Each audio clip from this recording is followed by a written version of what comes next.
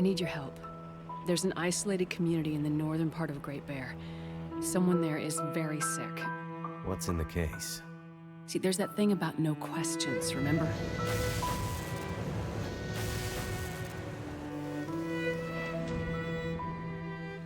I'm looking for my friend. She was with me when my plane crashed.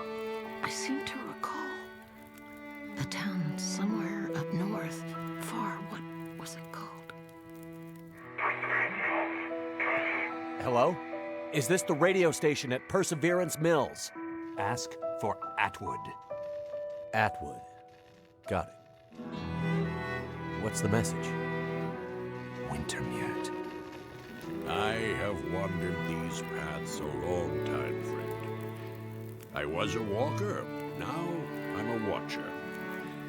What's in the case? I have no idea.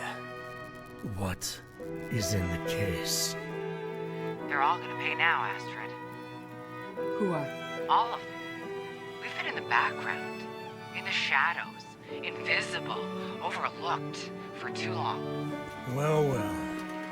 Look what my guys found while investigating the old parts of the prison. Someone is seriously fucking with me. Wake up, man. This is all about Donna. Don't you get that?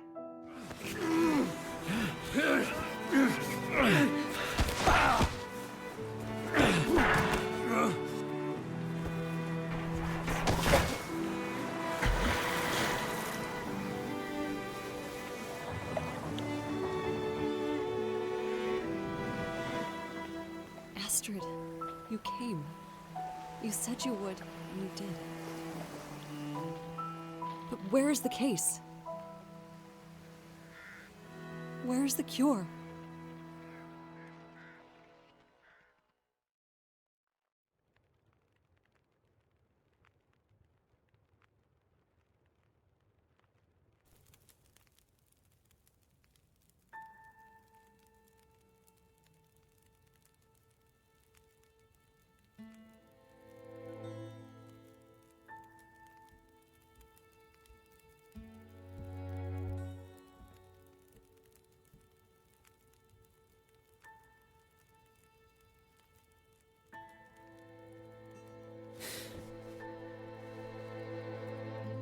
Jack?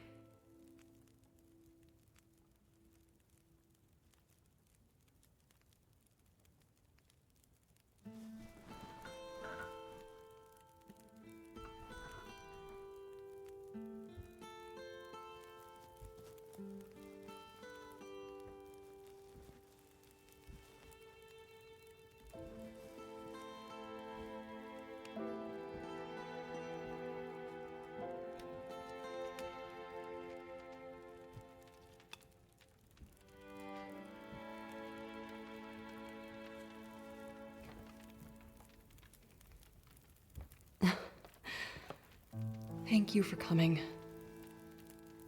I didn't dare to hope, but when I saw your face in that canoe, I wasn't sure if it was too late.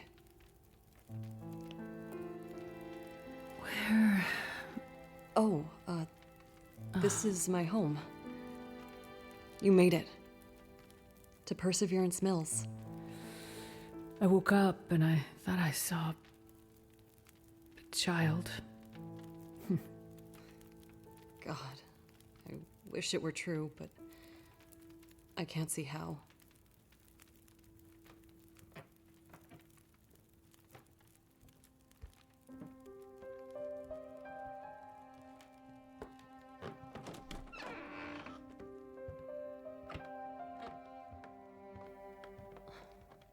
My little sweet Freya. It's gotten worse since we last spoke. She's been asleep like this for days now. She comes out of it once in a while and seems completely lost. The other night I woke up and she was standing on the porch, door wide open, like she was going to take a walk. She was freezing, but she wasn't awake. It was like sleepwalking. We knew these symptoms might come. Did you bring the treatment you promised? I did bring them, but on the way here, the plane came down in the mountains. I got separated from Mackenzie. I'm sure he has the meds, and I know he's trying to get to us. We just need time. He'll get here. Astrid, I'm not sure we have the time. Whatever happened to Freya seems to be affecting others in Perseverance. Dr. Larson set up a quarantine about a week ago when the power first went out. But he's gone missing, and the whole town is afraid. Quarantine? He thinks whatever is going on might be contagious. We've been trying to reach other towns on the radio, but nobody's responding. Something's happened to the power. But also, it's more than that. I can't explain it yet, but it feels big. People are getting frantic. Most are scared to leave their homes. Some are talking about breaking quarantine. The doctor must have had a good reason for establishing it. If it is something contagious, we need to keep it from spreading further. I think we have bigger problems. People have gone missing, and a couple have turned up dead.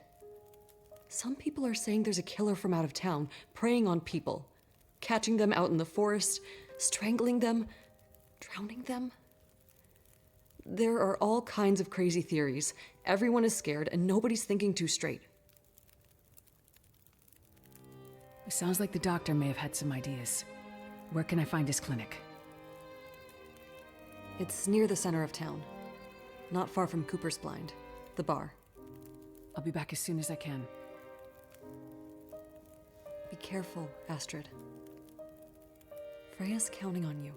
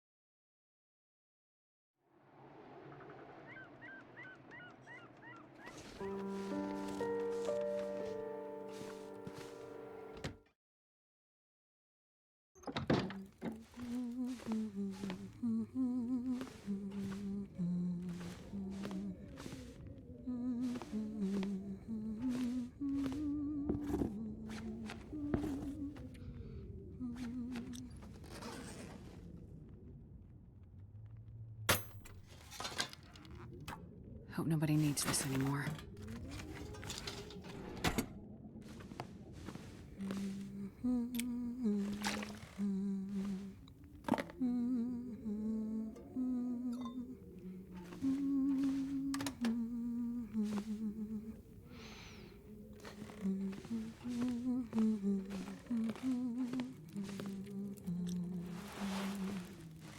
I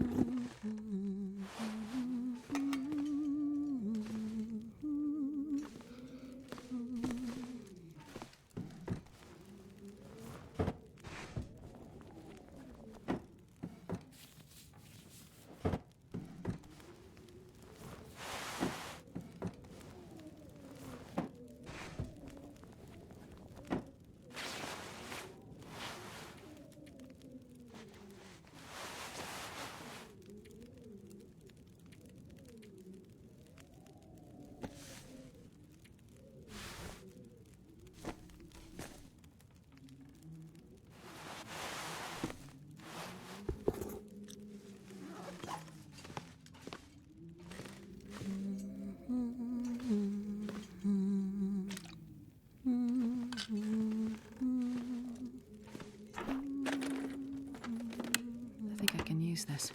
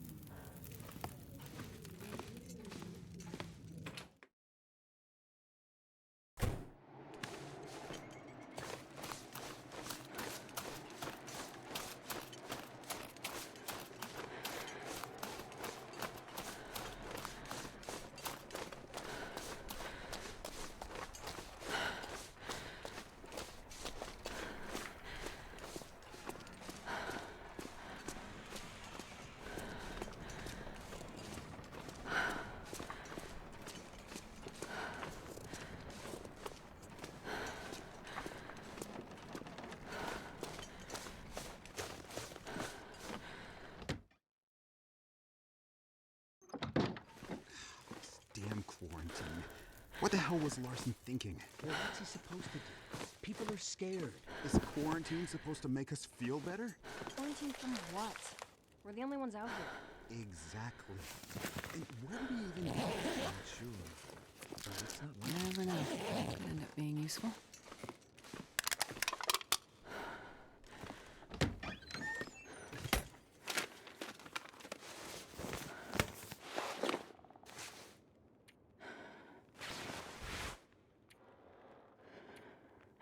Did you hear about Martin? Jen said she woke up and he was just... What?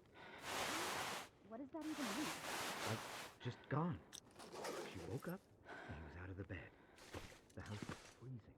She went looking for him downstairs. Found the front door wide open. Oh, man.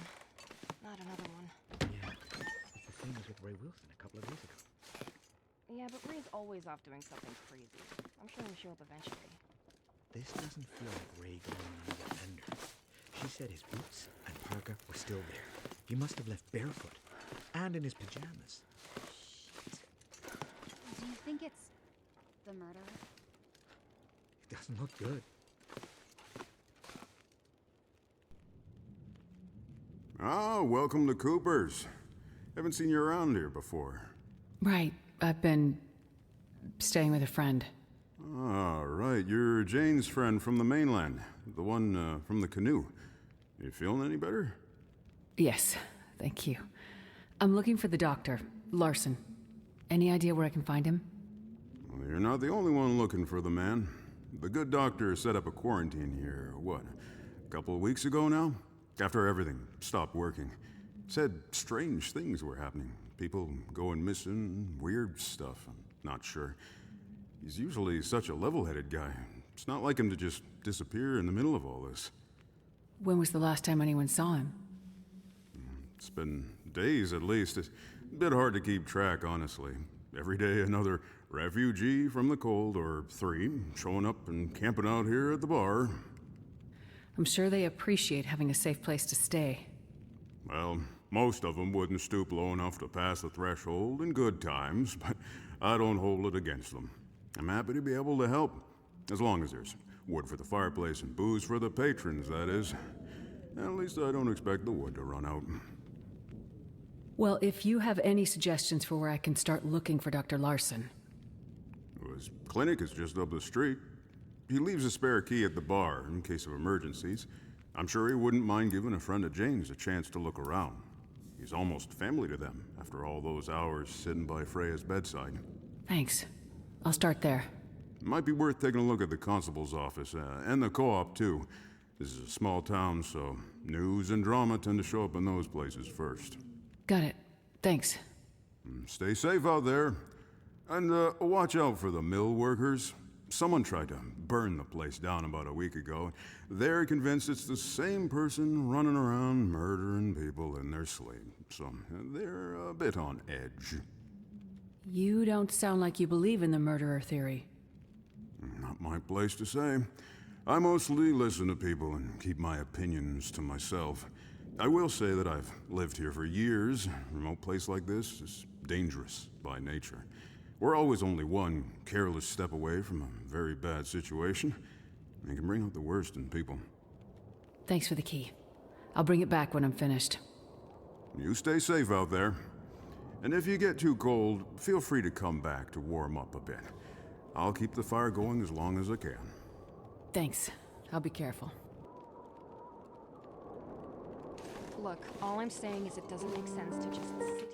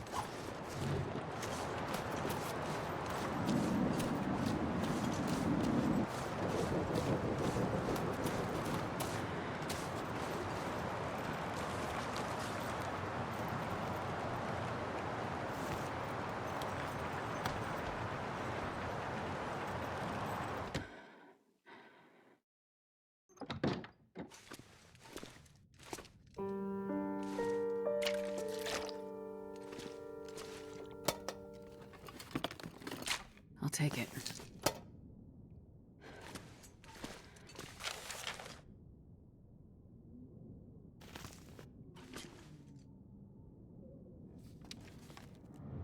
I have no rational explanation for my patient's altered presentation.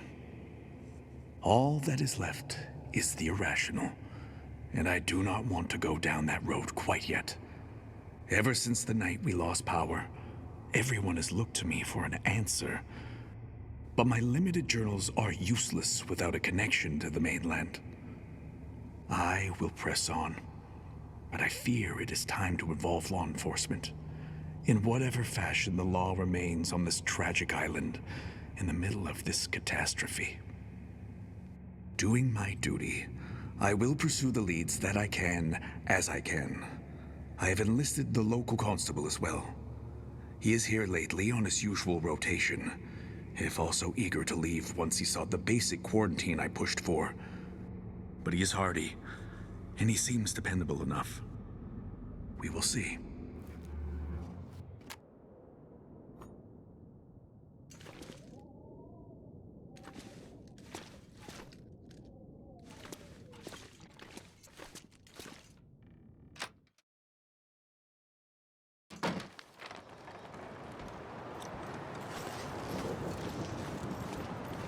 Where did they all go?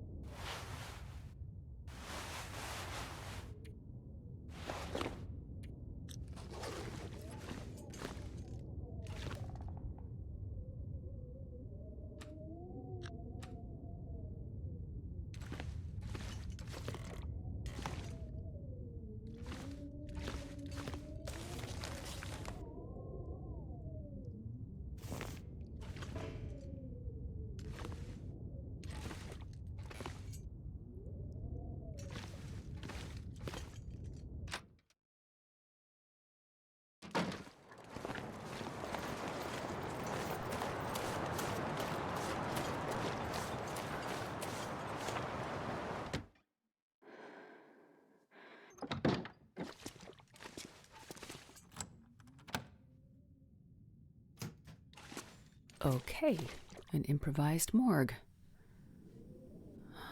Looks like Dr. Larson did his best to maintain some kind of quarantine protocol for these bodies. It couldn't have been easy for him, being in such a remote location.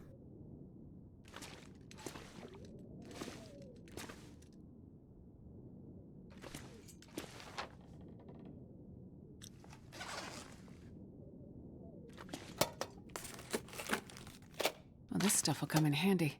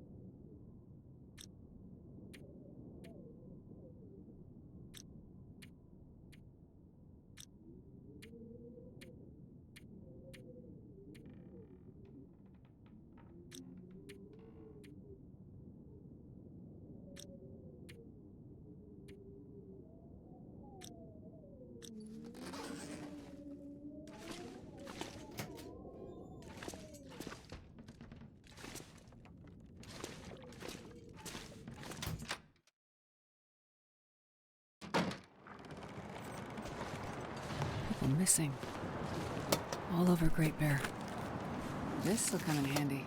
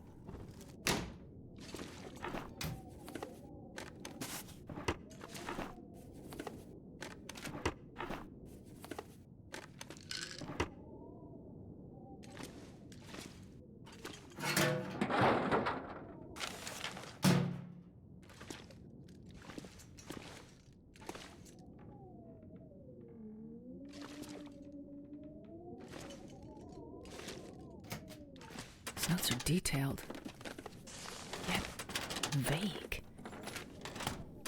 You can tell he wasn't really sure how to interpret his own observations. Some of these findings feel familiar.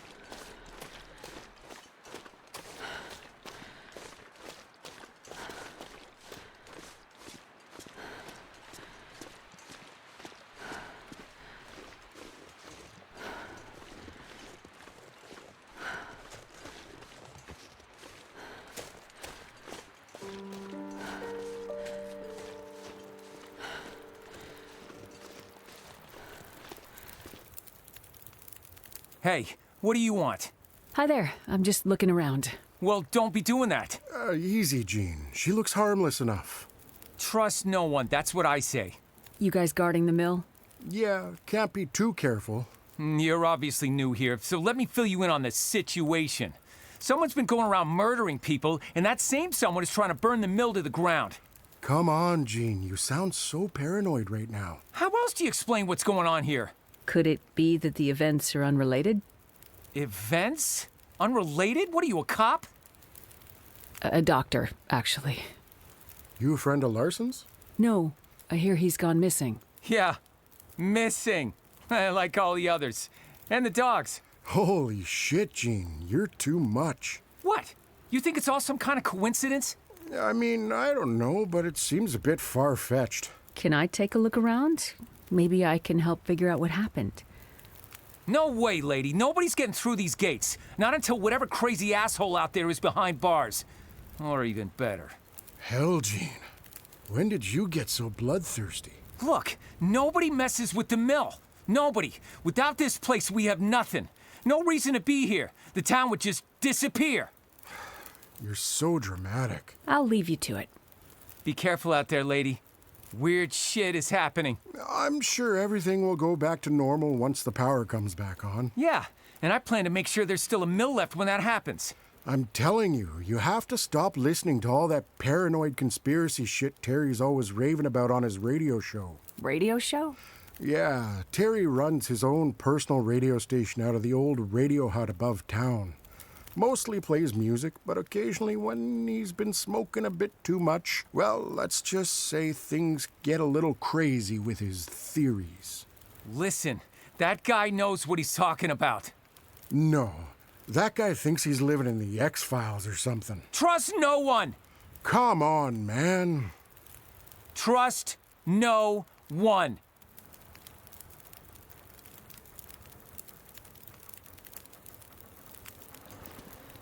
So Larson and the constable both left town looking for the missing townsfolk.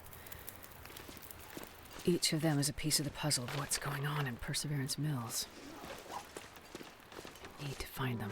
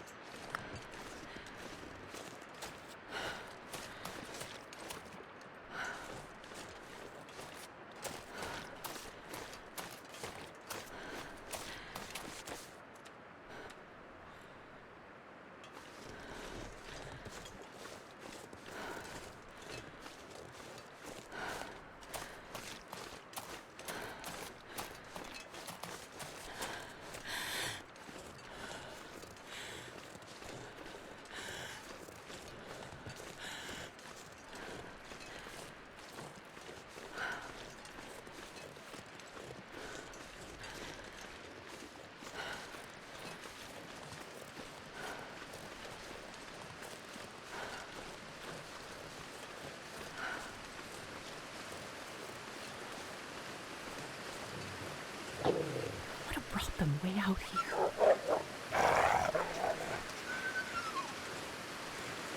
I've seen hypothermia do weird things to people, but this feels like something different.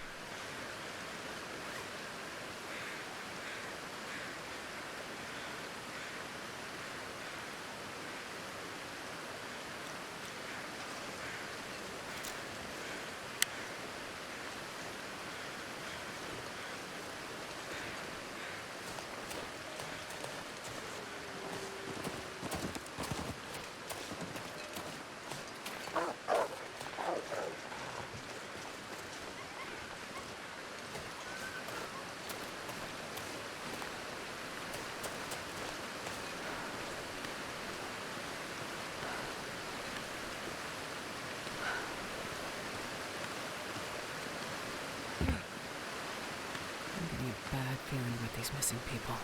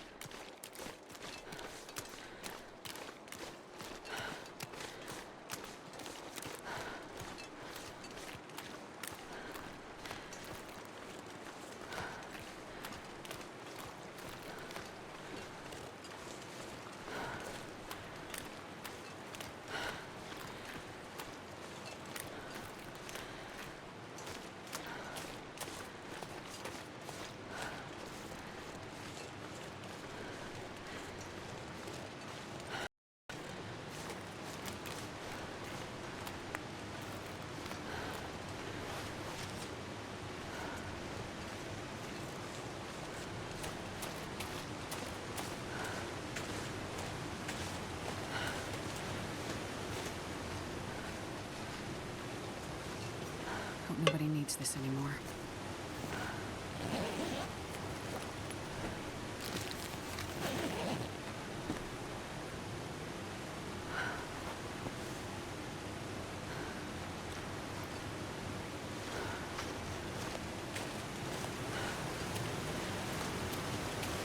I can imagine getting lost and freezing to death in the night. But this... what the hell happened here?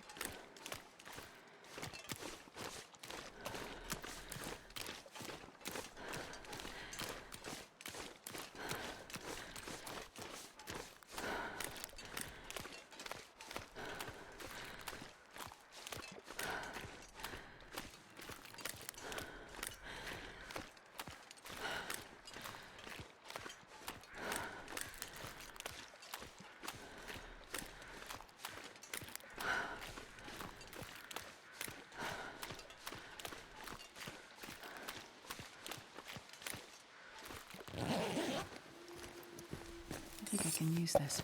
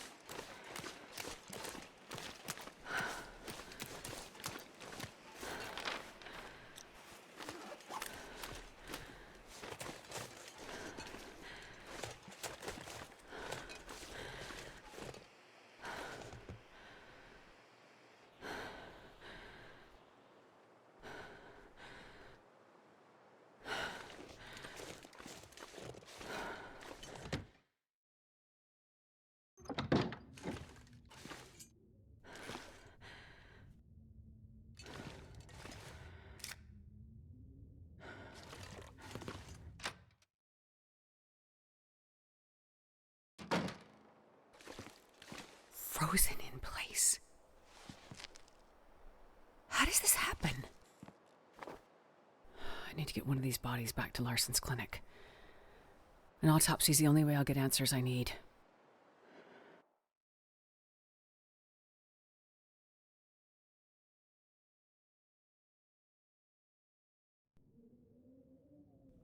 Well, that's not what I would have expected, honestly.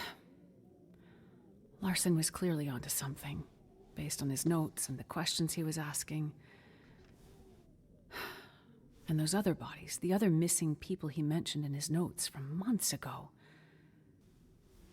But how do they connect to these new bodies? What I can't figure out is that there's no obvious external cause of death. Nothing you'd have expected. No predation, no obvious injuries. If not for...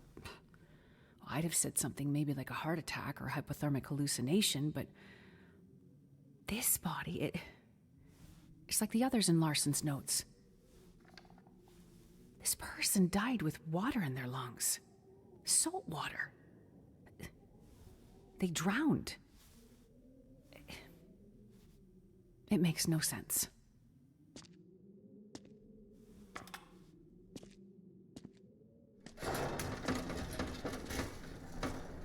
Astrid? Over here, Jane. There you are. I found some of the missing people. Any of them still alive? Unfortunately. Okay. And I just completed an autopsy. And what I found... well, it doesn't make sense. Does it have anything to do with what's going on with Freya? I can't be sure. But until I know more, just stay close to her, okay? A friend is with her right now. Go to her. Stay with her. Don't let her out of your sight. Astrid, you're scaring me. There's just too much about this situation that doesn't make sense. You sound like you know what's going on. I don't. But I'm starting to build a theory. Well, while you do that, can you check in on Terry? Terry? Yeah, our local DJ. He's really just a kid from the city, but he's been running a radio station from the old hut outside of town. Wait, is this the conspiracy guy? So you've heard of him. Some people in Cooper's mentioned they hadn't heard from him in a couple of days. They're worried, and Terry's the one broadcasting the quarantine message. So if we want anyone to hear it and come to help... I get it. No message, no help. I'll take a look. Be careful, Astrid. Get back to Freya. I'll be fine. Really, be careful. I don't know what we'd do without your help.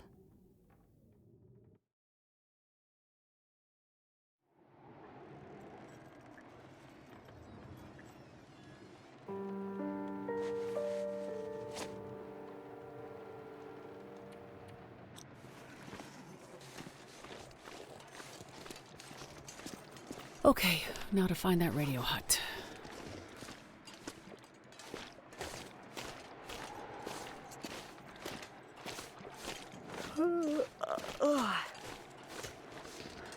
Looks like the way to the radio hut.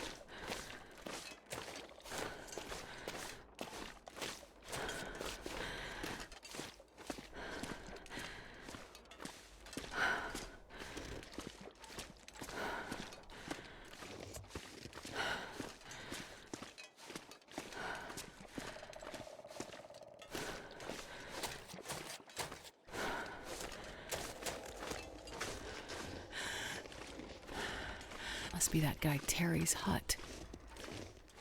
A good place to hide out if you want to get away from people in town, I guess.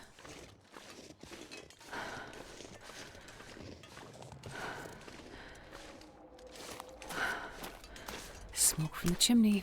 Good. Looks like someone's home.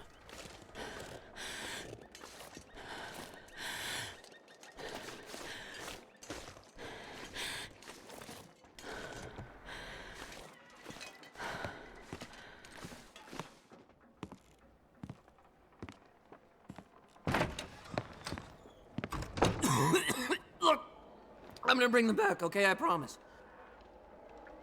Excuse me, are you Terry? Yeah, look, you didn't have to come all the way up here. I just need them for a bit longer, and then I'll bring them back. Wait, you're here about the batteries, right? Batteries? Yeah, car batteries. I just needed some fresh ones. It's like 9 out of 10 are completely fried, so it takes a while to find enough to get it working. I'm not here about the batteries. Okay, so... Wait, who are you anyway? Get what working? Huh? You said it takes a while to find enough batteries to get it working. Oh!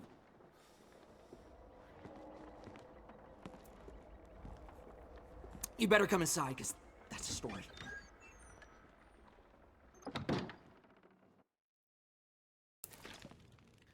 Okay, so about 10 days ago, Doc Larson asked me to start broadcasting a quarantine message. He was worried about what he was seeing in the town, some weird sickness, people going missing, something with the dogs too. You know, it's not the kind of thing I usually do with the radio, but I could tell it was important. So this is before the power went out? Yeah, before the lights in the sky and all the electronics went dead. So, how did I hear you? Huh? What? I heard your message from the radio tower in Pleasant Valley after the lights in the sky. Right, so even though the power was dead, some things were still working. Not well, but well enough. Lights flickering. The TV or radio in your house would suddenly come to life and then die again, almost as quickly. And I'm pretty sure that's even what triggered the fire at the mill. People in town seem to think it was arson. I think they want to believe that because it's easier than thinking everything electronic is suddenly trying to kill us, right? Anyway, I realized that if I hooked up a car battery to the radio, it wouldn't flicker on and off and on and off as much when the aurora was in the sky. So I grabbed all the batteries I could find and have been using them to power my transmitter, to broadcast the quarantine message like Doc Larson asked me to. And other stuff. What other stuff did you do with the radio? Okay, so anyway, I've been broadcasting this message for days. Doc Larson had gone missing by then, and people were freaking out. People were going missing. Some turned up dead. We didn't know what to do about the quarantine. So I kept broadcasting, but this time asking for help. And then out of the blue, I got a response. You did? Yeah. Some guy. He asked about a doctor? He was cutting in and out. Right. He was looking for me. Whoa. Okay. I tried to tell him Doc Larson was already missing. I could hear him, but he couldn't hear me. So that's the conversation I overheard. Okay, but that's not the interesting thing. There's more. Yeah. 2 things. First thing, a few days ago, I picked up a distress signal. I couldn't make sense of it, because it was a lot of gibberish and maybe not all of it in English. I don't know, I was a little high. Then, I realized it was coming from a ship, but it wasn't on any of the normal frequencies, and it didn't make sense. Did they broadcast coordinates? No. But I was able to figure it out, based on signal strength. The signal came from the bay just north of town. Desperation Bay. I meant to check it out myself, but frankly, I'm scared as shit to leave this place. I think there's probably a murderer out there. Point it out on a map and I'll see what I can find. What's the second thing? Okay, second thing.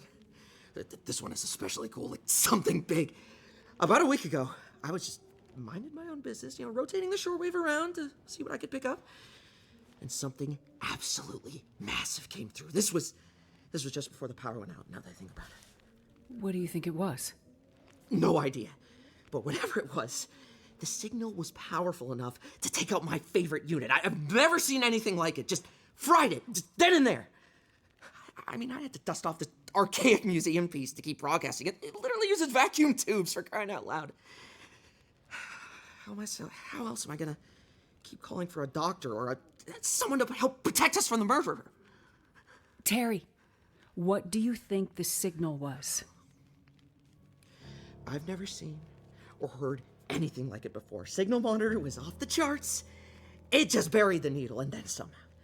I'm telling you, I don't know what it was, but what I can tell you is...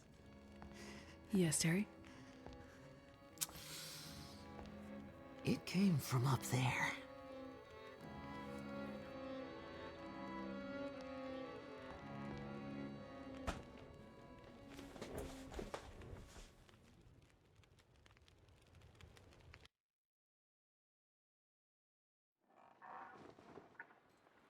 Okay, cargo ship, mysterious radio signal, Desperation Bay.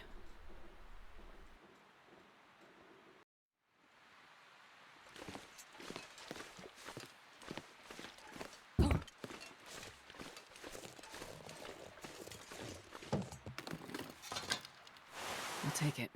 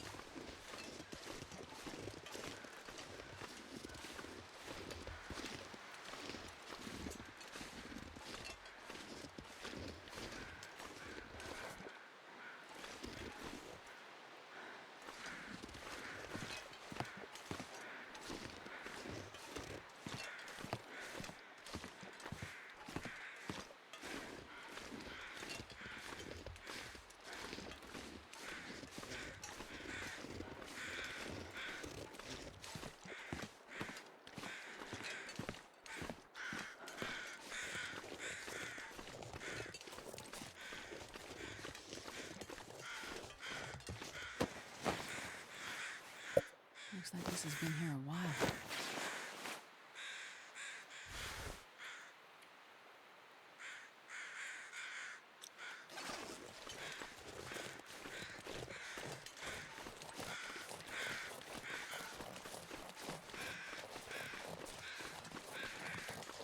I wonder if I can drop any of this gear.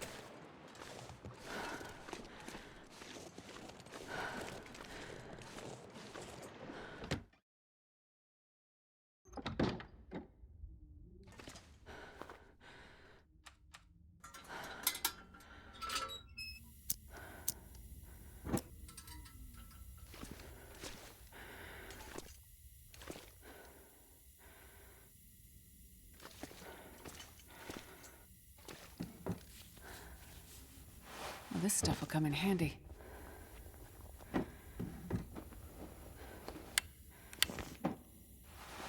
Good, a map. Looks like the lighthouse overlooks Desperation Bay.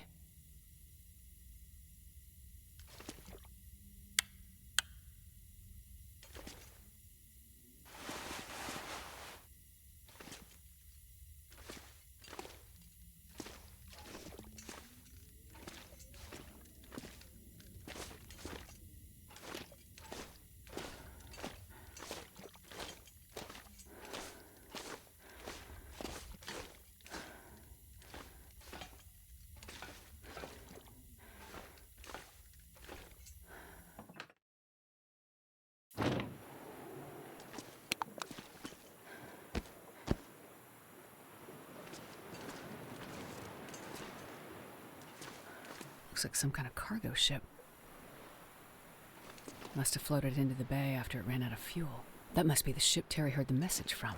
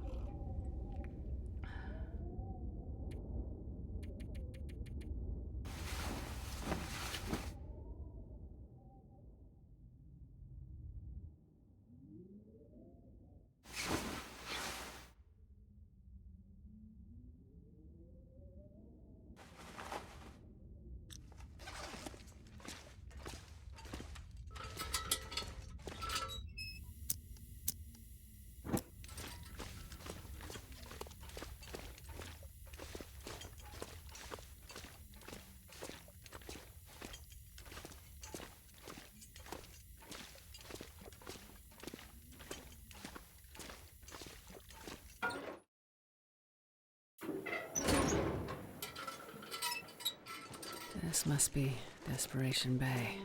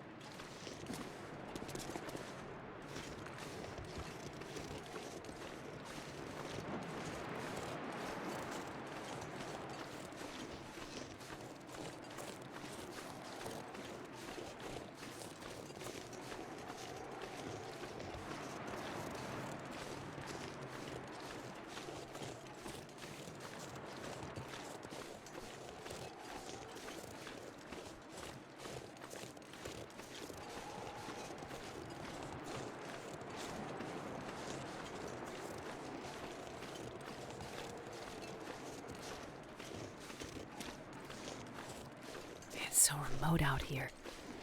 Feels like the ends of the earth.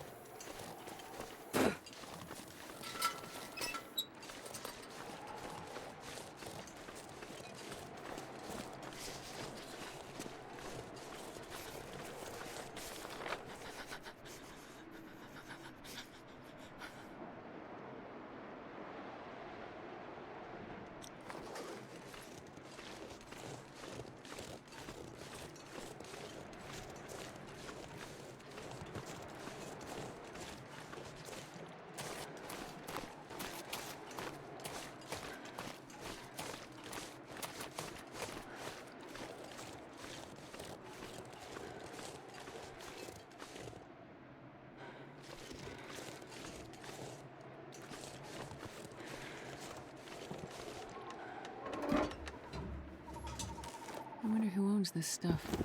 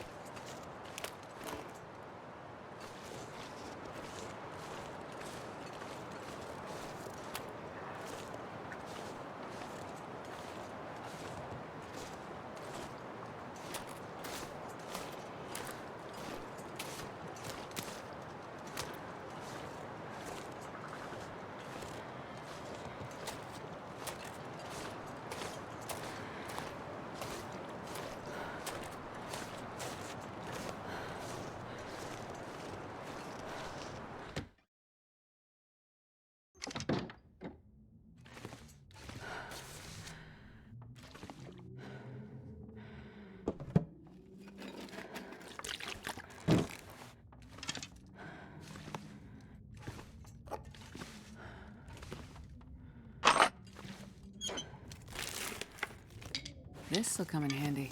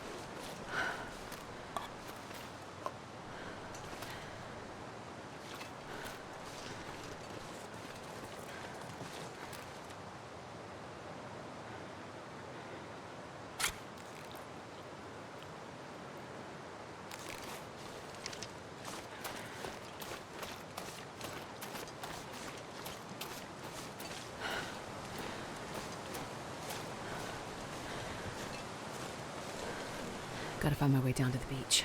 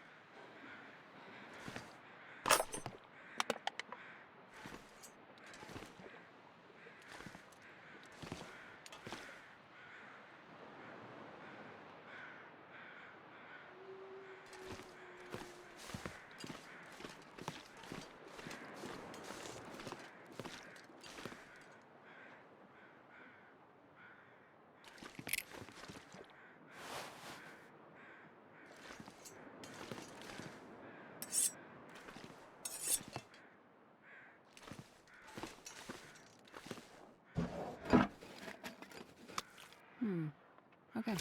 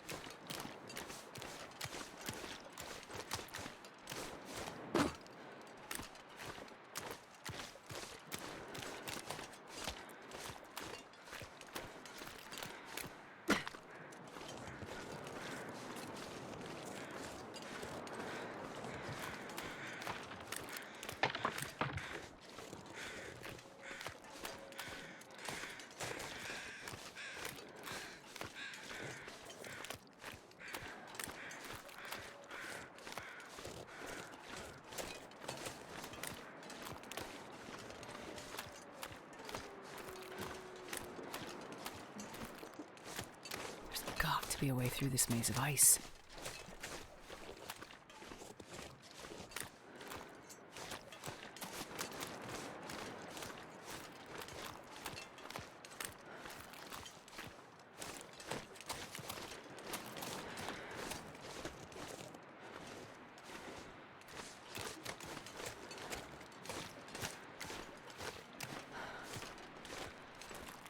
This feels like the right direction.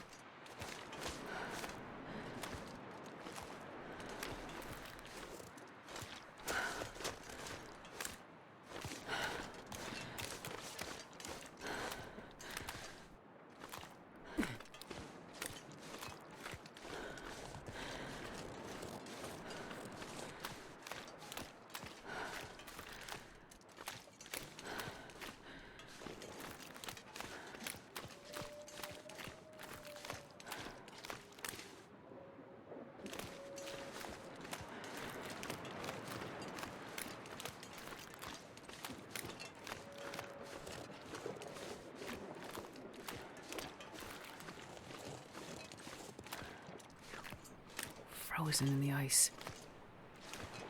How long has this thing been here?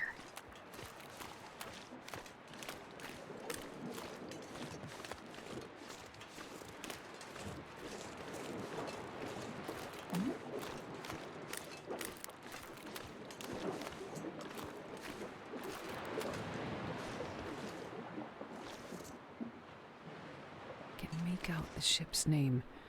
Looks like Katsumaru. Sounds Japanese. How the hell did it get all the way out here?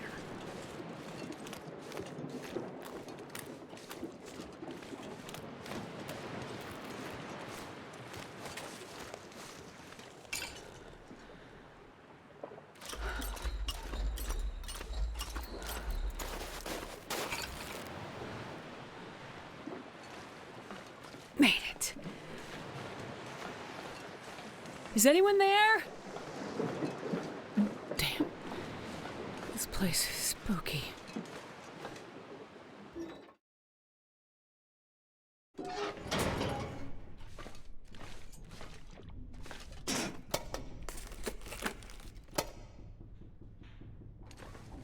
Hello? Anyone? Alive? Hope nobody needs this anymore.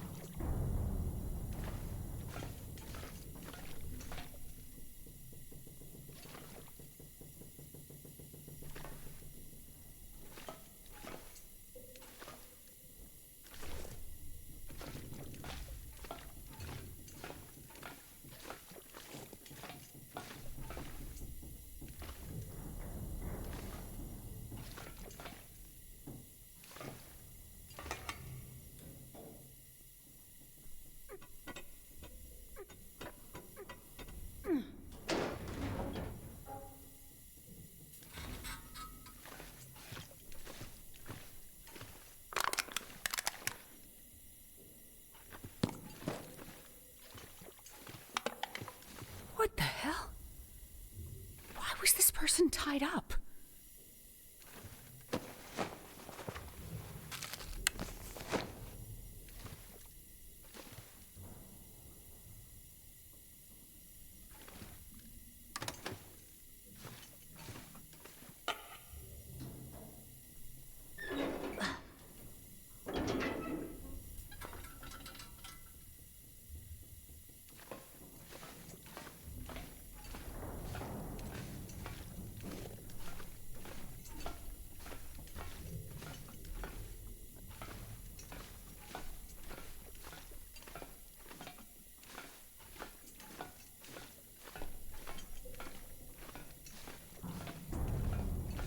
God, I'm starting to hate this place.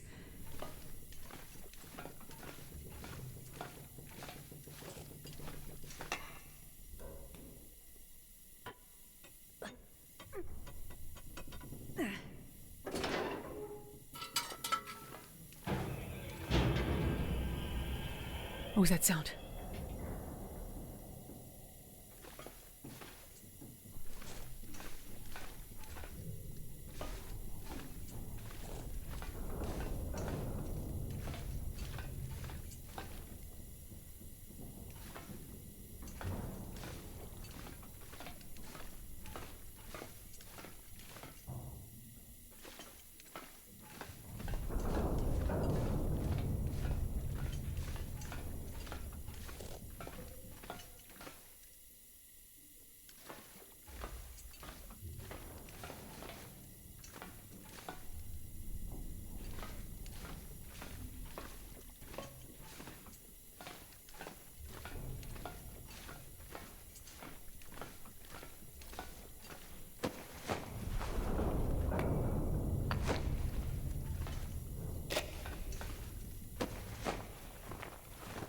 Best be prepared for anything. More people tied up? What happened on this ship?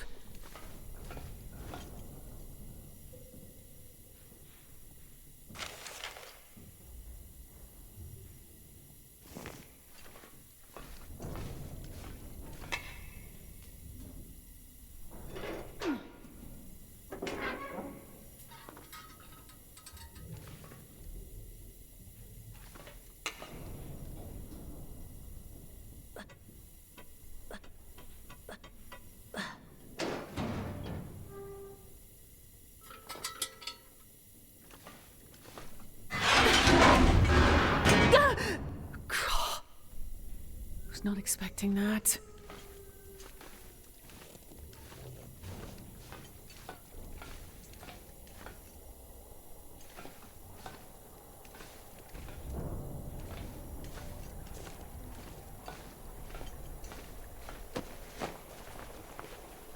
I think I can use this.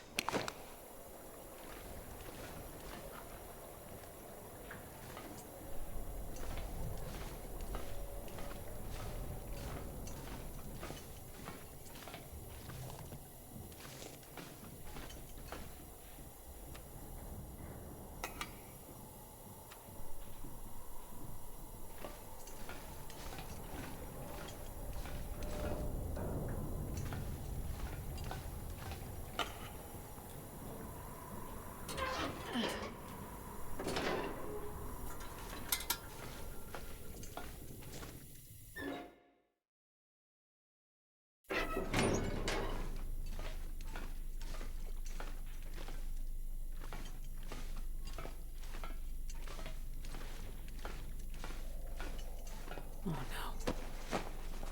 Whatever happened on this ship? Looks like things got worse and worse over time. Okay, I really need to get out of here.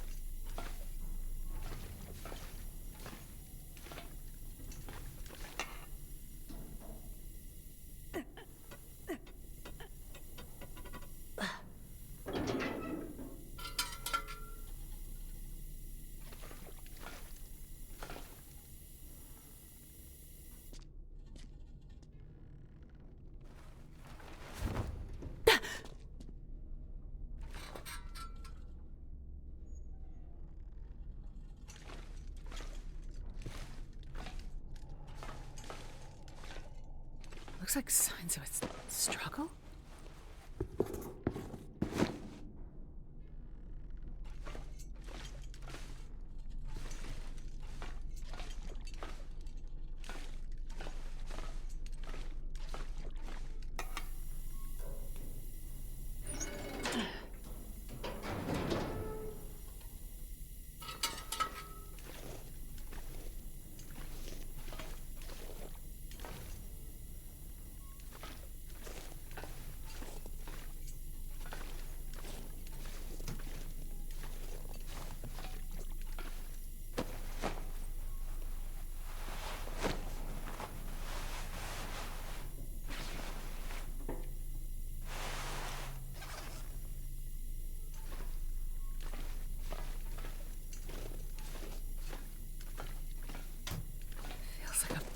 Frozen tomb.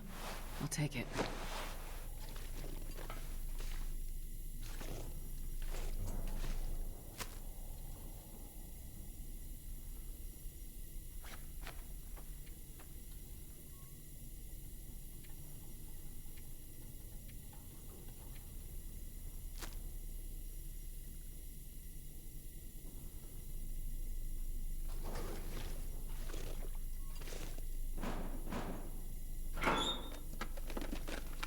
Well, this stuff will come in handy.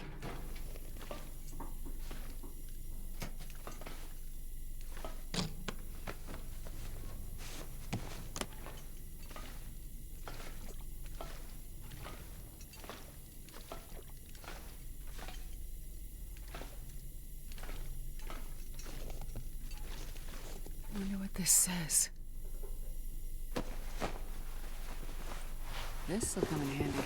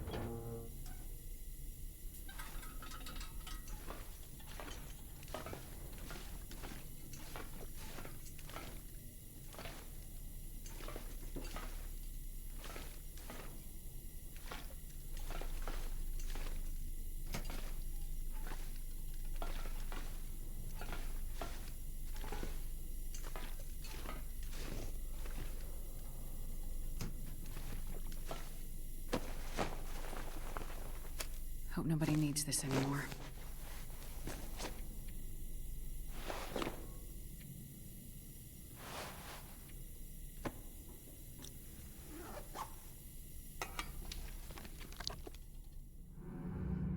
Crew issues are escalating. Personality disorders, ongoing insomnia, bizarre lapses in judgment. The new captain has tasked me with resolving the situation, but none of my interventions have had any effect medically. Only strong sedation has kept some of the crew from self-harm and emotional breakdowns. Talking and writing has seen some benefit, if only for camaraderie. But I'm no psychologist. Their sense of self, of their relationship to time and identity, all dissolving. The captain seems intent on keeping any estimate of rescue or landfall to himself. And without more help, I don't see a peaceful end to what is taking place among us. All that is left is doubt, and the face I present to the men.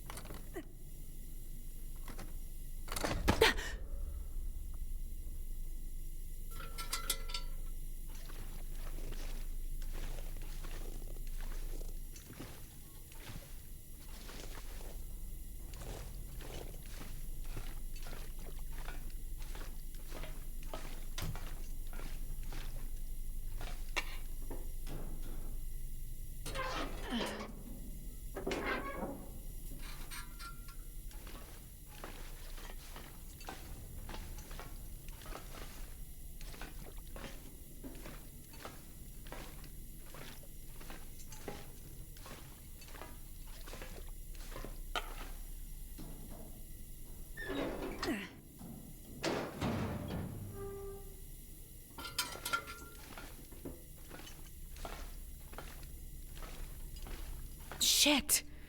Someone destroyed all the radio equipment.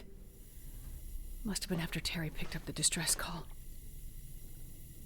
But if you need help, why would you send out a message and then destroy the radio afterward? Unless you didn't want to be found.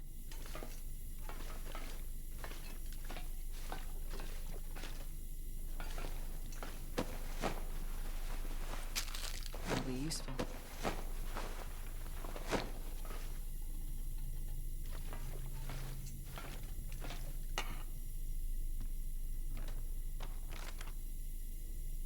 Okay, I'm no sailor, but best I can tell, the ship was passing well north of Great Bear Island until about 3 weeks ago. Based on the chart, the originally plotted course was modified multiple times until the last coordinates plotted on the map, which are still over 500 kilometers north of here. Was the ship lost? Did something happen to the engines? Or maybe the navigation equipment? Okay, at some point, they must have lost power like everything else. And then they just drifted here. Very, very far off course. And someone kept updating the chart with their best guess of their current location. So the boat drifted without power for a while. Yeah, but it doesn't explain anything about what happened to the crew. Or why everyone is dead. Or missing. What is really going on here?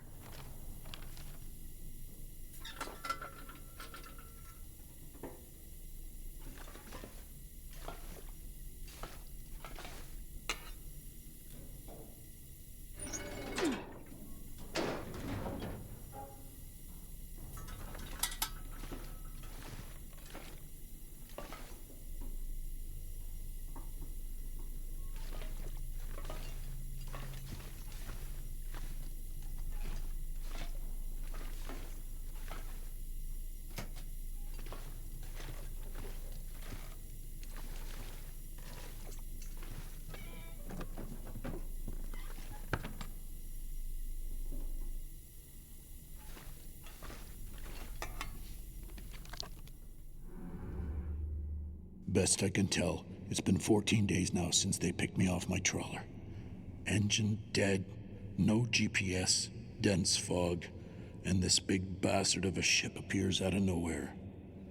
They had jury-rigged some diesel contraption that kept the screws turning, but barely.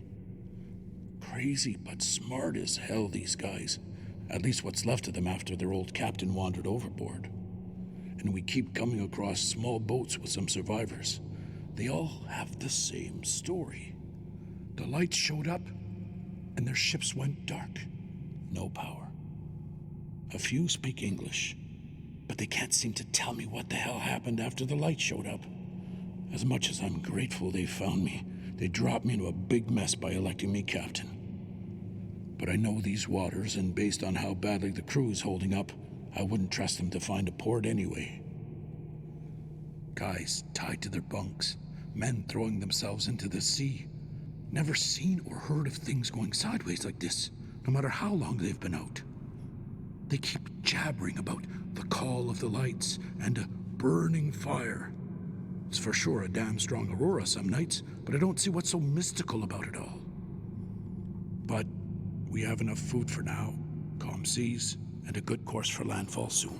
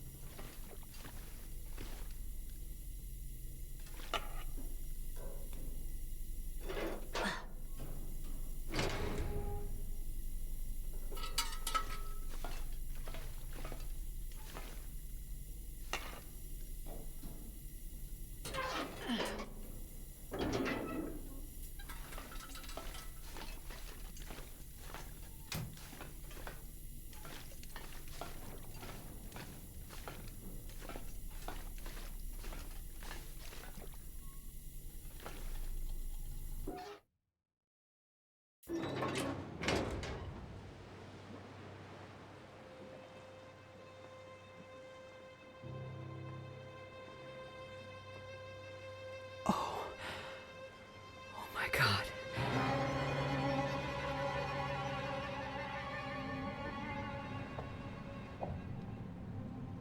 What happened here?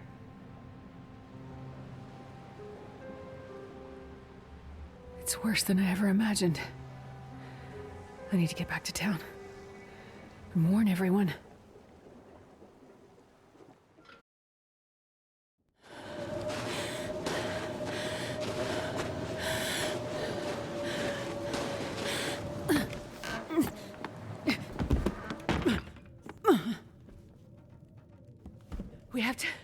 We have to get out. Oh, steady, girl. Catch your breath. She looks cold. You give her a whiskey.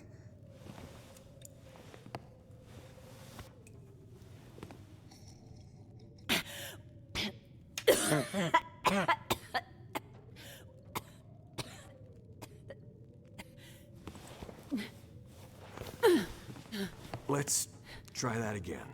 We have to get out. The aurora, the lights in the sky, the missing people, the ship, they are all connected. What's she saying? What ship? She isn't making sense.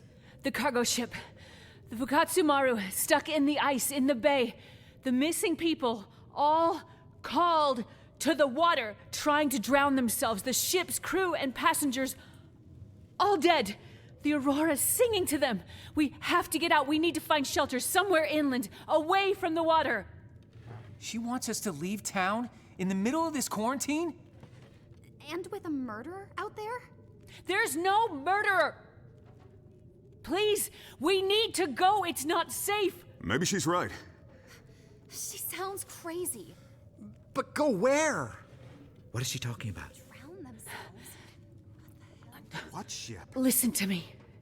If you want to live, everything that is happening right now is somehow connected to the aurora. I can't explain how, but I know we are not safe here. Astrid! Are you okay? Jane! We need to get out. We need to get Freya and get out. But what about Freya's treatment? You said Mackenzie would get it here. He will. I still believe it, but it might not be enough. It might be too late. Let's go back to my house. We can talk about it there. No! You don't understand the aurora! I'll make you something warm. Some soup, and we can check on Freya. It's happening again! What is? It's just like in my research. I couldn't help them, most of them. I couldn't help them, just like the people on the ship. Something's wrong with her. No, I need... Mackenzie, why aren't you here? I'll take her. No, we have to get these people out. Hey, look! Someone finally heard my distress call. Well, well. Looks like we found the party. You leaving so soon? Doctor.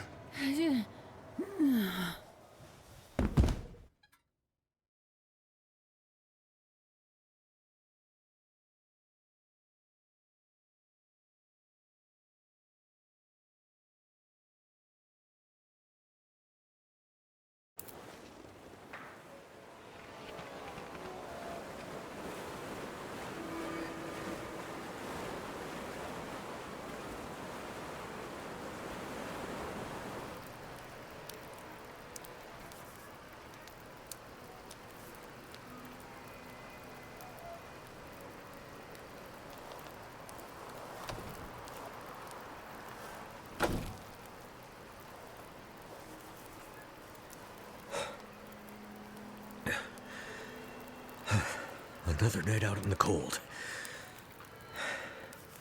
What am I even doing out here? That's always the question, isn't it? What are you doing here? I told you before. I'm here as a witness. And have you found what you're looking for? No. I mean, part of it. But I'm still searching. Yet you have come such a long way. Yeah. I'm not sure I know what for. It's in your nature. Not a hero, just someone stubborn enough to keep going. Maybe that's all any of us can hope for. In the absence of a clear purpose. The drive to go on. I have this case. I've been trying to find my wife. Ex-wife. To give it to her. She's a doctor, and she needs it for something. I know it's important, otherwise she wouldn't have come up here with it in the first place. I've gone through hell to get to this moment. And I still have the case. And I'm still looking for her. Why am I doing that? That's a good question. You're no help. The first time I met you, you said, this has all happened before. What did you mean by that? Nature works in cycles. Things change, and living things adapt to the change, or they don't. The lights in the sky, they are a warning of things to come. But what is coming? I still don't understand. A time for people stubborn enough to keep going, even when the purpose or the outcome isn't clear. It's not about what's in the case. It's about how far you'll go and what you're willing to do, not knowing what's in the case. Not about the reason or the purpose, but about doing something, anything, because of what you believe. What the hell does that mean? Who are you talking to? Nobody, Jace. Nobody at all. Go back to sleep.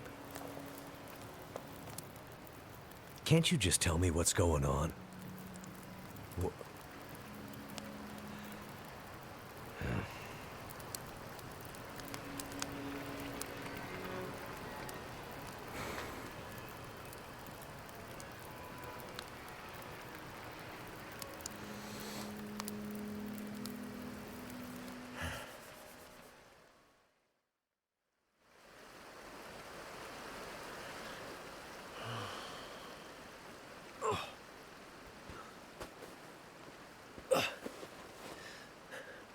Hey, sun's coming up.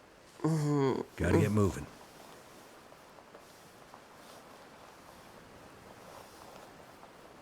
You must have been freezing. I was just having the strangest dream.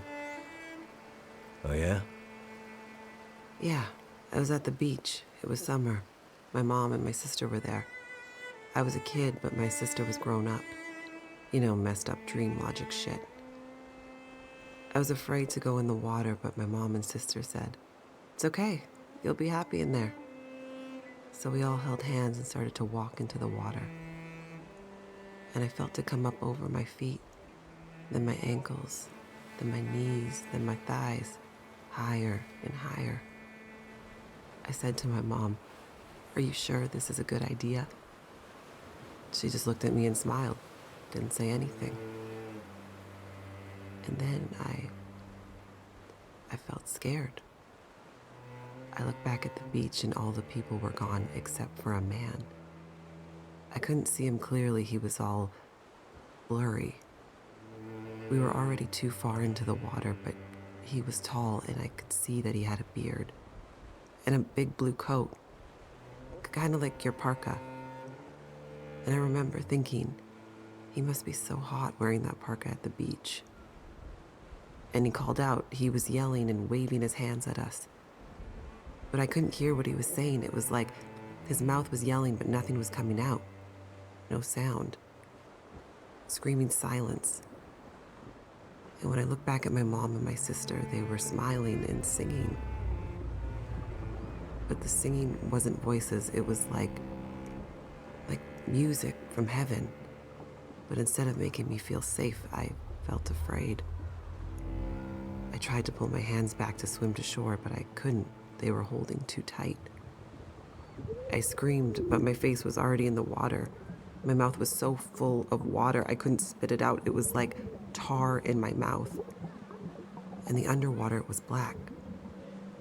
But instead of water, it was stars.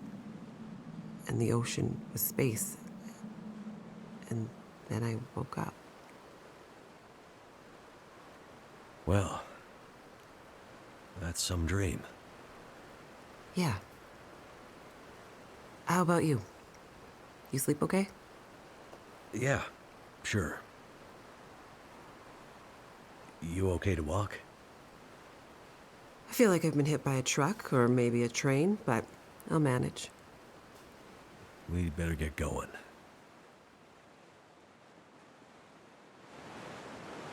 That was some quick thinking back in the dam, throwing us overboard into the sluiceway. Seemed like the only good option at the time. Think those assholes will come after us? Mathis's gang?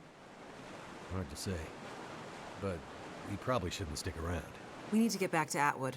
Any idea where we should be headed from here? I'm not familiar with this area. My way to and from the observatory was by road. Right. Do you remember any landmarks that might help? All I know is we were high up in the mountains. I remember her complaining about some kind of logging operation at the base of the mountains, though. That could be around here somewhere, I guess. Makes sense. Okay. Towards the mountains, then.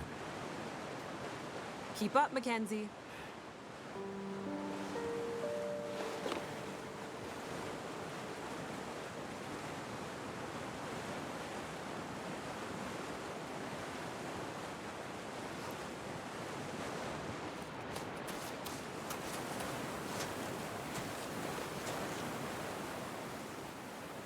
See anything? Not yet. Keep looking. Shit! They found us. Not yet. But they're closer than I'd like. Oh, we shouldn't have slept so long. After Black Rock and the river, we were half dead. Now we're gonna be fully dead. We can make a run for the logging camp you mentioned. Make a last stand? You thinking? I was more thinking maybe we lose them along the way.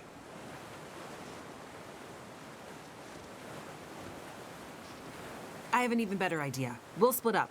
You boost me up here, and I'll take another path. Make some noise. That'll confuse them for sure. With any luck, they'll get lost in the woods, and nobody ever hears from them again. Sounds like a risky plan. You have a better idea? Nothing's coming to mind. Just boost me.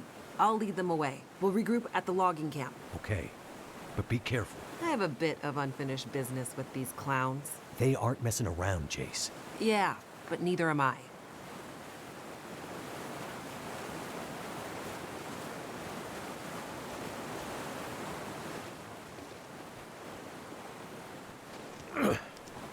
Up you go. Thanks, Mackenzie. You be careful now. Don't worry about me. Hey! Hey, convict assholes! Hey! Over here!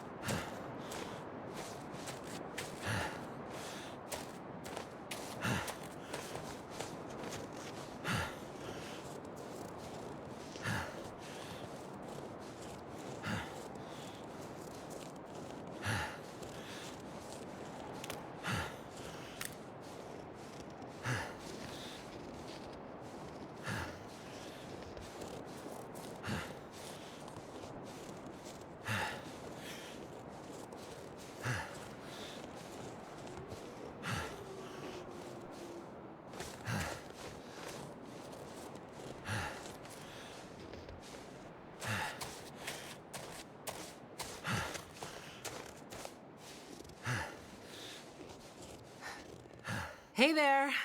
Thank goodness. You had me worried. I set a couple of false trails. That ought to keep them busy for a while. Those idiots are not exactly experts at the great outdoors.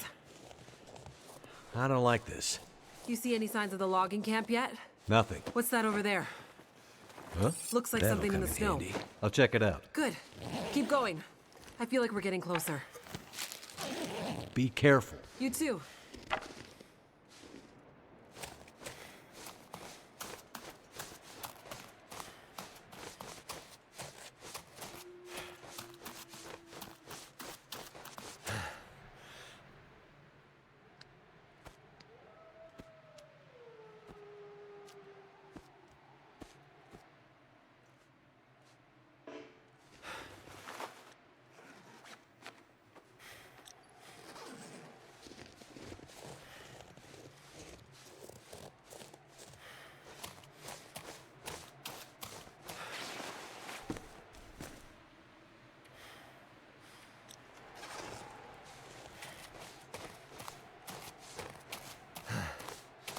Damn wolves. Will I ever be rid of you?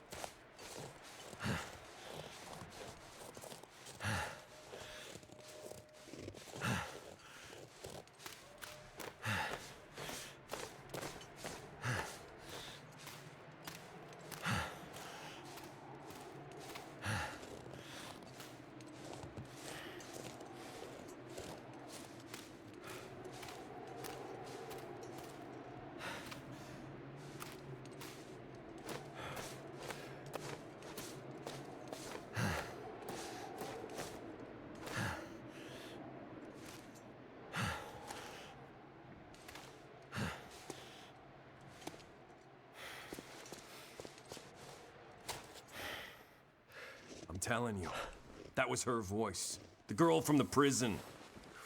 The one that messed up all the systems. I didn't think it was possible. The way they ended up in the river. I told you they were still alive. Bullshit. You thought Mathis was crazy when he sent us after them. I mean, Mathis is crazy. What the hell are we even doing out here? You want to push back on Mathis? No. No way. We need this. After the fuck up in Black Rock, Mathis is on the warpath. We need a win. Otherwise, we'll end up like the others. Let's find these two and get back to the group. Mathis just said bring the pilot. He doesn't care about the girl. Yeah, but she and I have some unfinished business.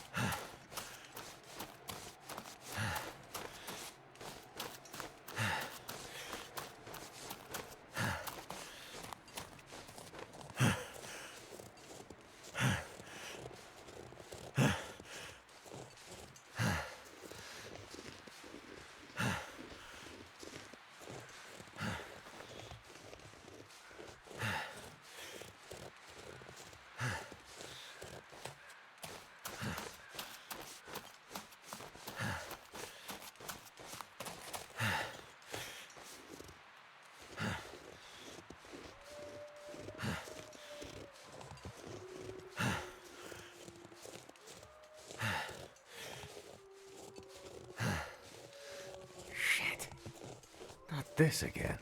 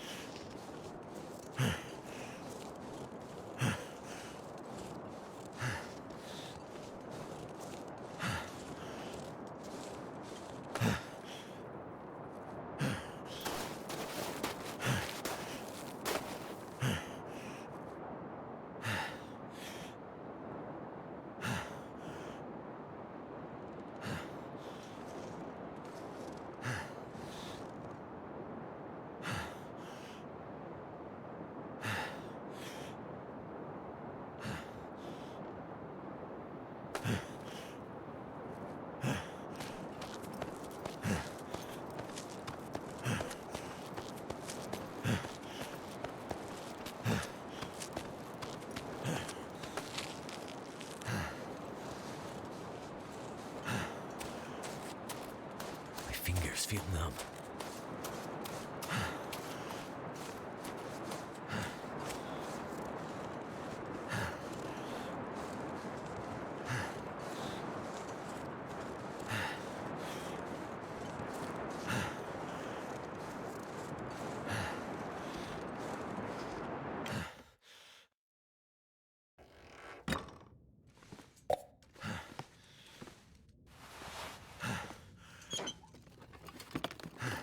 This'll keep the lamp burning.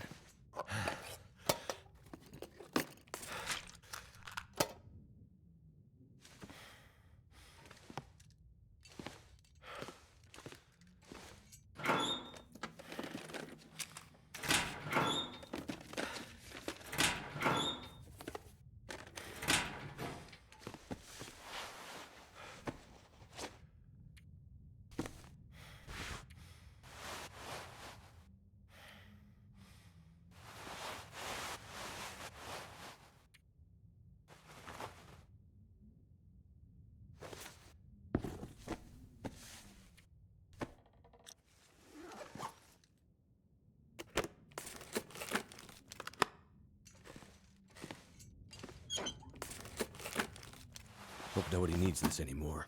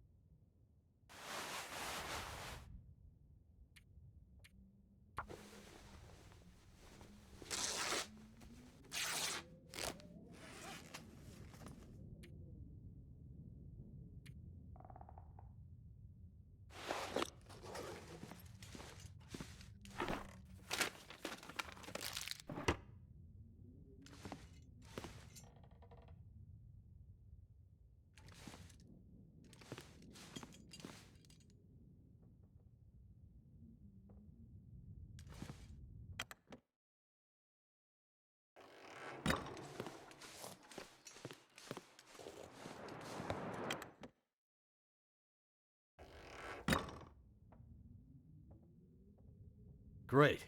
A map. Maybe now we can find a way out of here.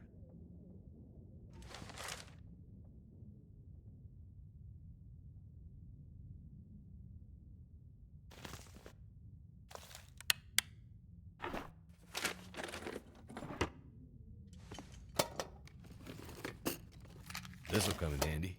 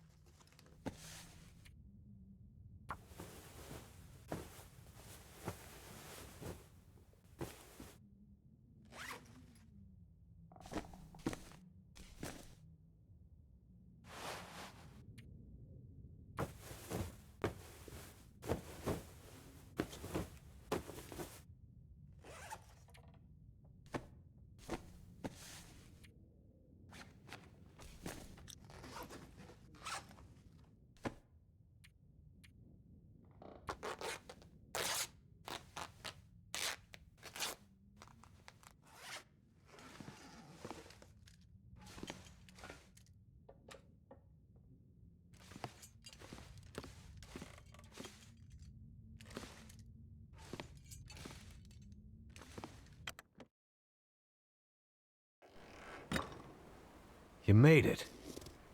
Yep. Pretty sure I got those idiots turned around for good. Yeah. It's gonna be tough to find this camp in the fog. What happened to you? You look like hell. Are those teeth marks? I met some old friends along the way. What do you have against wolves anyway? I think the better question is, what do they have against me? Good news. Looks like we're heading in the right direction.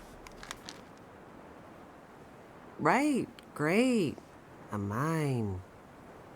Trust me, they aren't my favorite either. I remember Atwood telling me a couple of hikers went missing there last year. Search and rescue got in there but had to give up. Too unstable. And let me guess, we need to pass through it. Well, no, not if we can find another way up and over that mountain.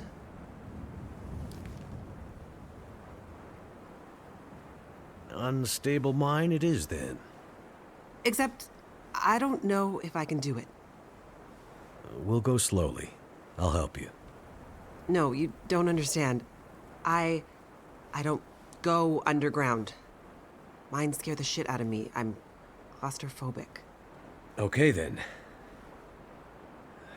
There's gotta be another way.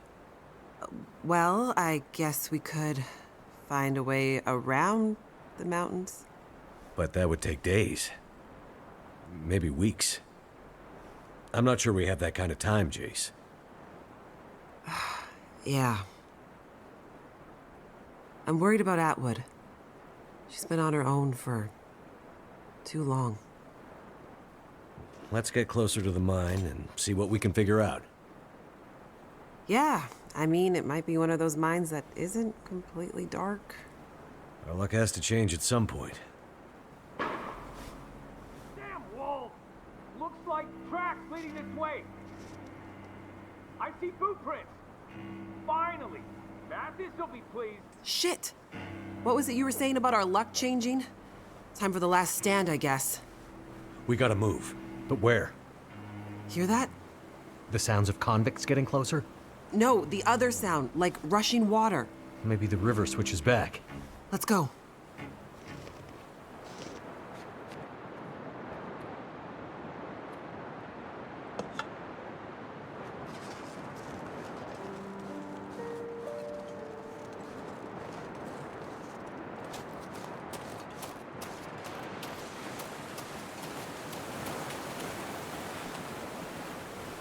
Well, that looks...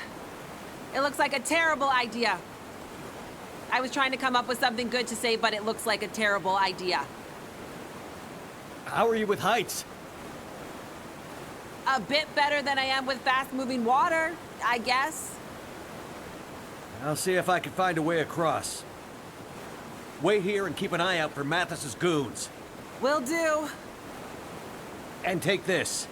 Hopefully you don't need to use it.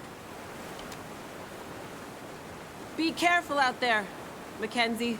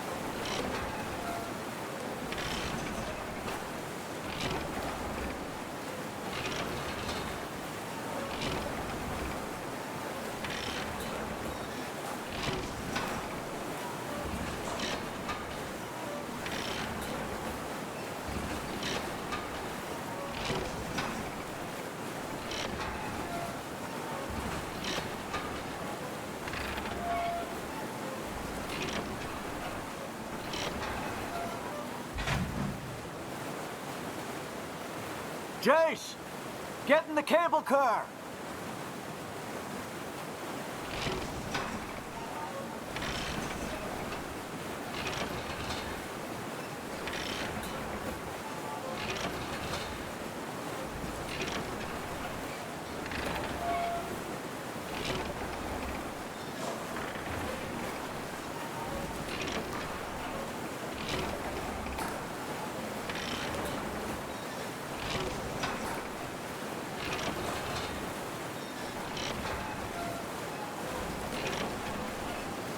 Okay, halfway. That was some fancy footwork getting across, Mackenzie. You impressed me. Don't ask me how I'm getting... Hey! Why will those assholes leave us alone? I don't get the sense that Mathis is a turn-the-other-cheek kind of guy. Think they decided to just kill us? I'm starting to get that idea. What are we gonna do? We don't have a choice. I have to get you to the other side. But the convicts, you're heading straight at them. I'll figure something out.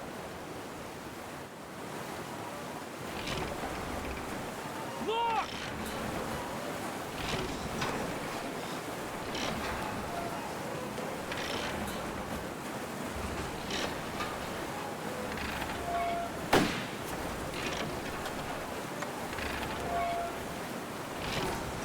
Just scare them.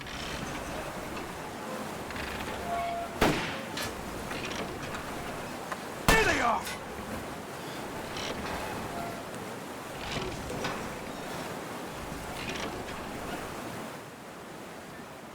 Well, well.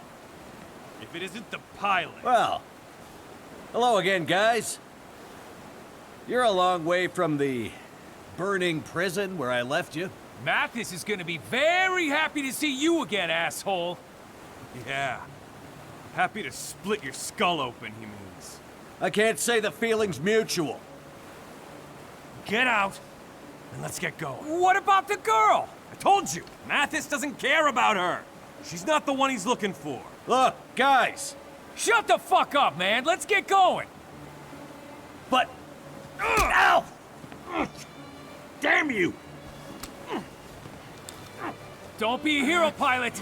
Or we shoot the lady on the other side! Okay, guys. You got me. Holy shit! Get down!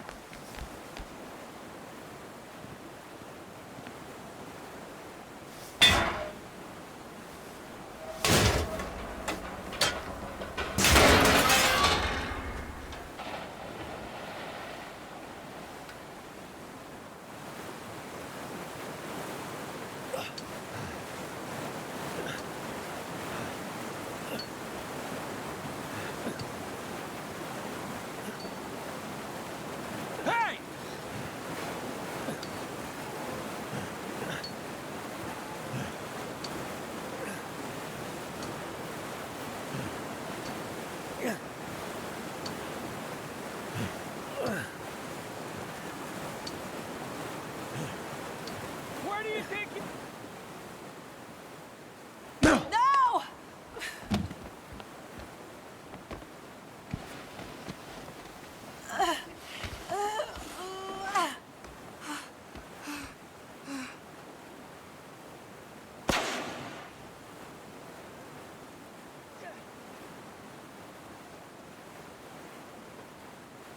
Mackenzie? Mackenzie! Wake up! Wake up, man! Mackenzie! Don't leave me here, alone.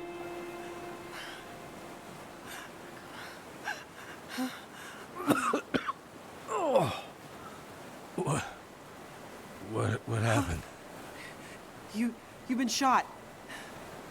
I don't think so.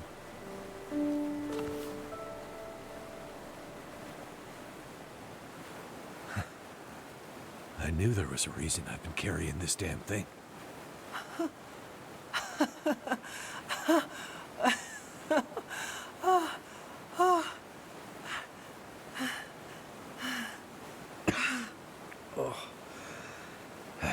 Think we should get out of here? Yeah. Looks like we're going through that mine after all.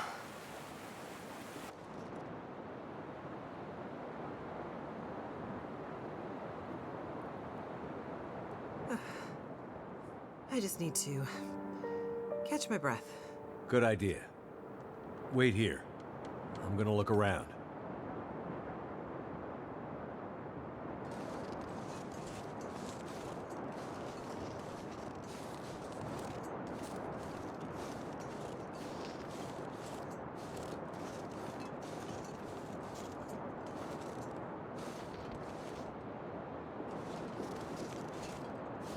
There's the entrance to the mine.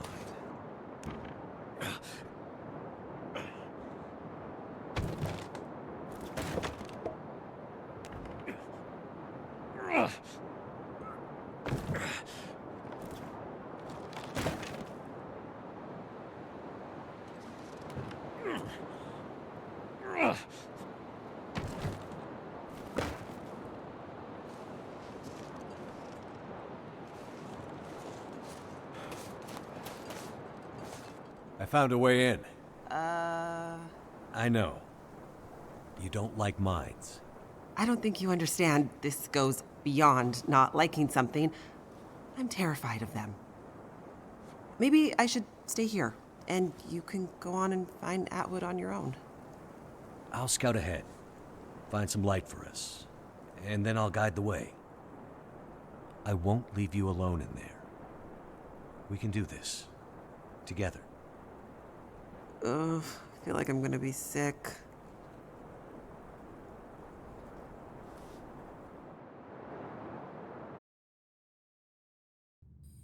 Mackenzie, I'm sorry, but the only way I'm continuing deeper into this mine is if you find a way to light it up better than this. I'm sure there's a way to get the old light system working.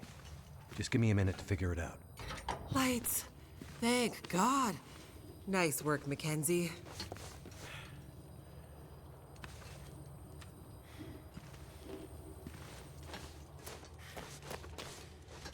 This stuff will come in handy. What the heck?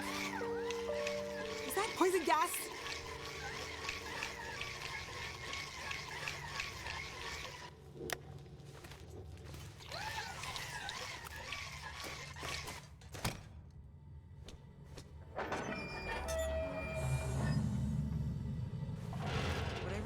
gas seems to have disappeared.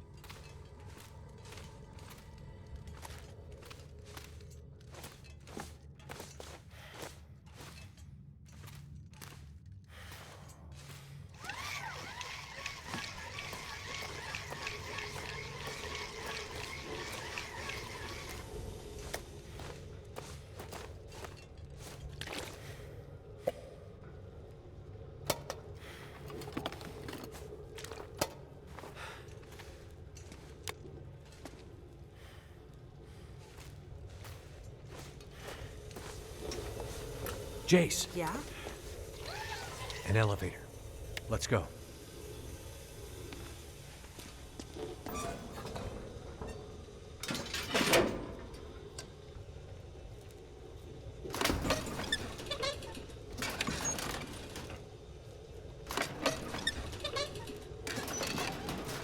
So, you and Atwood. What brings you out here? I'm studying under Dr. Atwood. She's a genius. But why way out here? Radio telescopes are usually built in remote locations to avoid interference. Honestly, the more remote, the better. Not when you have to walk to get there, though, right? Right.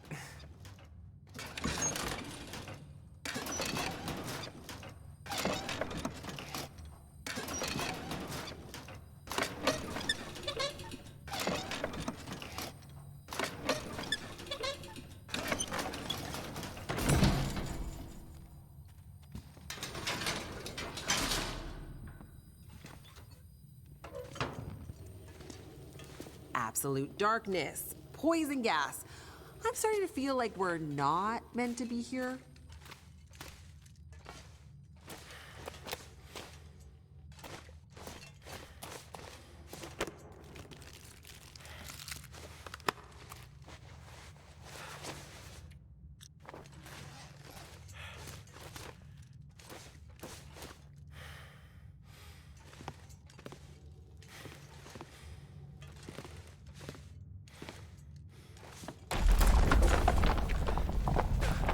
Holy shit. That was a little too close. It's lucky Jace couldn't see that. How's it looking over there, Mackenzie? This place is confusing as hell. But I think we're getting somewhere. Could end up being useful.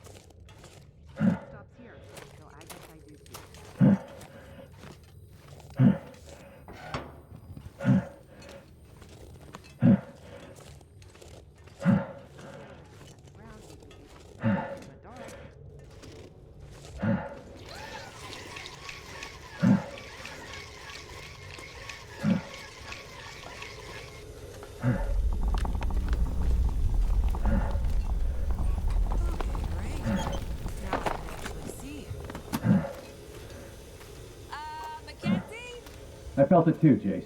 This place is coming down on us? Not if I can help it.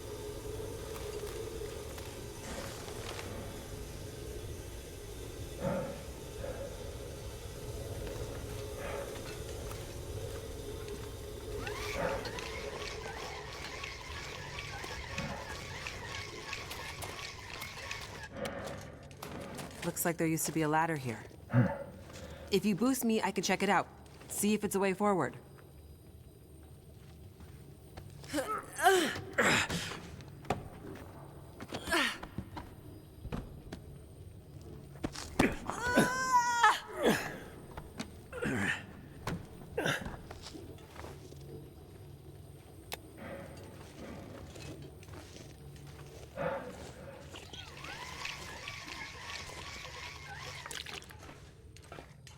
Is that the next elevator? Looks like it. Oh, thank God.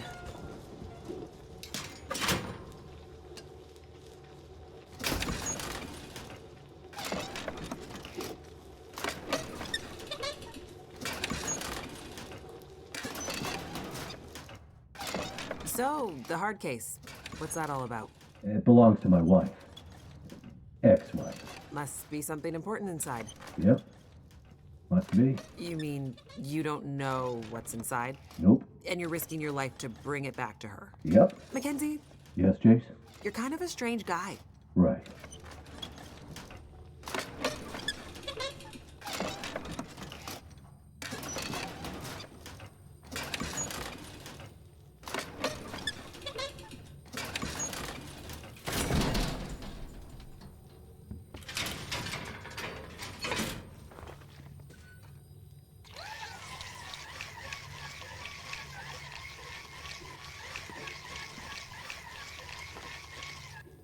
Ah, lights. Thank God.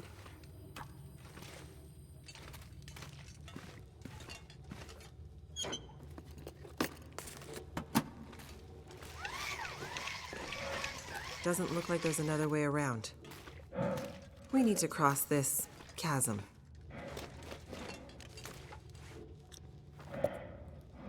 This might be a way forward. Help me push this over. Worth a shot.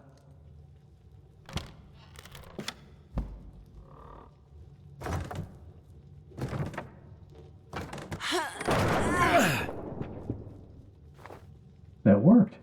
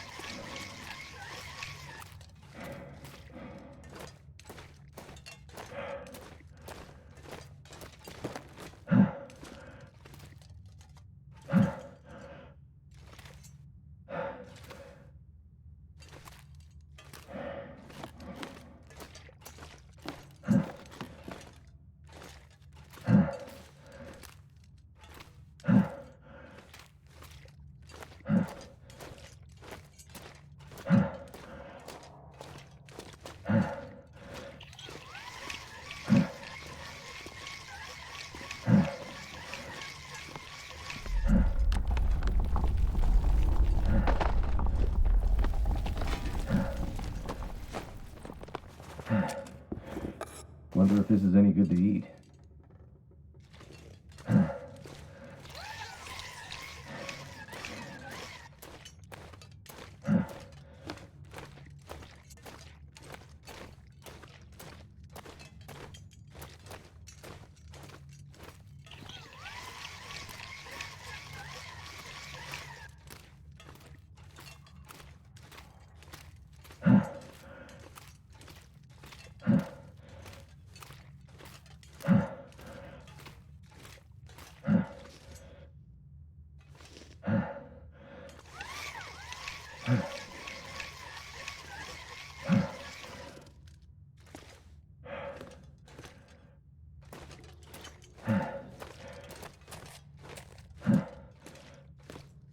You leaving me here?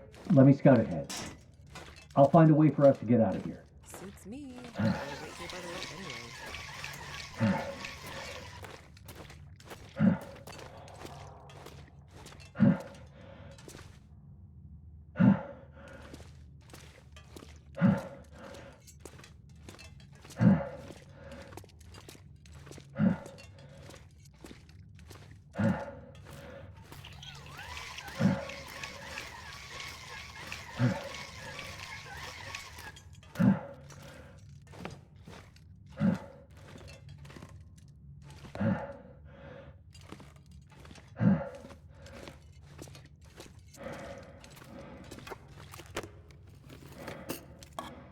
can still eat this.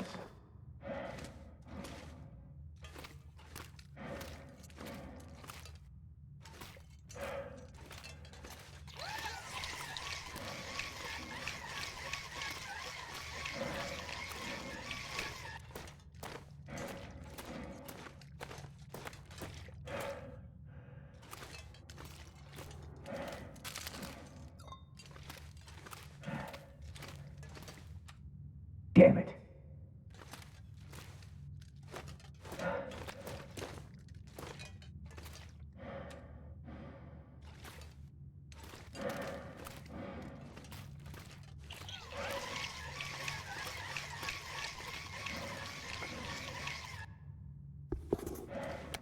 Thank goodness.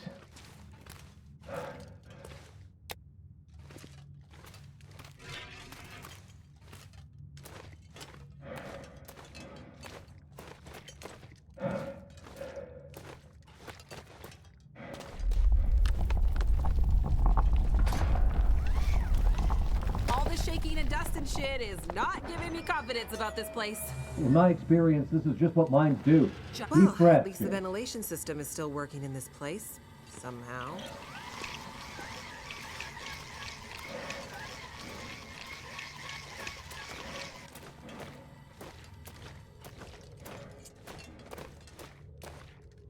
I don't suppose you have bolt cutters by any chance?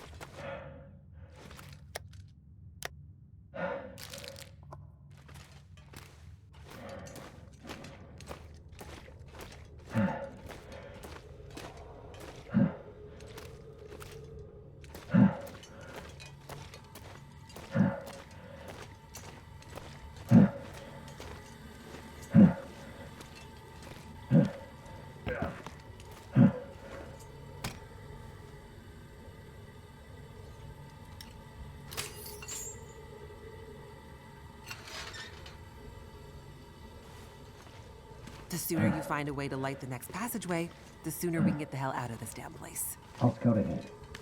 See what I can find.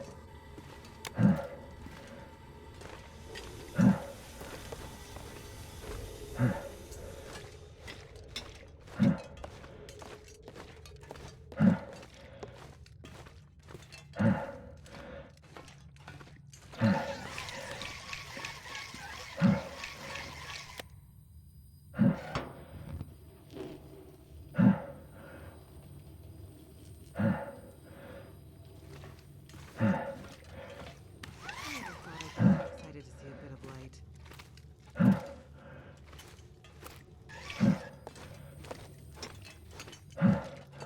Elevator time, Jace.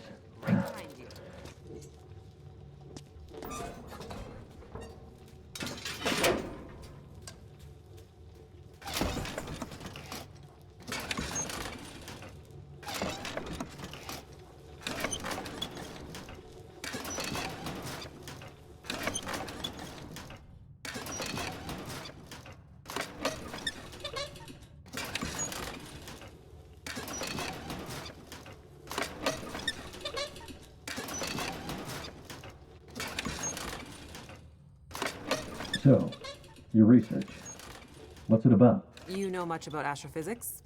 Not really. We're scanning for signals, gathering data. What for? I think it's better if Dr. Atwood explains it. Sounds mysterious. You could say that.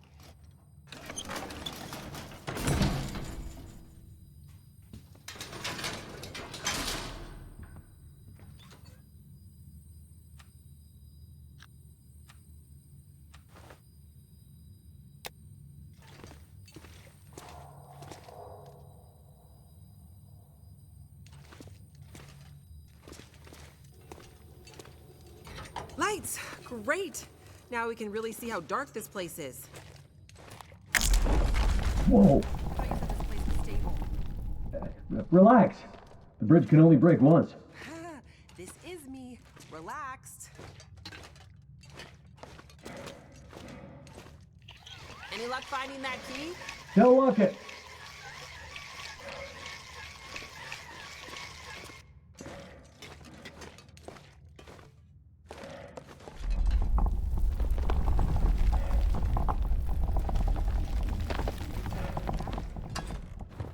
Get out of here.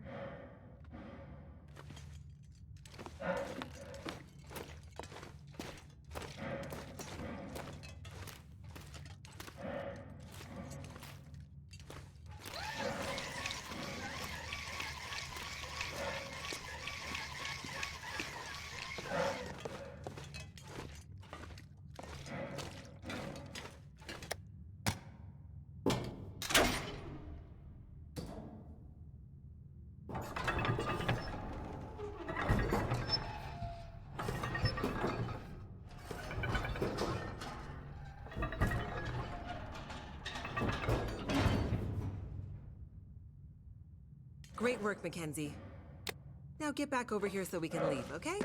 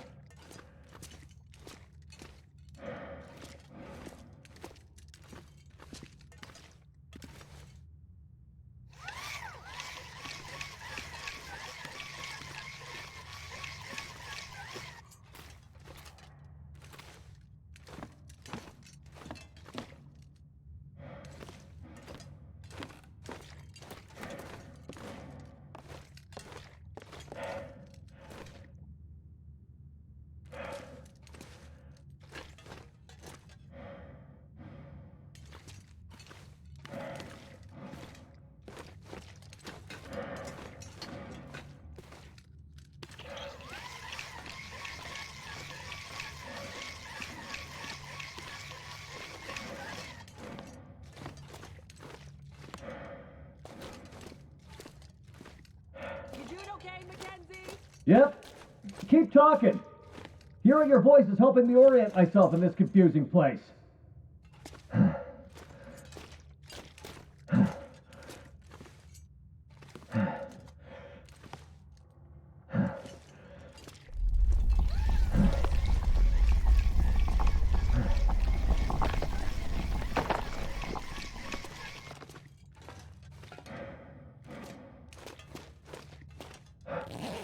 I wonder who owns this stuff.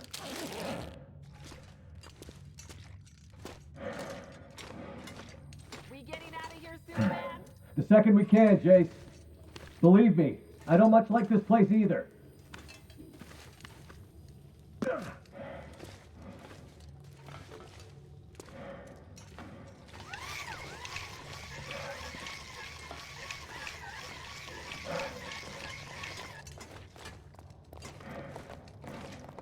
Jace, it's your favorite time. Elevator time. Let's get out of here.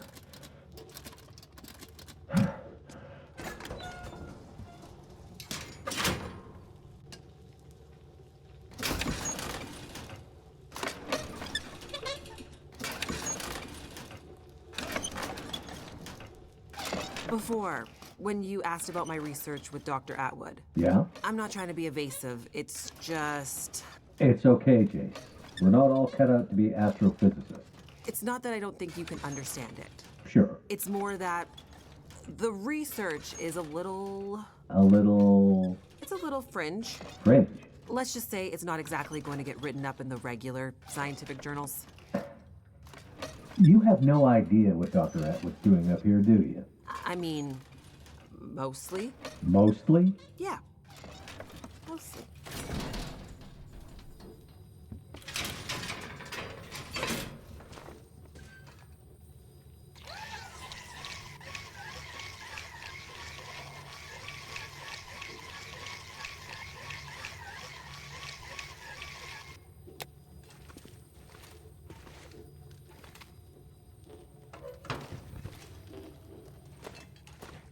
It's only the dark.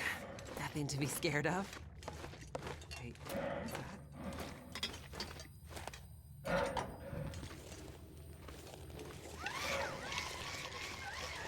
Mackenzie, is this the way out? You seem excited to leave. Stop fooling around. I need to feel fresh air on my face.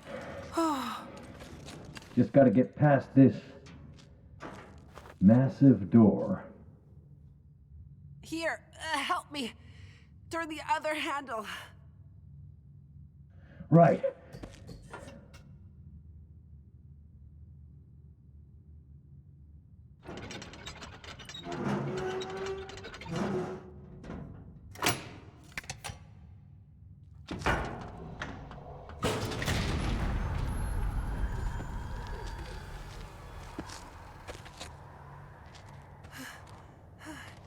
Can we get the hell out of this place now, please? Right behind you. I think I can smell fresh air.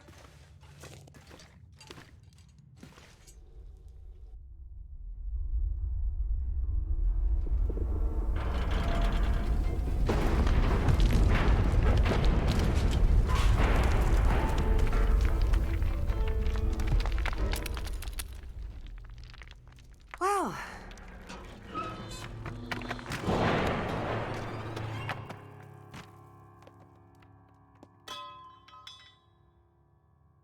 The good news is, nobody's gonna be coming after us through that.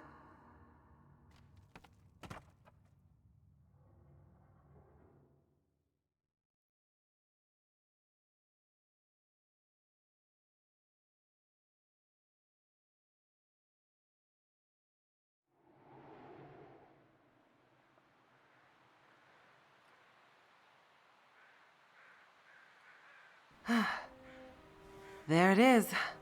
Home sweet home. Feels more like the ends of the earth up here. We're above the tree line. The weather is unforgiving, but there's a peacefulness. Being this close to the ceiling of the world. Not words I'd have expected from a girl who grew up in the big city. Being up here does something to you. It makes everything seem less, somehow. I think I understand what you mean. I hope we're not too late.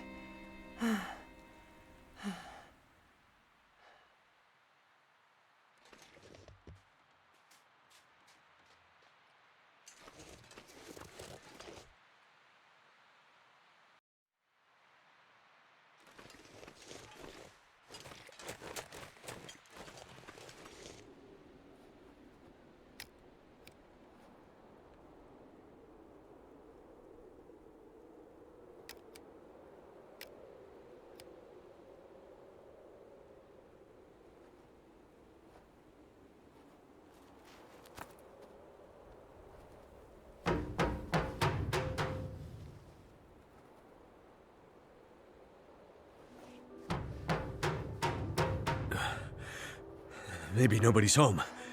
This place is huge. We could bang this door for hours and she might not hear it. The sun's gone and the temperature is dropping. I'm afraid. Wait.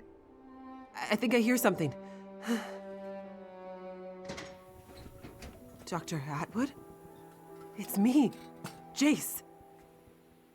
Hello, dear. I'm very glad to see you again. Relieved, even.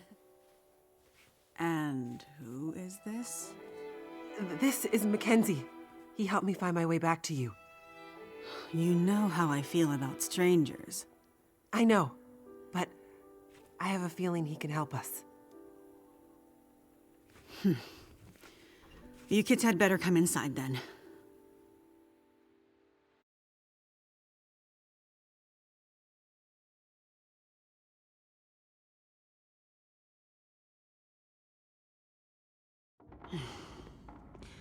What took you so long? I was starting to get worried. I ran into some trouble on my way back. You know the old penitentiary? Oh, goodness. You didn't end up there, did you? Yeah, and things got messy. But Mackenzie helped me out of it. You met this man at the penitentiary? I wouldn't have made it out alive without him. Well, it sounds like you've had some adventures. I've also been busy with our research. Yeah? Any breakthroughs while I was gone? Well, unfortunately, no. The whole facility seems to be in a kind of maintenance mode.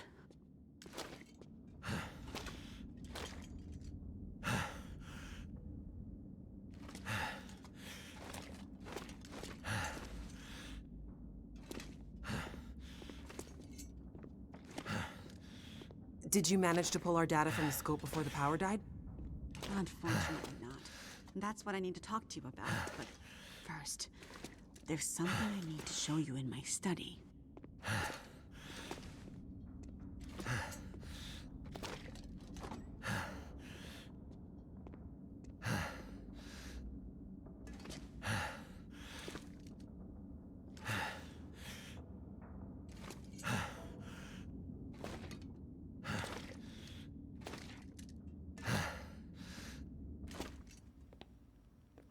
It's nice and warm in your lab. How'd you manage that? It seems that the plant's geothermal backup is still working, but this seems to be the only room in the facility getting any heat. I've started sleeping in here, which is convenient for my research. Any way we can use the backup to power the rest of the facility? Unfortunately, no. At least, not without several time-consuming excursions to the substations providing power to the lab. But what about our research? Were you able to pull the data down from our last series of scans? Also negative. I was able to extract a small amount of data before the massive power surge fried a lot of our equipment. It's possible there might still be some remnants in the memory buffers, but we won't know until the power is back online. Damn it. That's years of postdoctoral work down the tube. I will say, the small amount of data I was able to pull just before everything shut down was concerning.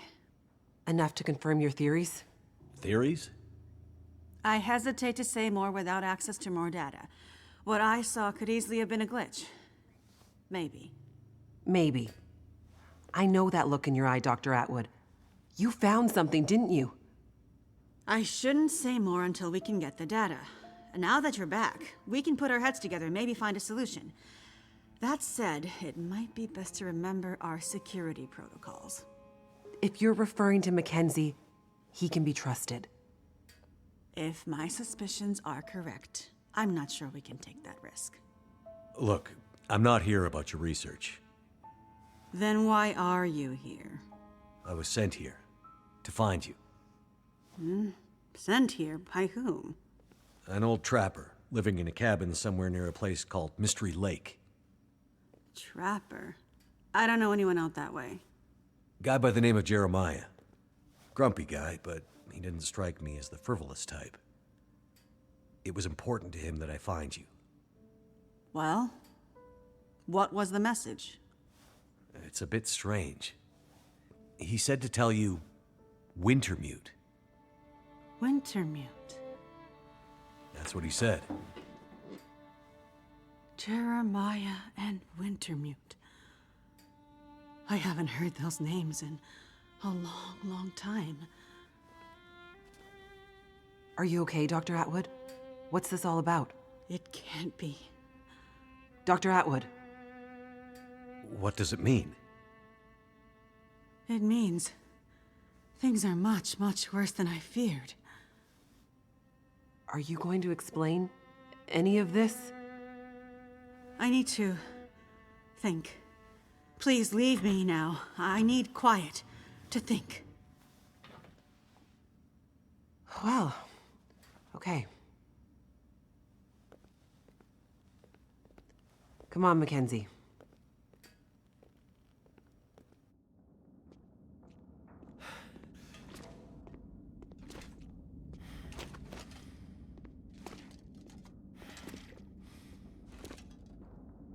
When she gets like this, it might be days before she comes out of it.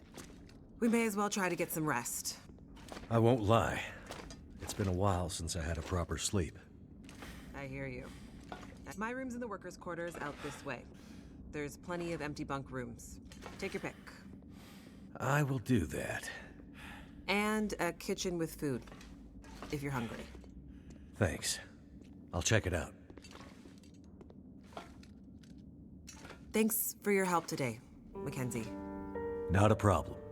No, I mean it. I never would have made it through that mine without you. Or the prison. Or the logging camp. Or... Good night, Mackenzie. Night, Jace.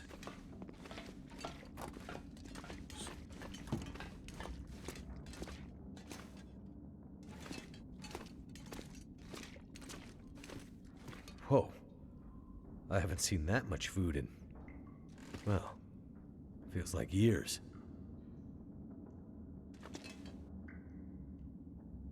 I think I need to lay down.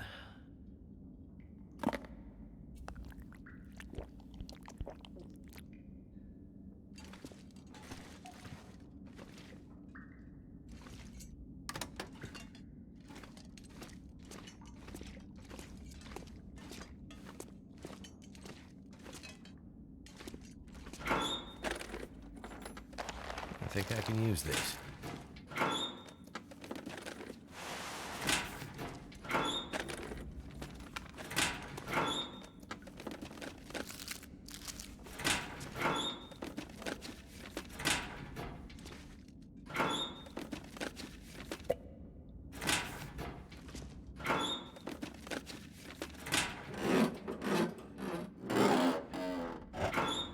There's gotta be something useful in here.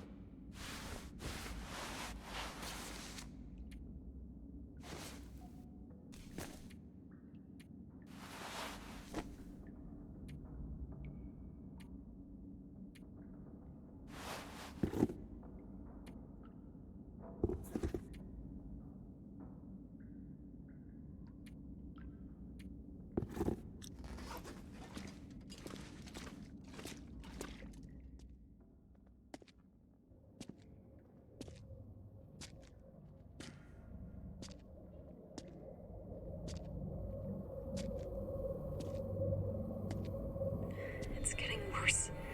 We have to do something. You said you'd help. You said you had something that could help her. Astrid, it's getting worse. You have to do something. You understand that better than anyone. Yes, I do. Find a way and get up here as soon as you can. I will. As soon as I can figure out how to... I'll find a way to get it to you. Have you asked Will? No.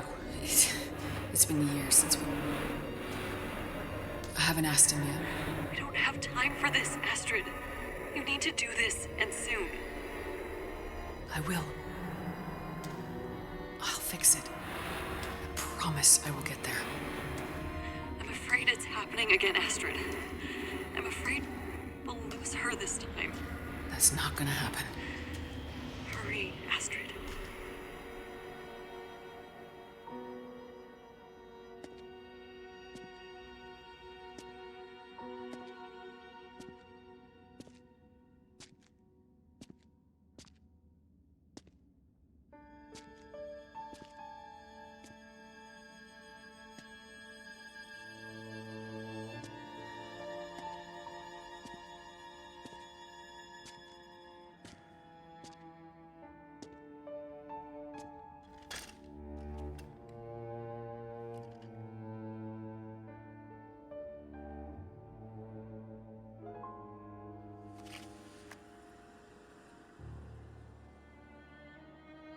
Huh?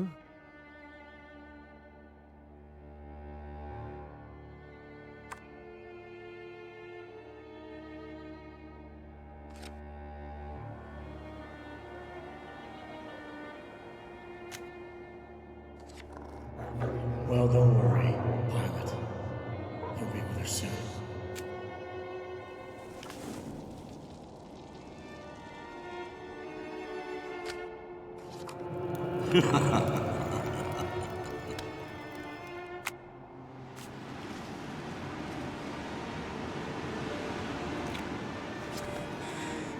Wake up, Mackenzie.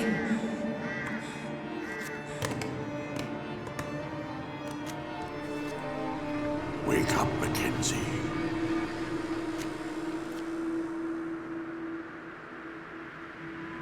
Wake up, Mackenzie.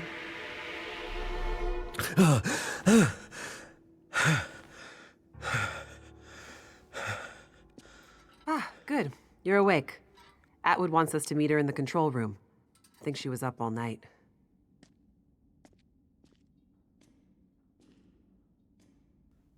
I have to get the hell out of here.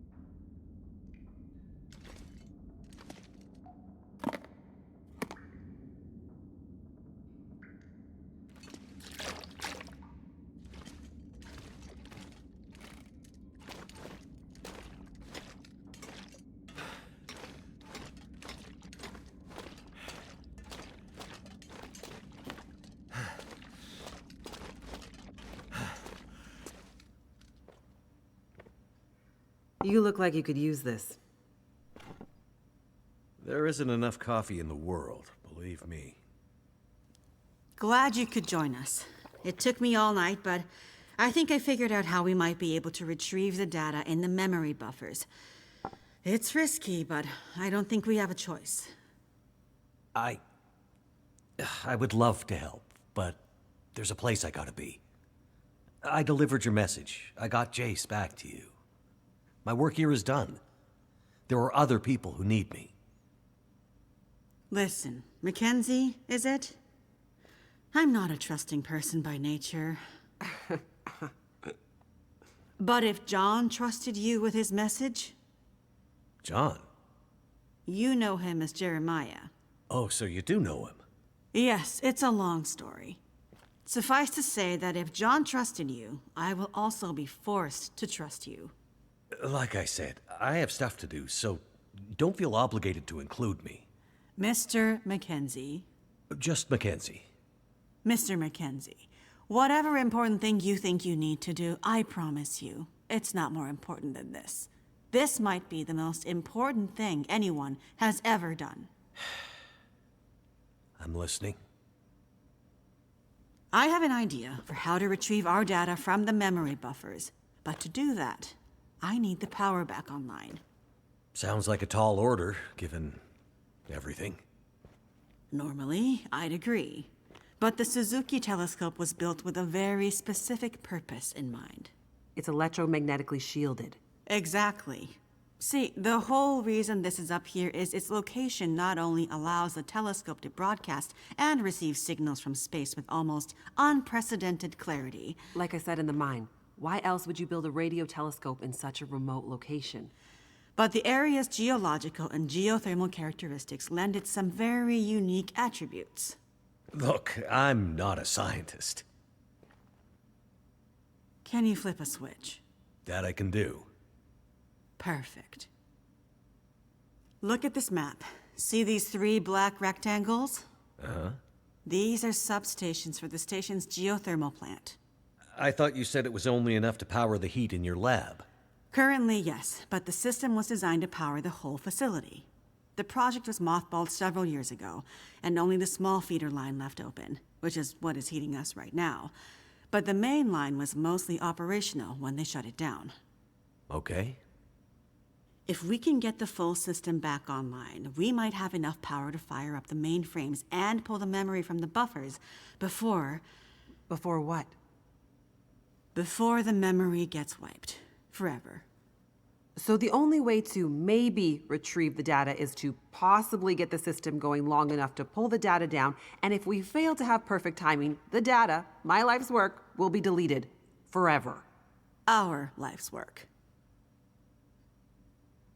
What do you need me to do? In each of the 3 substations, you should be able to find a bank of physical switches. They're currently in a kind of testing mode. Prime them and flip them to active. And, with any luck, we'll have power. Okay. Sounds easy enough. Problem is, once you start one substation, you'll have to hurry to the next. Normally, they would be turned on simultaneously by multiple crews. Here, you'll be on your own. If you take too long, pressure will build up in the system and probably create a catastrophic explosion. Right. Let's avoid that. Tell him. Tell him what? You know. Oh, he'll be fine. Tell him. Tell me what? Well, you might not be alone out there. Huh? You might have noticed wildlife has been acting a bit strange lately, since the aurora first appeared weeks ago. You don't say. Well, for some reason, it's even worse up here. Our working theory is the altitude and proximity to a range of anomalous geological strata. It's okay. Strange wildlife I can handle. Great. You'd better get going. What's the hurry? You need to be back before the next aurora. Why can't things ever be easy? If my calculations are correct, we're due for another burst of heightened aurora activity very soon, which means the unshielded parts of the system will be vulnerable. Last time, the system shut down following emergency protocols. This time, there are no more protocols to protect the system. Another blast of geomagnetic activity like that, and the whole system could go up in flames. Right. So, no data. And what's so important about this data anyway? Please hurry, Mr. Mackenzie. Get this done, and I promise you all the answers your curious heart desires. There's a supply room by the entrance we came in at. You're gonna want to grab some warmer clothes and whatever else you think might come in handy.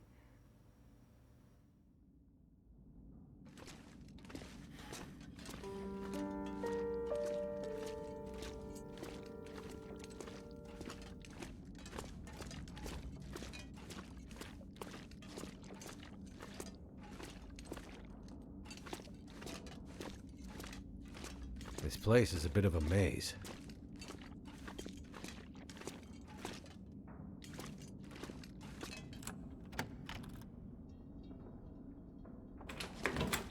Holy shit. This place is docked.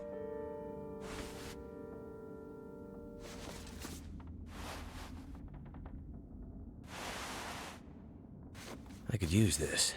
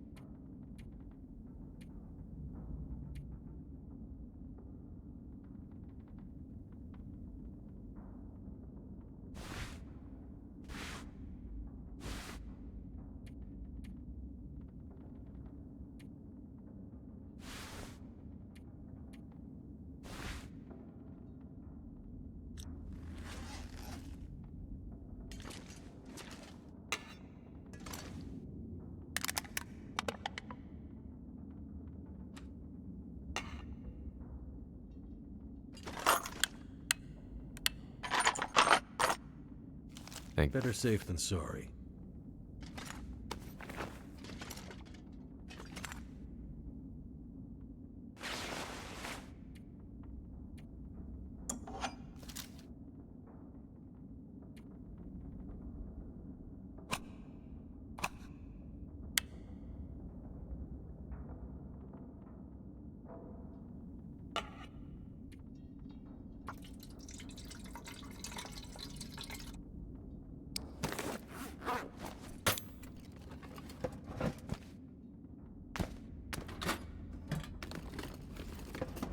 Hope nobody needs this anymore.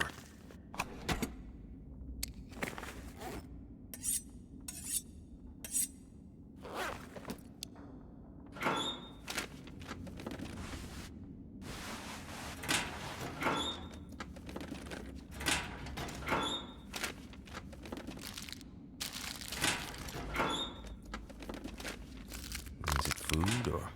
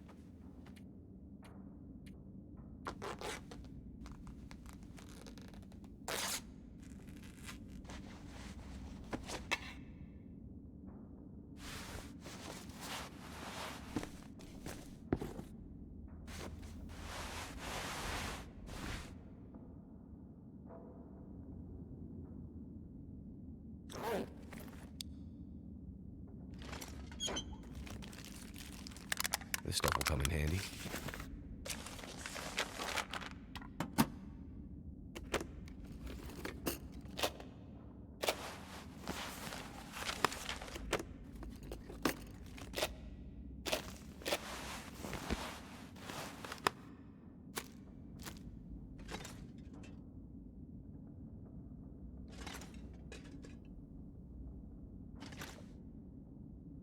What have we here?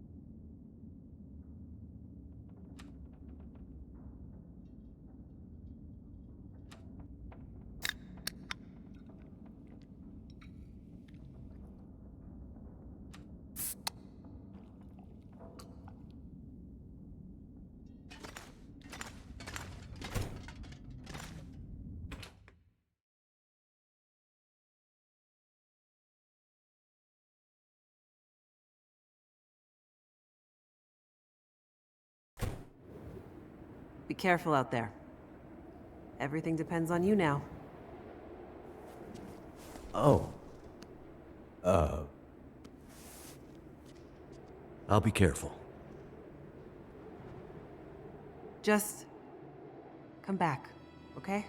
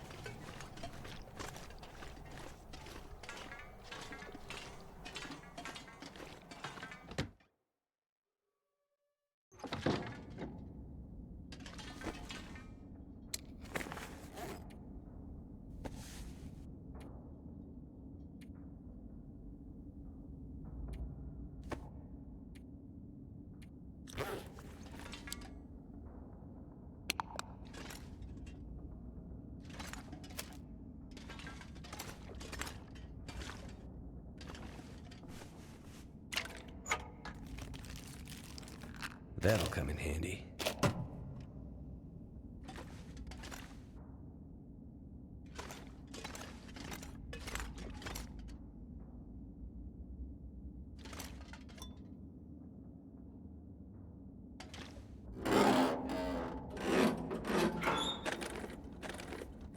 I think I can use this.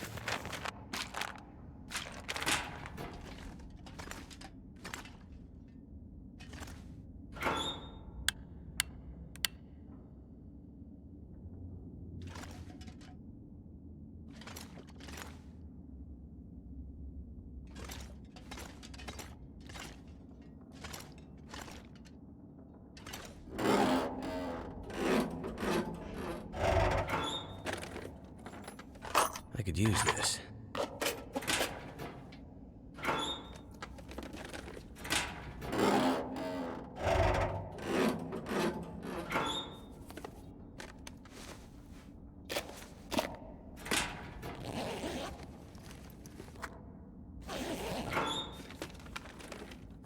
Hope I can still eat this.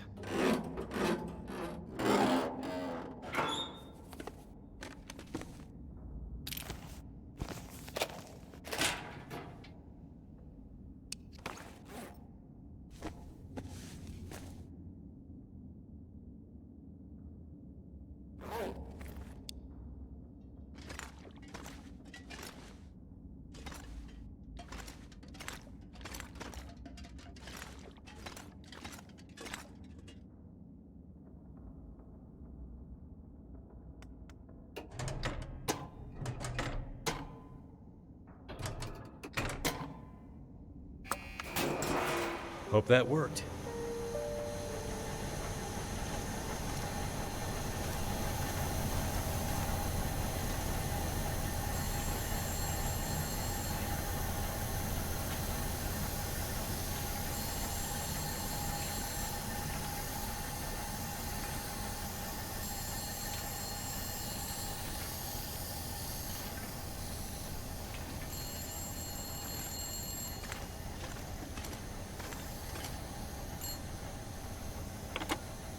Hey, Mackenzie. Back to this phone thing, I see. Remind you of any prison in particular? Those were good times. What's up, Jace? Just saw the light for Substation 3 go green on my board. Nice work. Wanted to check in and see how you're doing. It's slow going. Lots of angry wildlife out here. Yeah, we tried to warn you. Yeah, you did. Okay, well, be careful out there. I'll check in with you at the next substation. Will do.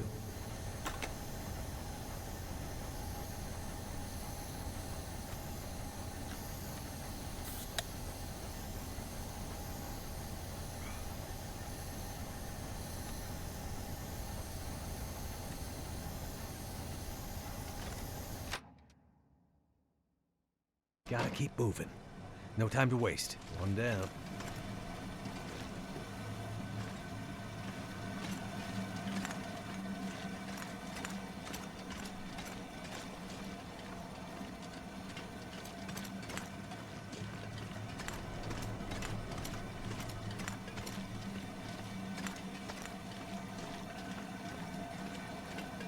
Looks like steam's starting to come out of the pipes. Pressure must be building in the system. Just like Atwood warned would happen. Gotta follow the steam pipes. They'll lead me to the next substation. Gotta find my way past this mess.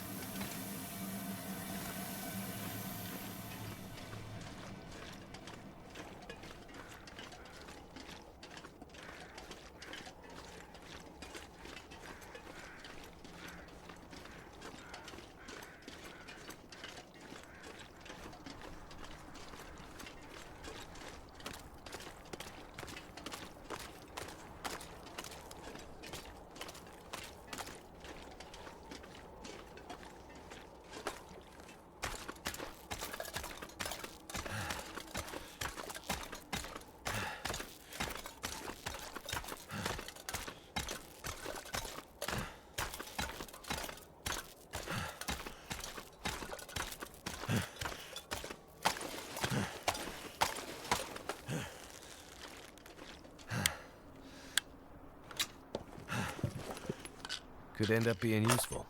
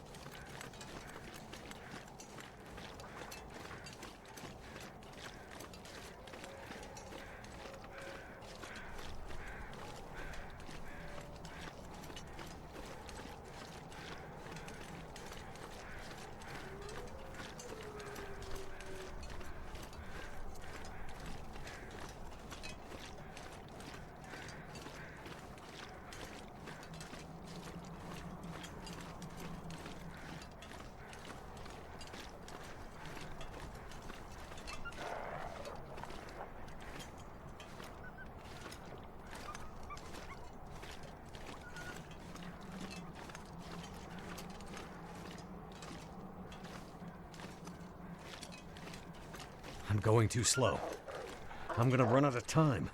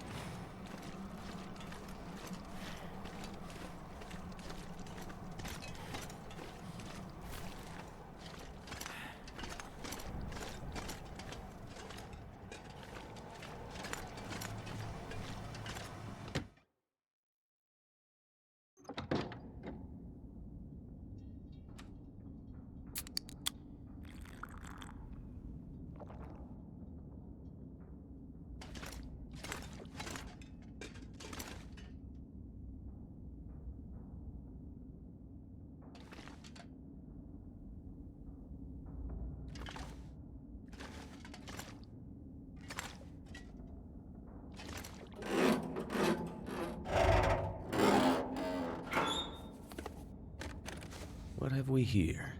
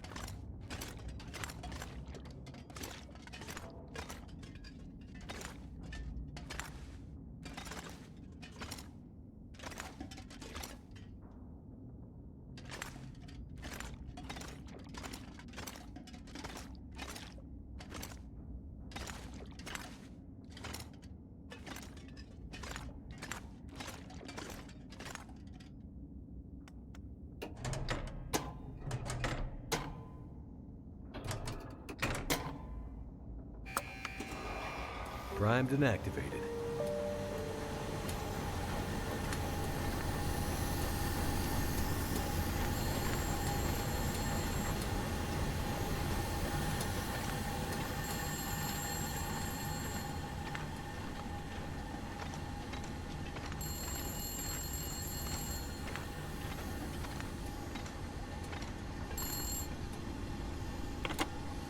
We gotta stop meeting like this. How goes the war? Not sure. I think we're winning? 2 green lights on the board. Feels like we could be. Something doesn't feel quite right, though. What do you mean? I don't know. Can't put my finger on it. Well, keep an eye on it. I need you upright and breathing out there, getting shit done. I'm on it. Atwood's getting squirrely. She's pretty sure tonight's Aurora is going to be a big one. I don't need to tell you how important this is, do I, Mackenzie? I know what I need to do. I'm seeing some pressure building in the geothermal system. Gotta get that next station online ASAP, or we're gonna have problems. Understood. I'll get it done. Sorry to add more pressure, Mackenzie. Please be careful out there. You know me. Careful is my middle name. I think you mean crashing my plane and having endless bad luck is your middle name. Still here, though. Let's keep it that way.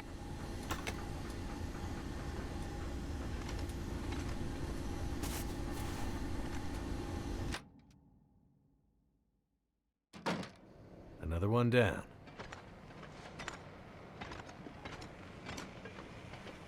What the hell is that glowing stuff? It's like the Aurora, but on the ground.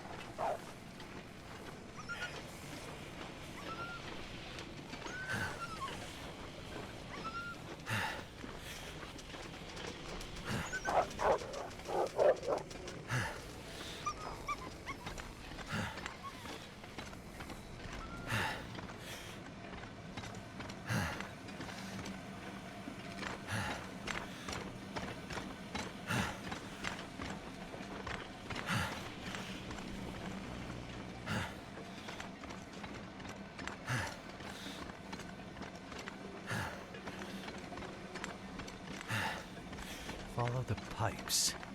Yeah, they'll show the route out of this crazy place.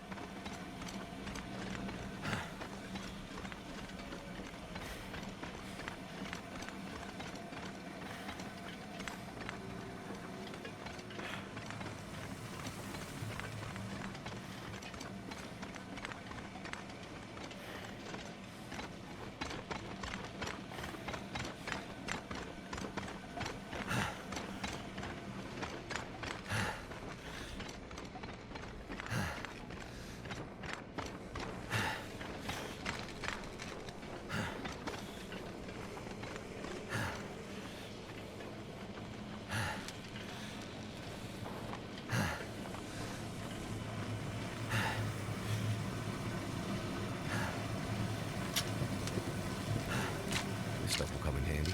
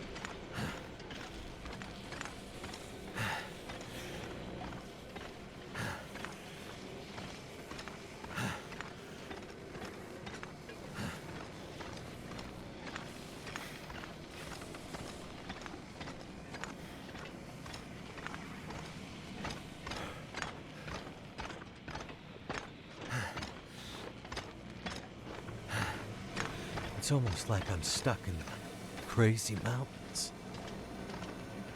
Madness. Like mountains of madness.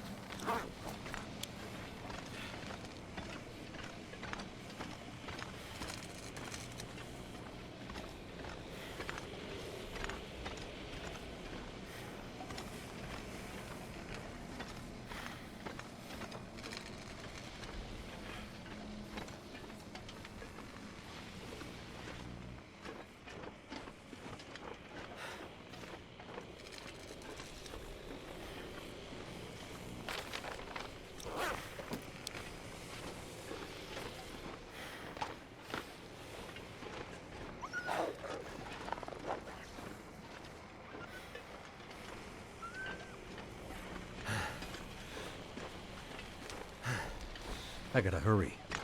I need to get back to Suzuki before nightfall.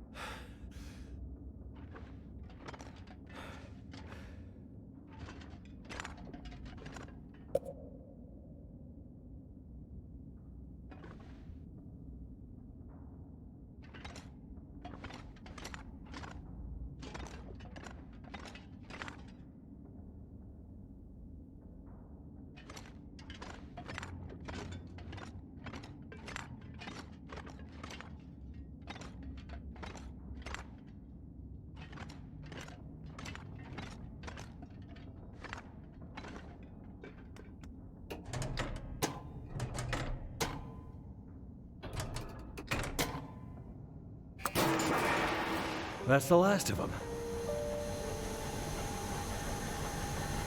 Not this again. Need to find a way out.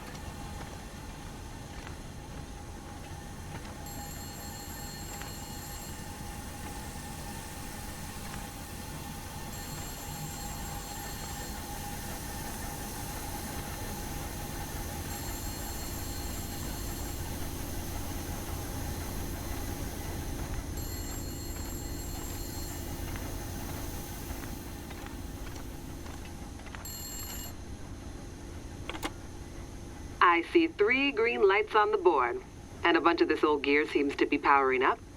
Good news. How's it looking out there? I think I've seen the worst of it. The pressure in the system seems to have dissipated, so that's one less thing to worry about. Great news. How are Atwood's preparations coming? She's in heaven. Haven't been able to get a word in edgewise since the power came back online. She's been running from system to system, and I am just trying to stay out of her way. All right. Let's hope her plan works. Tell that man to stop fooling around and get back here on the double. I gotta go. If the big Aurora appears before we're ready... I remember.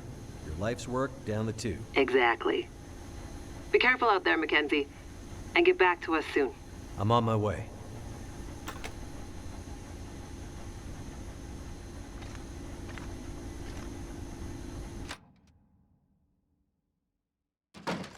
Good. It worked.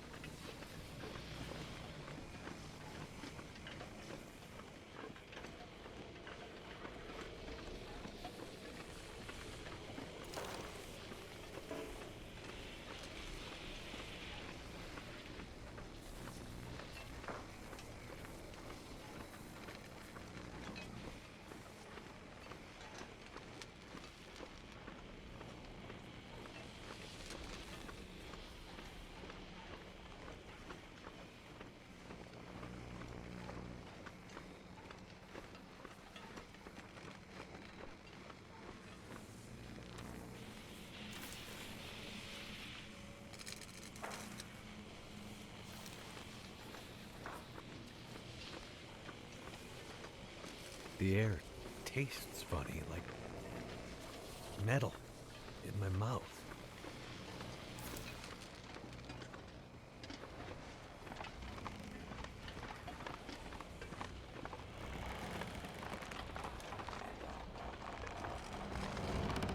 Oh, shit.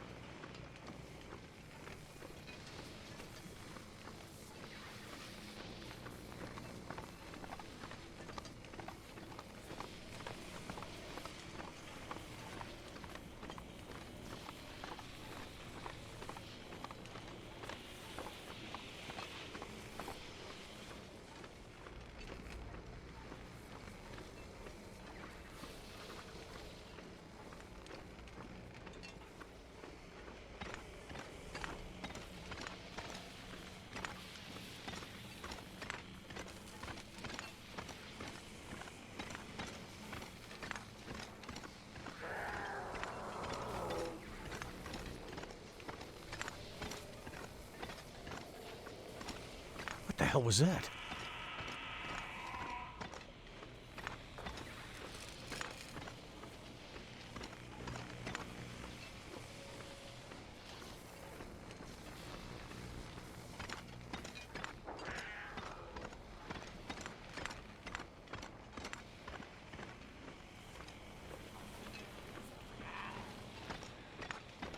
Oh shit! Is that what I think it is?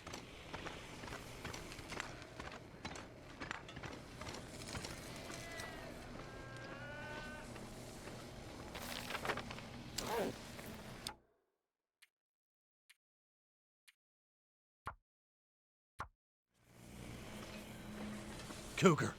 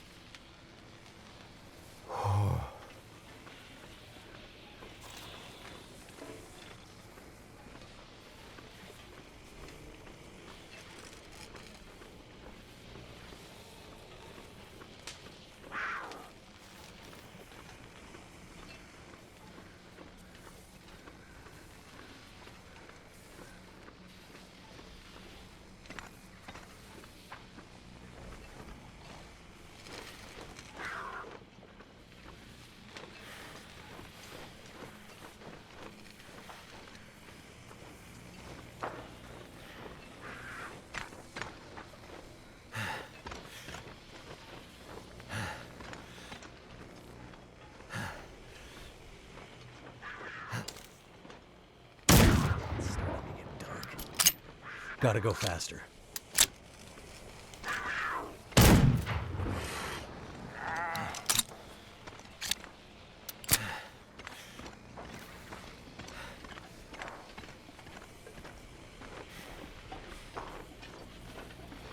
Now, gotta get back to Suzuki before it's too late.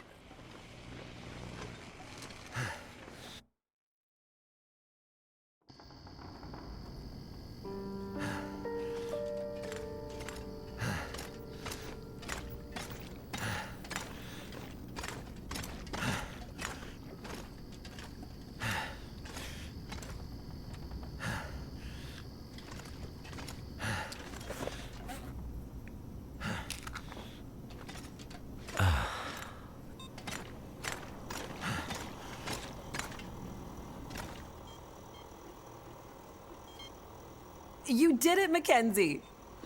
Yes, good work, young man. It was no trouble.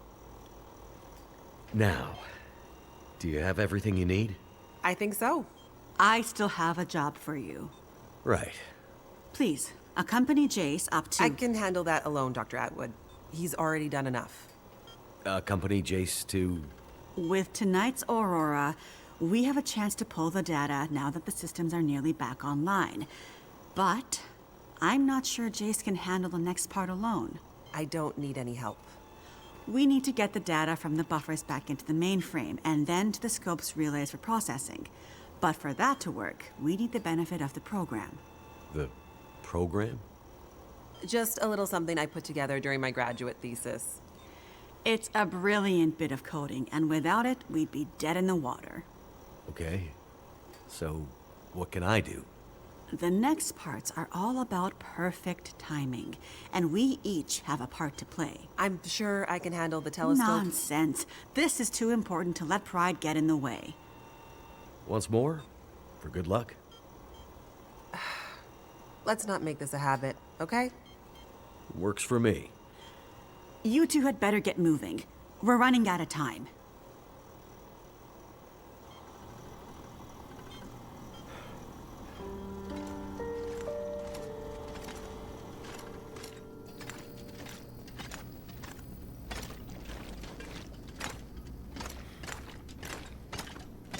Could they have built a more confusing space?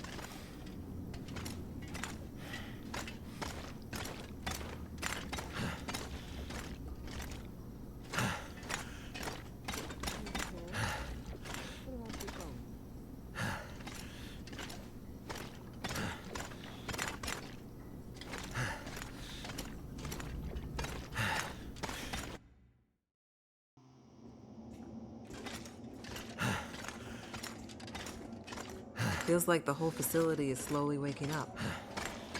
That aurora is a real mystery. It's almost like magic, really. Imagine the logistics involved in building the staggering.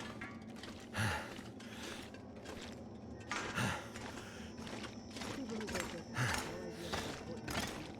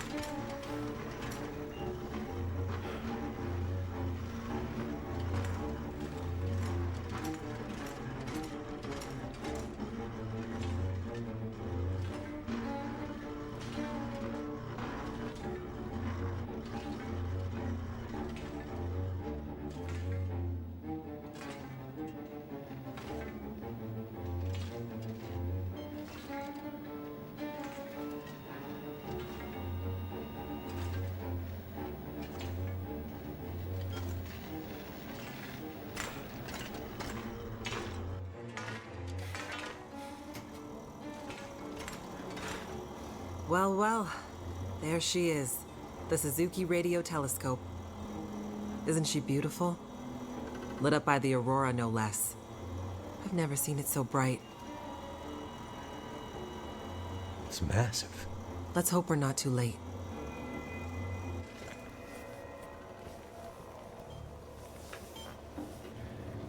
Okay, time to get this party started. There's a fair bit of interference. Keyboard is glitching a bit. Can't be helped, we're way past long shots at this point. Loading the program. Now. Are you in place? I'm seeing some spikes on the sensors at the peak. Shouldn't be long now. What do you need me to do? Okay, this is the tricky part.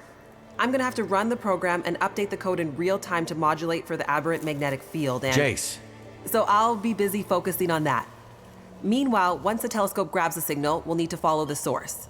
The new data will help flush the buffers, and the data in the buffers will get pushed to Dr. Atwood's workstation for processing. It's an archaic system, but best I could do with 30-year-old technology. I'm still not clear on what you need me to do. You're a pilot, right? Yep. Know how to adjust your heading to follow a radar beacon? Yeah, I have a pretty good idea. Same principle. Grab the big metal wheels at the base of each leg of the telescope sensor assembly. You'll see a bunch of numbers around the edge. When my program outputs specific bearings, I'll shout them to you. And then you have to find a way to match those bearings as quickly as you can. Sounds easy enough. The timing has to be perfect. Got it. Like, exactly perfect. I hear you loud and clear. Did you say you got here after crashing your plane? Don't start. Get ready. I'm seeing some power spikes. Something big. It's happening.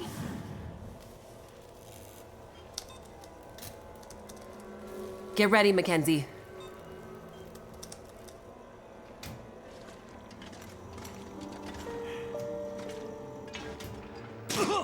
What a mess. Look for the wheel, Mackenzie.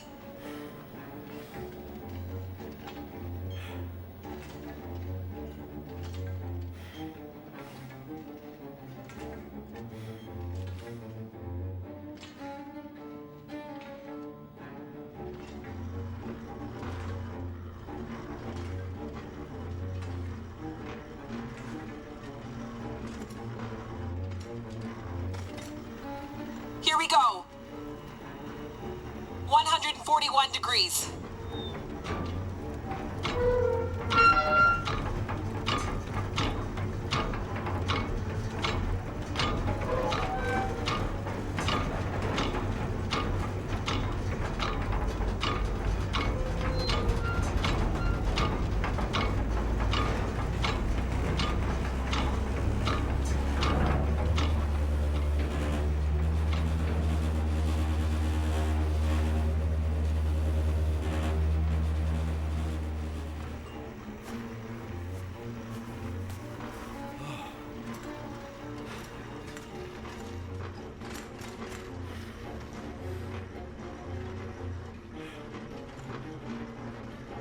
Look for the console with the big wheel on it. Come on, Mackenzie. How am I supposed to find anything down here? There's gotta be a way through here.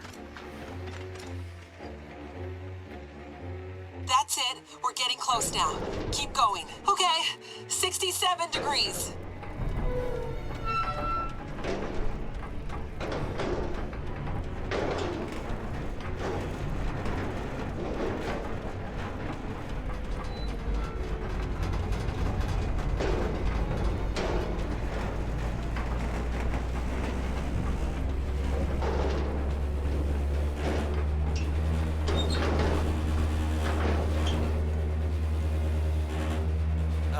Jace?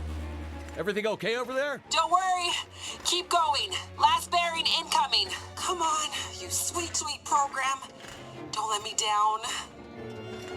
156, Mackenzie. Get to 156 before the whole thing blows.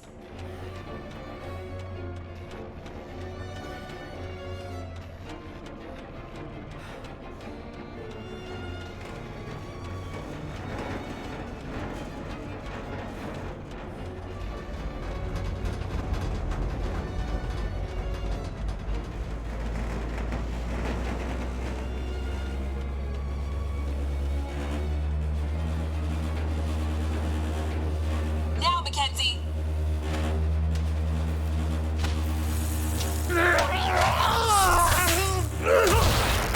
Mackenzie!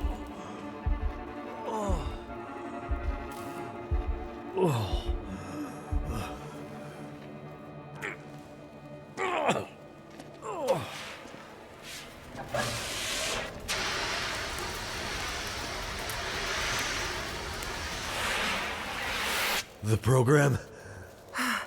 She did the most any program can hope to do. Her job. Now let's hope Dr. Atwood got what she needed. Because this gear is toast.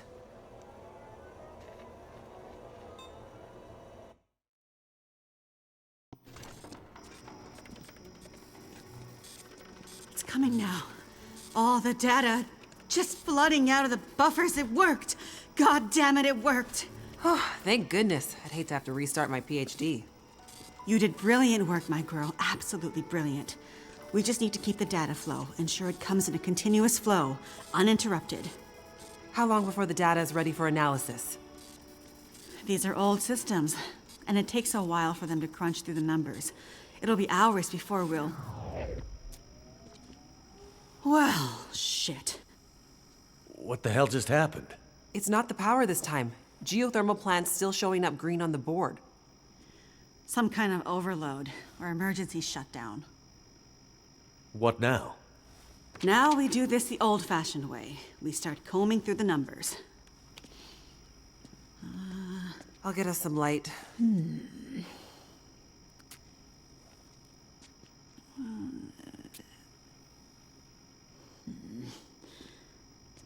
Do you see anything that would indicate the level of K-index we might expect to... Shush, girl. Let me read. Huh. Do you want me to grab a printout and Could it be a G10? Is there something I can do to... Aha! Here it is. Here it is. There it is. What do you see? It can't be.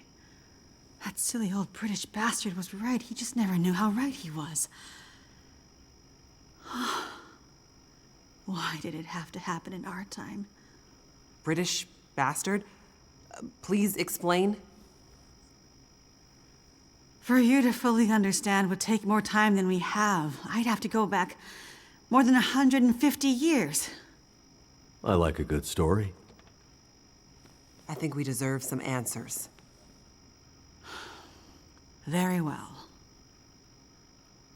In 1865, a British scientist and naval officer was tasked with supporting the research of a scientific team, seeking to create a kind of communication that could travel over the air. The Admiralty felt that dependence on the telegraph was holding them back. This Navy man was inspired by stories he'd heard about the Carrington event 6 years prior. At the time, the largest geomagnetic event ever recorded. He had heard that the abundance of static electricity in the air had powered telegraph lines, even after the operators had unplugged them. Fires broke out due to this geomagnetically induced current. It got him thinking. This scientist's research led him all over the world, and he began to piece together a picture of the Earth's geomagnetic profile, and something about the operation of the sun and its effects on the Earth's magnetic field. Remember, this was 150 years ago, and well before they had the equipment to prove any of this. But a theory began to take shape in his mind that suggested the sun went through cycles of geomagnetic activity, waxing and waning, but sometimes spiking inexplicably in dramatic ways. The historical record held evidence of many of these events, but in pre-industrial times, the impacts were more subtle. Even in the mid-1800s, there wasn't enough power infrastructure to really feel the impact of these spikes, so it wasn't of grave concern. But the growing dependence on telegraphy suggested this shouldn't be ignored. And this scientist predicted that if the level of electrification continued to grow exponentially, as was predicted, this would create a serious vulnerability that could be exploited by their enemies at great cost to industry and society at large. He was given a secret commission from the Royal Geographical Society to prove his theories and to come up with a strategy that would ensure the British were in the strongest position to exploit any such geomagnetic disaster. After another decade of research, this scientist began to suspect that this geomagnetic current that existed all around them could impact many other things, and more deeply.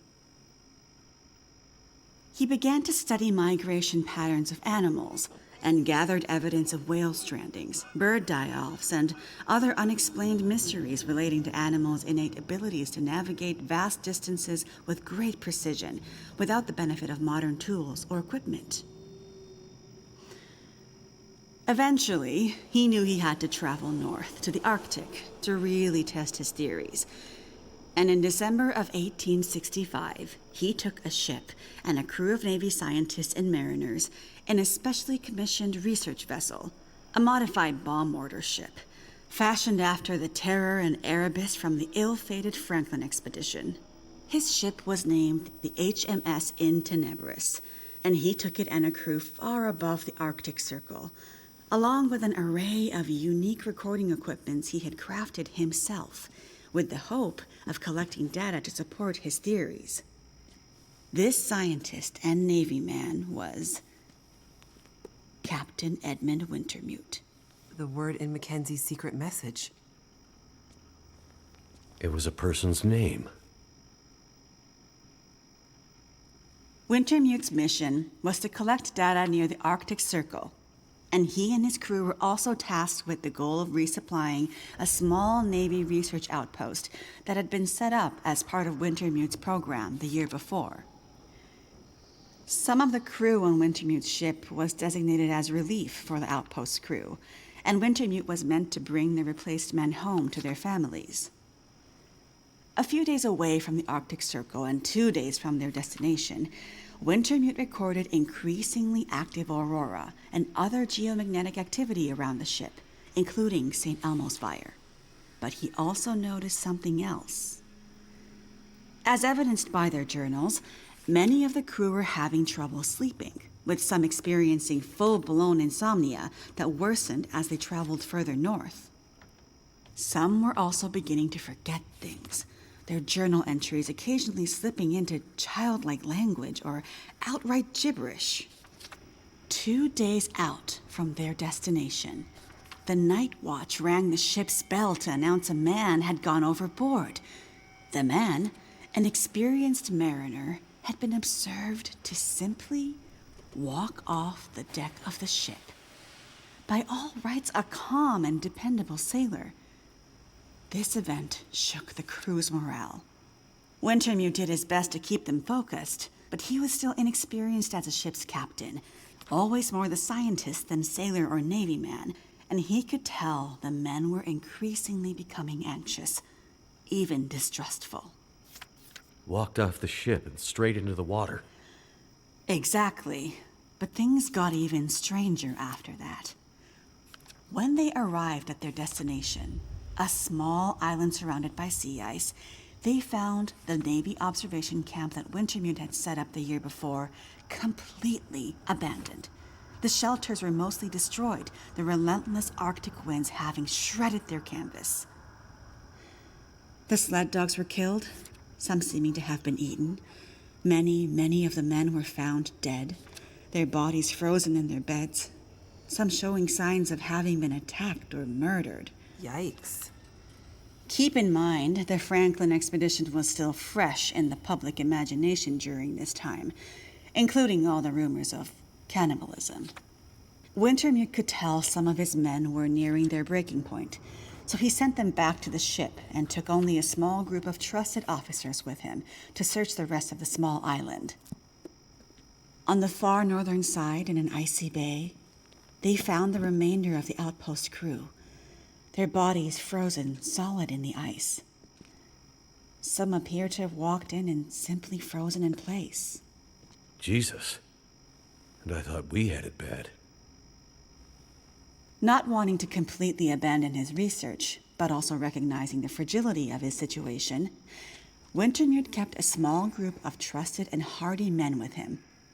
He offloaded sufficient provisions and equipment for them to survive up to 6 months, and sent the crew and the Intenebris back to London, with the request that they send a rescue ship to pick them up. That's dedication. But what does it have to do with our data? I'm getting there. Months later, the relief ship returned to find only Wintermute remained. He had left books of scrawled notes, data he had gathered using his novel devices, sketches and observances of the men he had kept with him, and a detailed diary outlining their slow but progressive decline into a kind of fugue and madness. Wintermute was accused of murdering the men, brought back in shackles, and once back in England, summarily court-martialed and committed to a sanatorium. His equipment, journals, and the data therein were hidden by the Admiralty, and the Royal Geographical Society renounced Wintermute's membership and denounced his research, claiming he had gone rogue. His work disappeared for over a century, until I dug it up. Why haven't we ever heard this story before? Exactly the question you should be asking. I had encountered odd and inexplicable references to his research, but always leading to dead ends. I finally managed to get my hands, through no small feat of my own canny research and a dogged determination, I might add, on a few of his earlier papers. It wasn't easy, believe me. A woman, let alone a woman who isn't white, had to work 10 times harder to get access to this material, but I managed to do it. I spent the next 20 years piecing it together, tracing the fingerprints of Wintermute's theory, collecting his data, analyzing, and then adding to his research with research of my own using increasingly modern equipment. And the more I dug, the more data I collected, the more worried I became. Because not only had Wintermute's original fear come to pass, that the world had become dependent on the electrical grid, a technology that would easily be taken offline should any Carrington-level geomagnetic event occur, but even worse, that the Carrington event of 1859 was like a tiny spark compared to the massive, overwhelming storm that might come in the future. I started to talk to others about this, but of course, people thought I was crazy. They ignored me at first, then started to denounce me, and then ostracize me. Until I eventually found myself so far on the fringes of accepted science that I was entirely isolated, with nobody to trust, nobody who would believe me. I lost my job, my marriage failed, all my academic credentials were thrown into question. Ah, this explains something about your reputation, Dr. Atwood. Nobody would believe me, except for John, who you met as Jeremiah, Mr. Mackenzie. He was a young corporal in the Canadian military when I first met him. Handsome, as I recall. It's a long story on top of an already long story, so I won't tell it all here. But the important thing was he was stationed at a radar observation post along the dew line, far north, and started to observe some strange things of his own. He followed the trail, which eventually led him to me. Then when we got together, there were sparks, I tell you. To be believed by someone, it was like a drug. We worked to uncover more data, and he kept his eyes and ears open, using his military connections to gather more information carefully. And he moved up the ranks, but always stayed under the radar, putting his career aspirations aside to ensure he could stay close to the facilities we needed access to. But it was never going to last. At one point, he was caught accessing some classified data shared with our NATO allies, and they thought he was spying for the Russians, so they put him in military prison. And we lost touch. Years later, he actually found me here, at the radio telescope. He was a changed man. His fire was gone. They'd somehow broken him. He said he still believed, but he couldn't be part of this journey. And that's the last time I saw him. That was more than 20 years ago. I can't believe he's still alive. And on Great Bear, no less. You can't possibly believe that's some kind of coincidence. Jeremiah being here? What are you suggesting? Isn't it obvious? He stayed here for you, to be close to you, to keep watch. He's been here ever since, close by, in case you might need him. And as soon as he saw the aurora and what it could do, he knew. He saw the signs. When I met him, he was nearly killed by a bear, and when I left him, he was still not much more than half alive. Otherwise, I'm sure he would have come here himself. But he sent me to warn you. He made me promise. And he knew by then what that promise would mean. He sent you in his place. And it's a good thing he did, because now we have the final piece. This is the answer we've been looking for all these years. Do we finally have it? I think we do, dear. I'm not following. All my research here, and Jace's since she joined me, has been to try to anticipate, to get ahead. Ahead of what? The next big Carrington-level event. The thing Wintermute spent his life also searching for. And others, lesser scientists, industrialists, crackpots, even here on Great Bear. The island's unique geologic strata and northern latitude created a perfect test bed for geomagnetic research. Even a few decades ago, a German industrialist named Rudiger. But that's not important. Dr. Atwood, do we know the terminus? We do, my dear. And when is it coming? Do we have time to prepare? No, dear.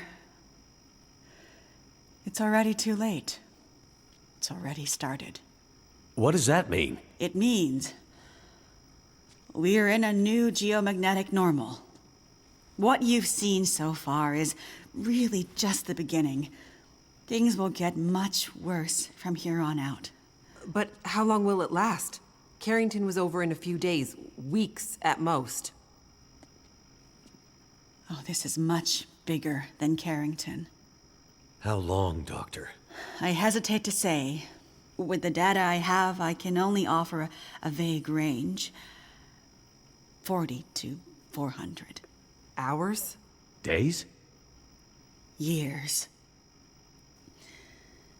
Wintermute tried to warn us 150 years ago, but nobody listened. And now we're at the very beginning of a geomagnetic storm. A disaster of such proportion we've not seen its like in recorded history. The power grid is down. Everything humanity has built over the last 100 years or more, based on technology, electronics, everything based on the integrated circuit, electricity, it's gone. It's all gone. Nature is changing, and soon we'll begin to see the impact on people. We won't emerge unscathed. And this period of darkness will last from 40 to 400 years. A new dark age. The long dark. And what humanity will exist on the other side of it, I cannot even begin to guess. Then I need to warn her. I need to get to Perseverance Mills. You're talking about your ex-wife, the doctor? Astrid will be there. And she needs what's in this hard case. What's in the case? And what kind of doctor? She's a researcher. Insomnia, memory loss, fugue states. I think she stole some experimental meds. She's trying to help a friend. A child that's suffering from some mysterious illness. I'm not sure. Go to her. Regardless of what's in the case, you can bring her here. Her and anyone else you care about. We have to think about the survival of the species now. But what can we possibly do here? Oh, Jace, my silly girl. Have you forgotten what this facility is built on? I just know it's some government thing. Before it was repurposed for use with the radio telescope, this was an observation post for monitoring satellite communications. Mostly American, Russian, some Chinese, Cold War stuff. But why here? Who would think we'd be spying from here? Exactly.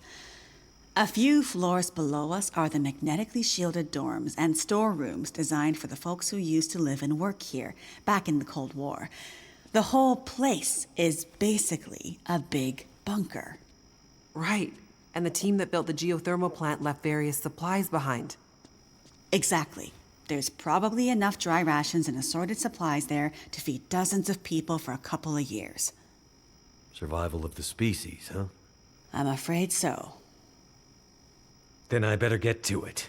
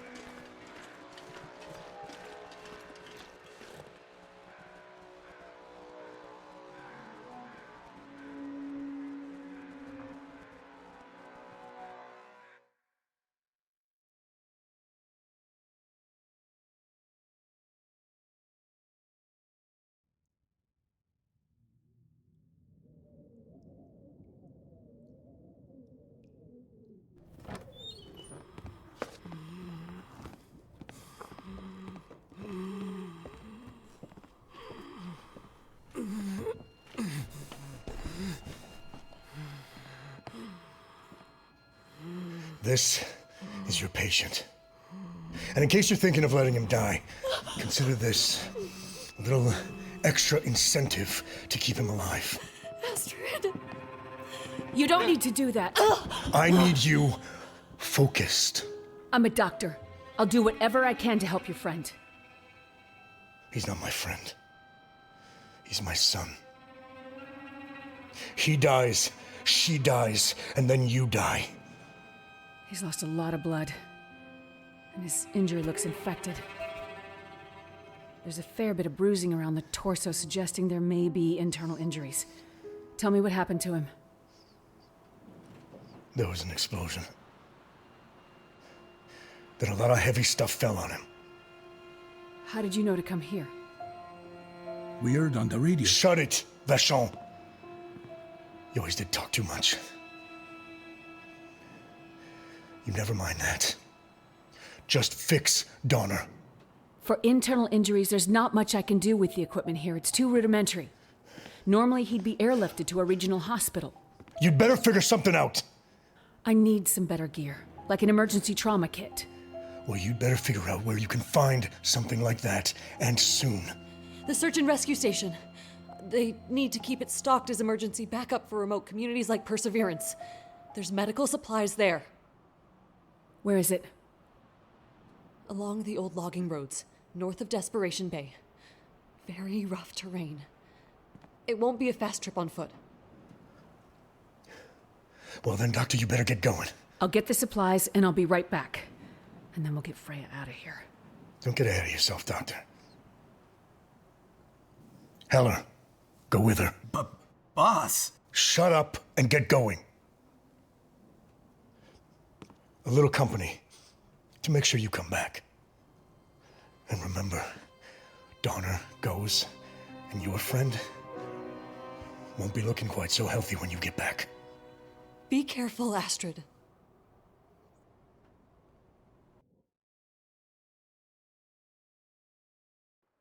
Look, we've been traveling for hours. I'm not going any further. My friend warned us it was a long walk to the SAR station. I'm freezing. Gotta warm up before I go any further. I guess we can stop for a bit. Listen, lady. Hey, look, a train.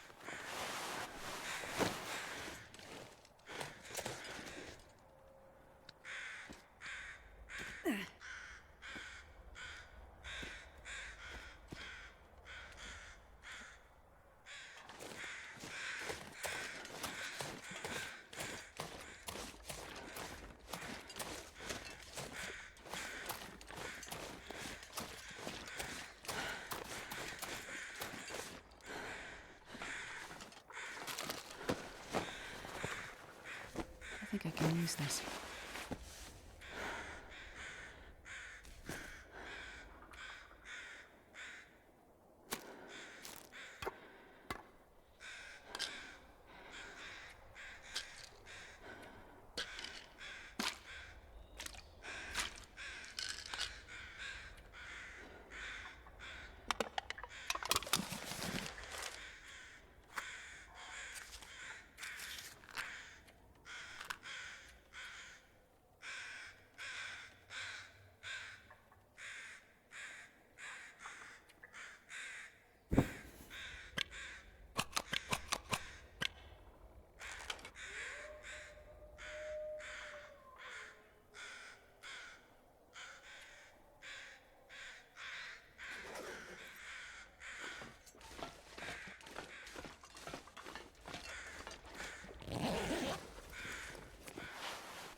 I'll take it.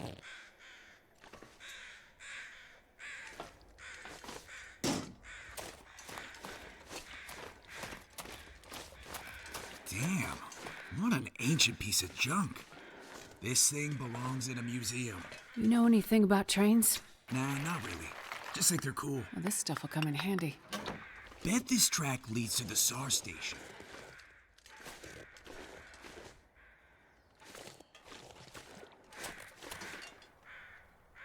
If I could just get this old steam engine working, it would save us a lot of time. Sure would beat walking. But it looks to be missing some control parts. Throttle, maybe? Must be around here somewhere.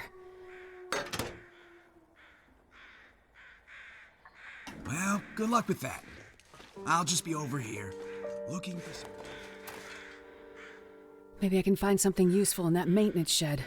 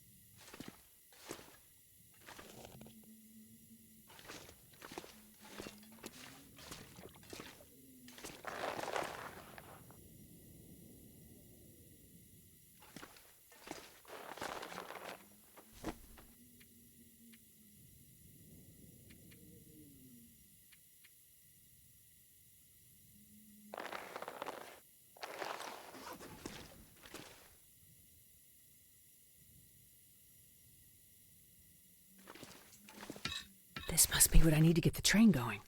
It's probably useful.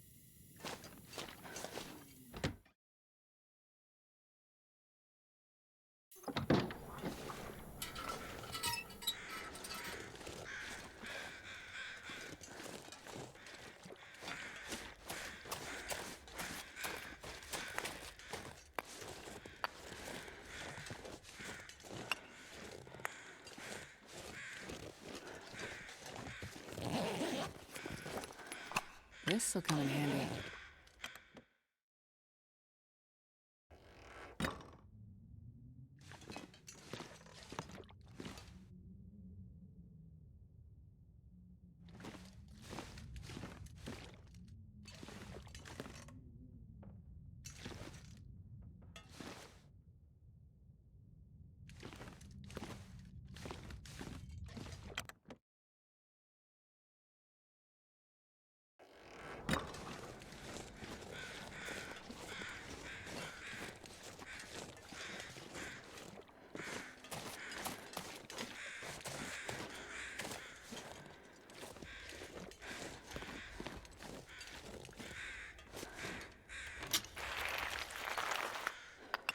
bag is getting kind of heavy.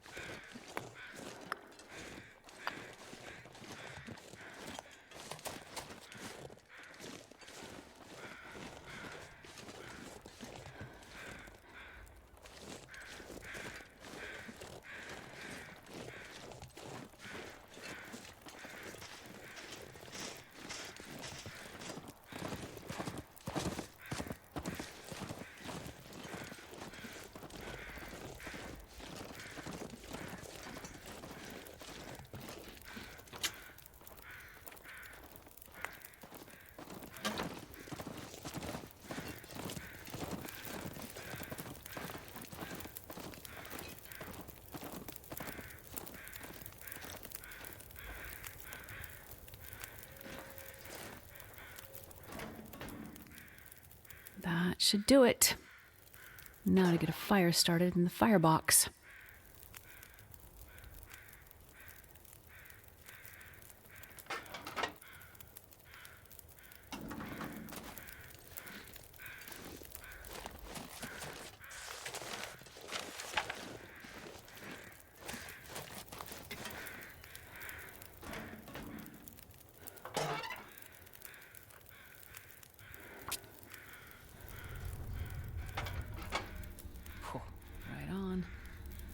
So the fire's going, and that means the steam pressure should start building any minute now.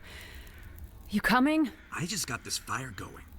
Finally starting to feel my feet again. You aren't worried I'll run off somewhere? You? Nah. You won't leave your friend to die. I'll be back as soon as I find the trauma kit. Better hurry. Tick-tock.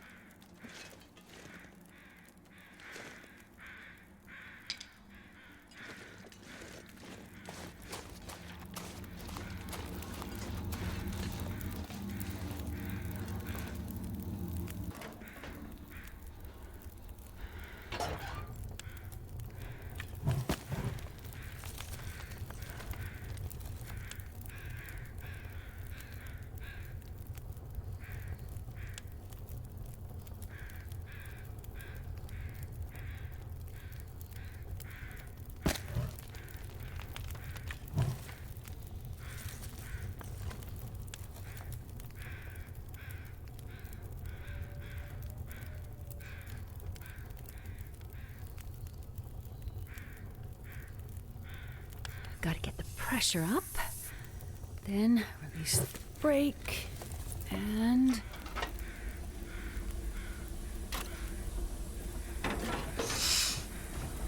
It works!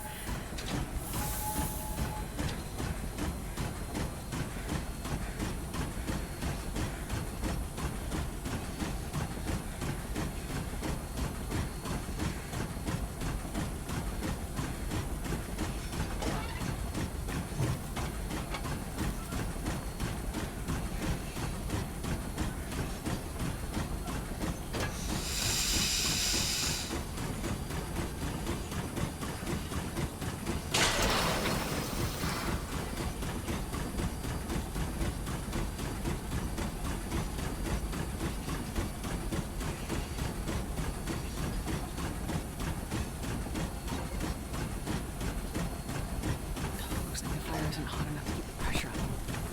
I need more coal.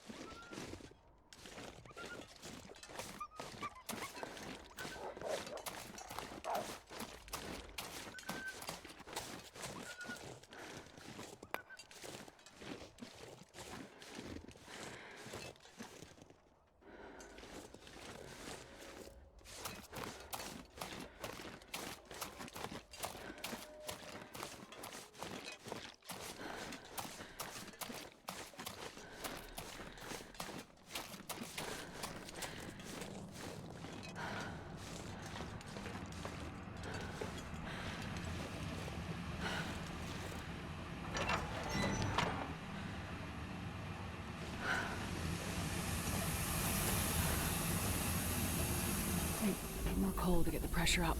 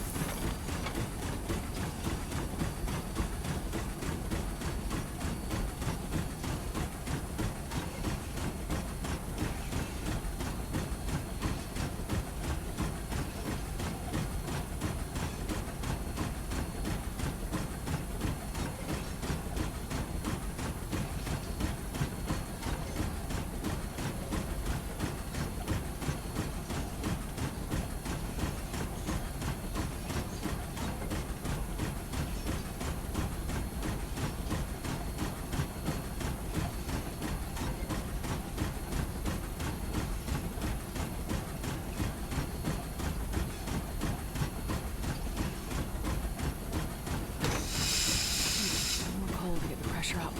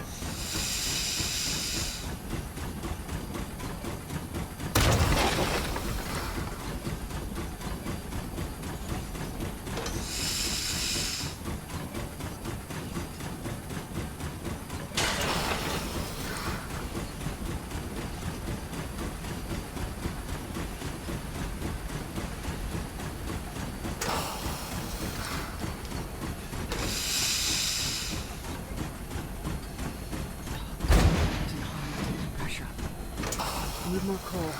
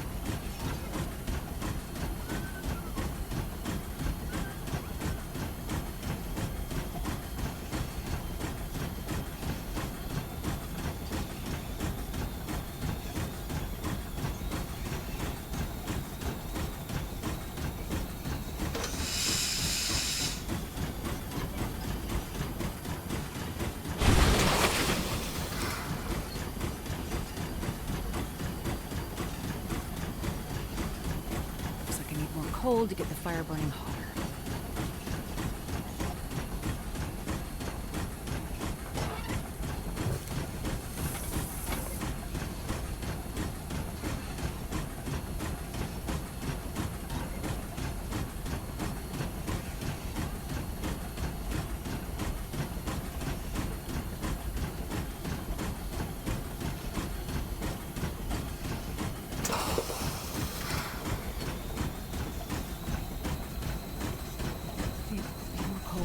pressure up.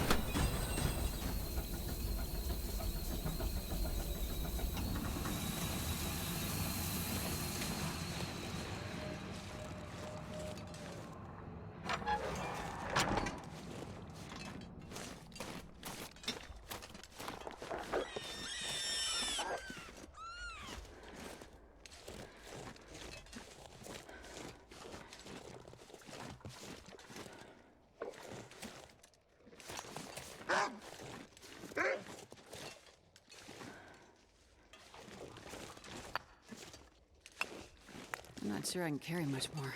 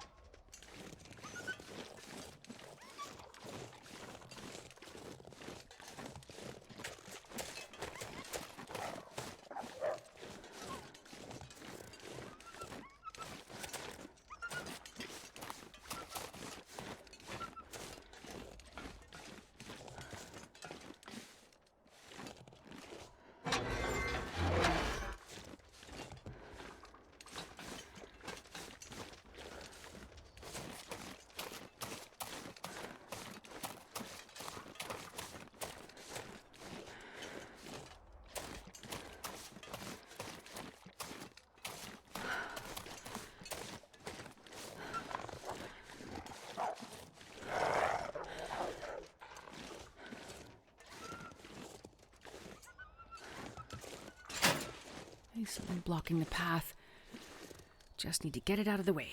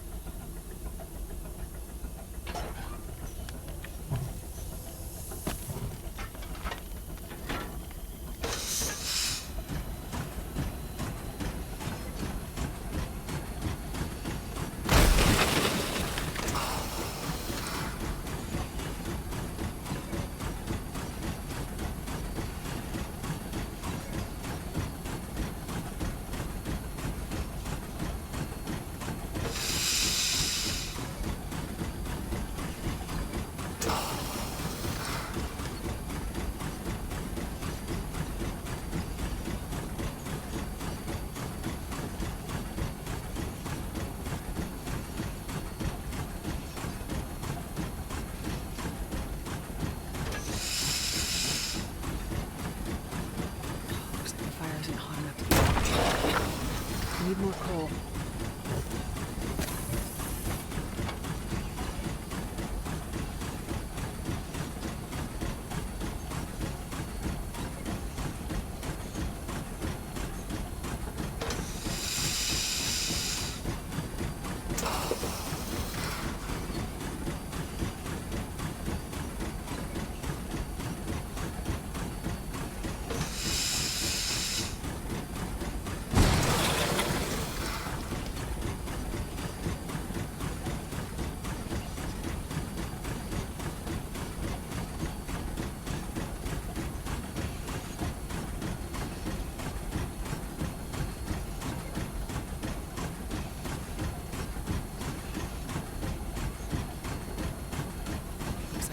coal to get the fire burning hotter.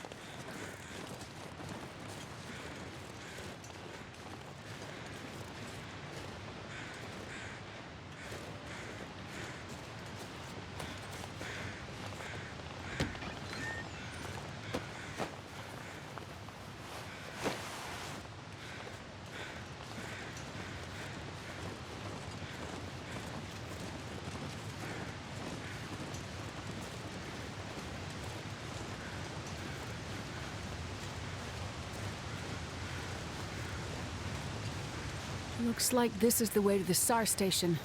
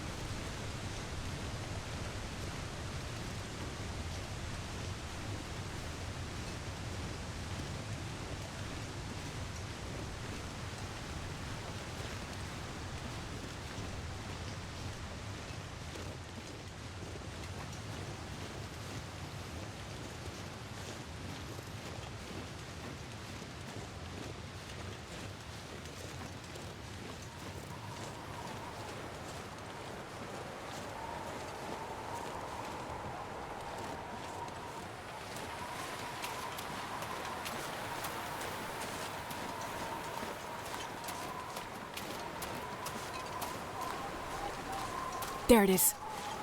The helicopter. That must be the SAR station.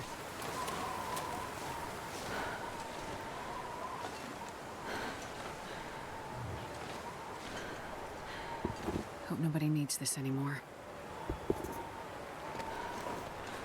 Found found it! The trauma kit. Might be enough to give Donner a fighting chance. I better get back quickly. It's starting to get dark.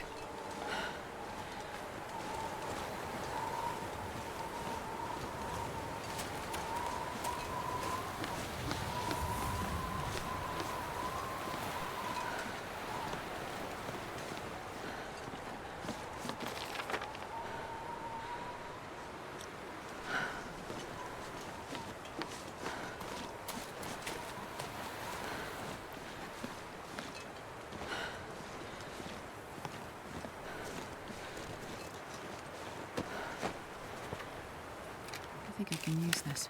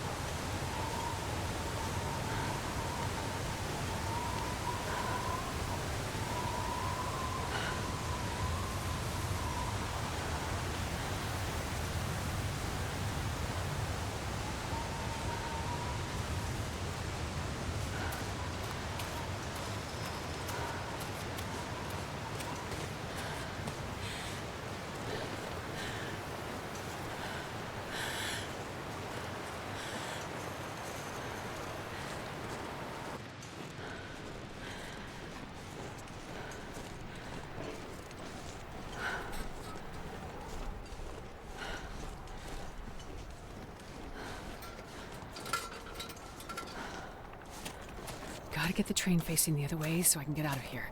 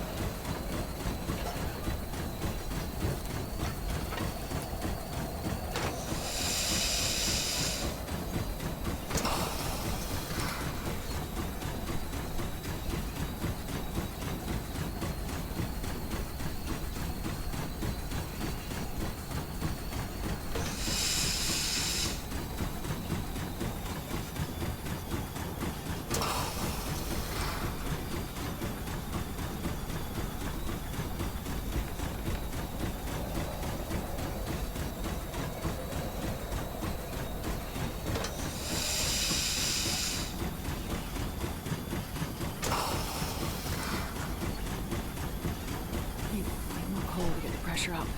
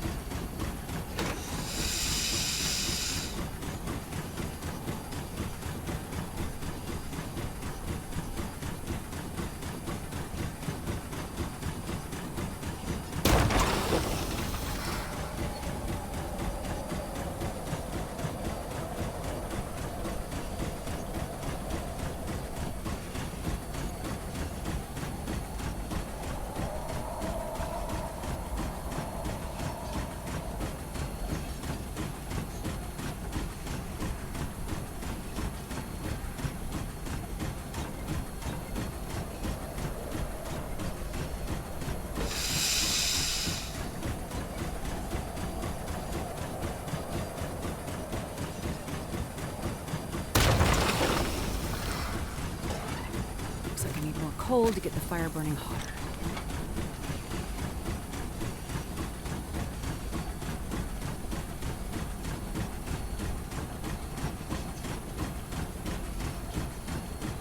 The sun is setting. It'll be a lot colder soon.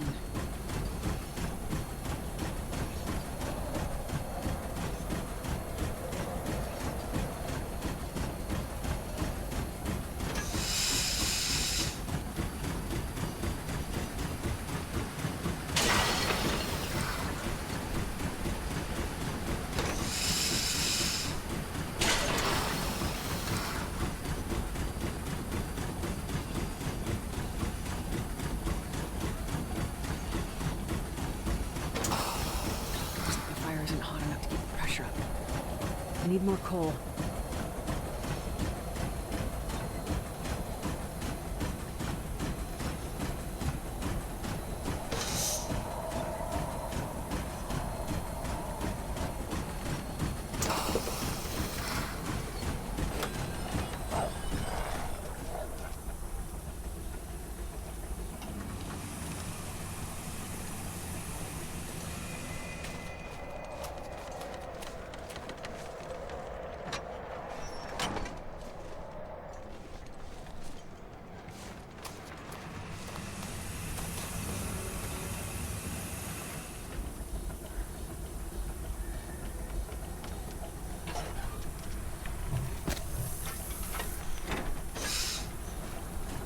Damn maze of tracks and switches.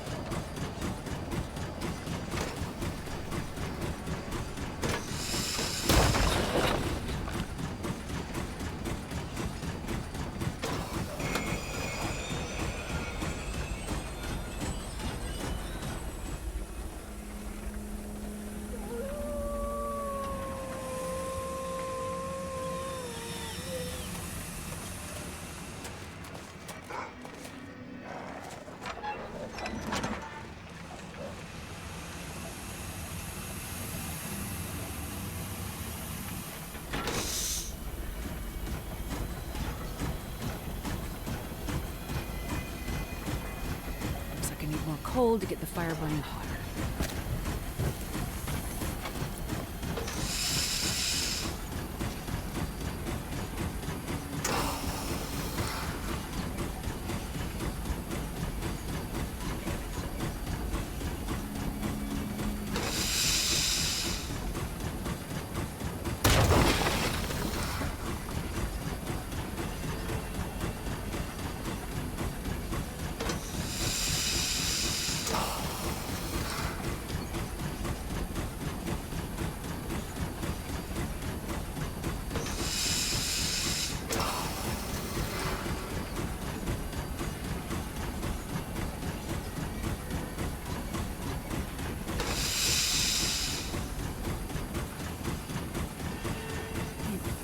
To get the pressure up.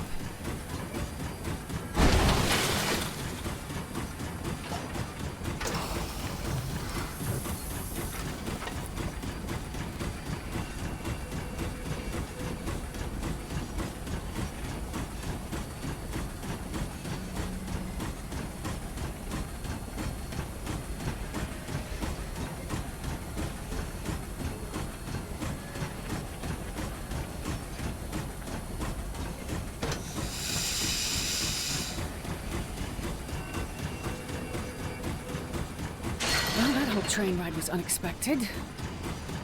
Looks like simple machines like this still work. I needed Heller, though. Looks like he still light his fire.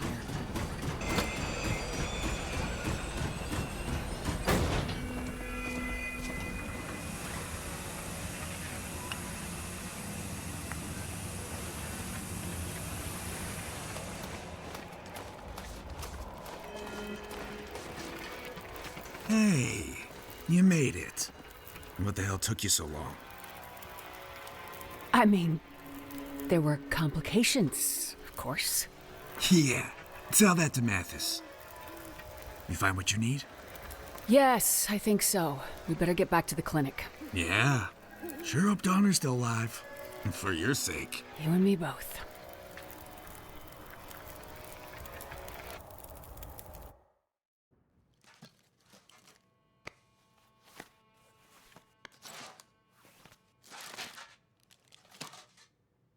You were smart to let the others go.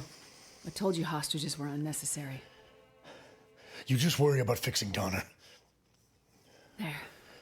That should do it. Is he gonna live? For now. That's not good enough, Doctor. Look, I could lie and tell you he's gonna be fine just to get you off my back and get my friends out of here, but the truth is he's been injured. Badly. Without better equipment, I can't say for sure what's happening inside his body. If there's internal bleeding, which I suspect there is, what I just did for him might be enough to slow it down, but not to stop it. Eventually, he's gonna need more help than I can give him. Maybe there's something that can help Donner. In your special metal case? I have no idea what you're talking about. Oh, Doctor, you are not a good liar. You think I didn't figure it out? You think I didn't figure out that you were what Mackenzie's been looking for all this time? You leave him out of it. Oh, but he's very much a part of it. I knew there had to be more to it.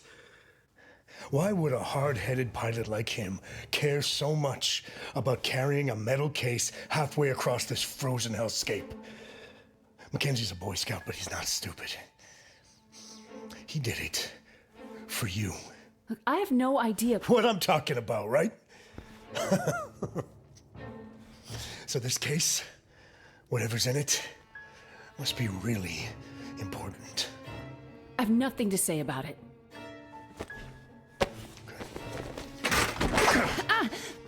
You think I'm playing around, Doctor? Please, I've done everything you asked. Just let my friends go. What is in the case, Doctor? Nothing.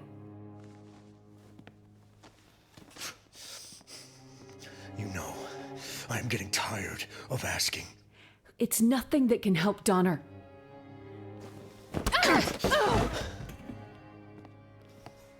Then tell me what I want to know, or I go back to that bar and I start hurting people, starting with your friends. It's a cure. Or it might be. A cure for what? A cure for what I think is coming. The hell does that mean? I'm not 100% sure. But I think this Aurora, it's changing things. People. It's going to change all of us. And your case, is that some kind of medicine? A vaccine? It might be. Well then, another reason I need to find and kill that damn pilot once and for all. Because at one point, I had this case in my hands and he stole it from me. Boys, round up the crew. It's time to go. Keep the doctor, kill the rest. Lock him in that bar and just light it up. Like that school back in Milton where this all started. No! My friends, the people here, they're not part of this!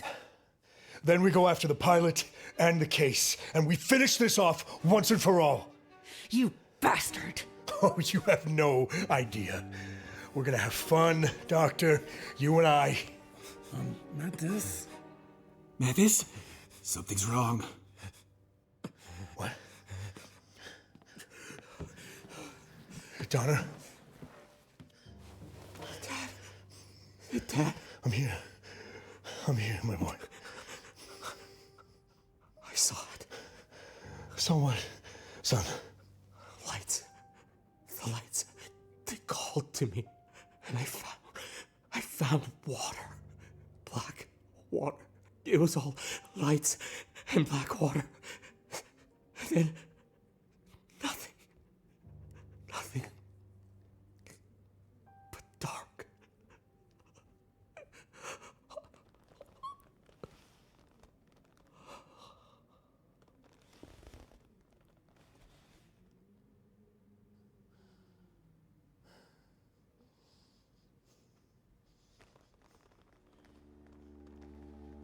You let him die.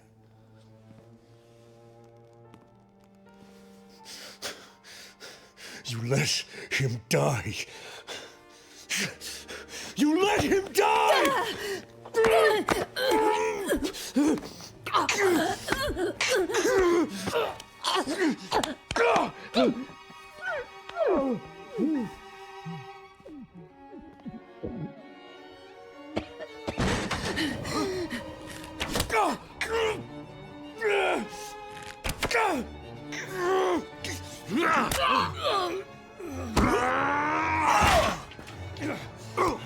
Time to go. Hey, Jerry. I said it's time to go. I don't know. I feel like hurting them some more. No time. Fine. Let's get out of here.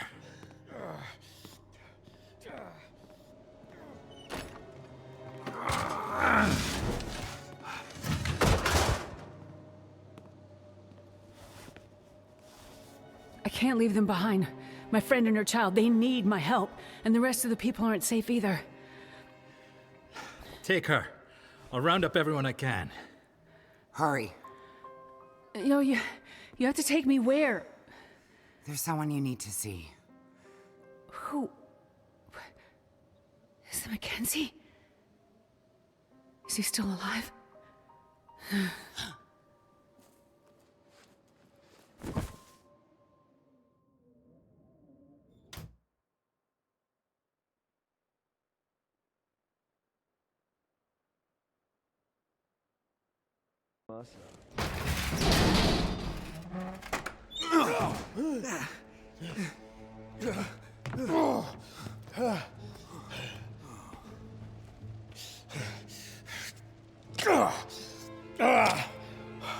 Come on, you scab. Shake it off, we have work to do. But what about Fashawn? Nothing we can do for him.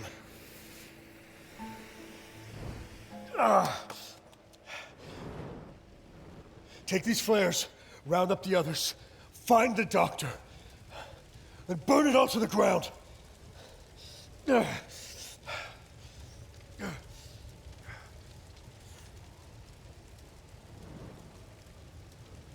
She's here.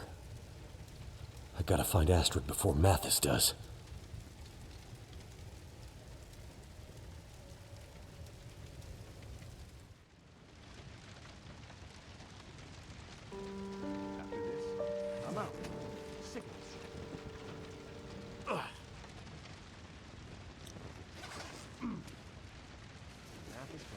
is back. Gotta sneak past this guy.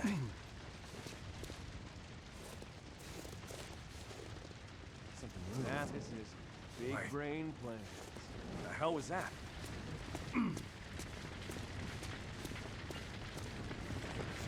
So much smoke and fire.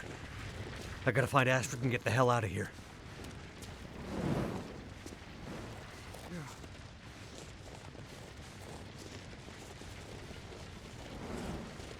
Damn convicts. Gotta avoid being seen. His back is to me. Now's my chance.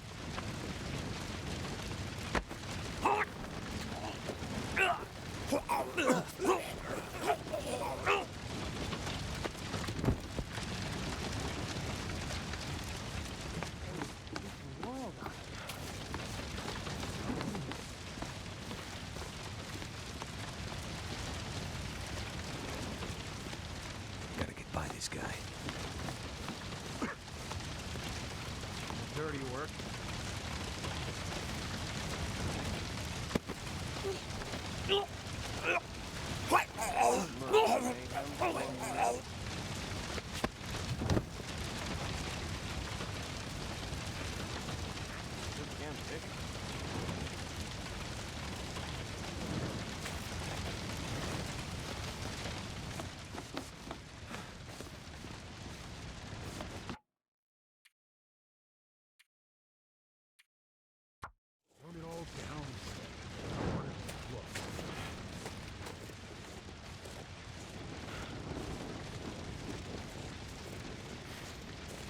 What the hell was that? Runner, I see you!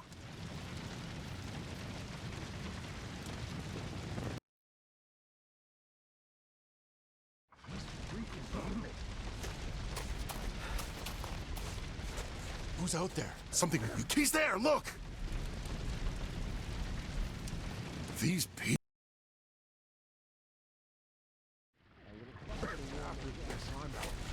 Sick of this shit. What the hell was Kippy? We know you're out there! Ah, damn it! Burns.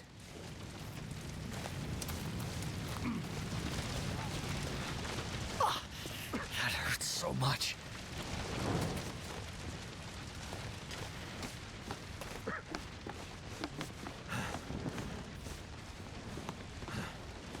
Feels like it's still burning.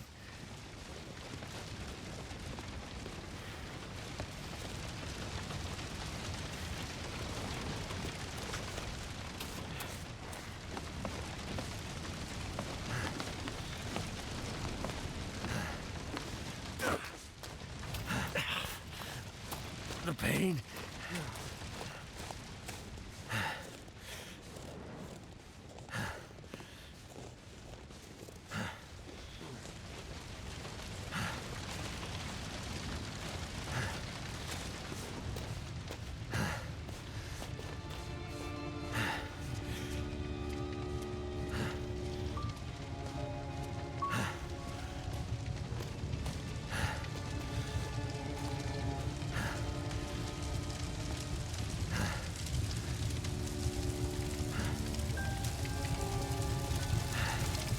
Yang.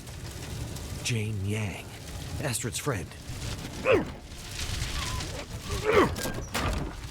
This must be the house.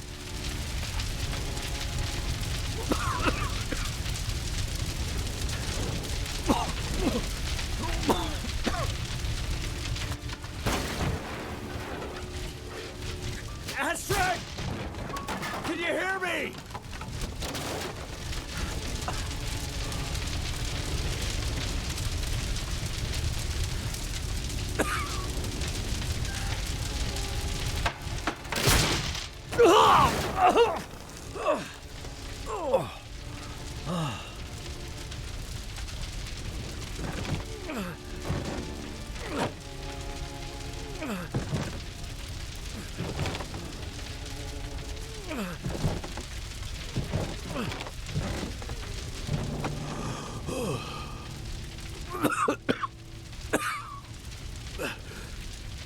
Mathis.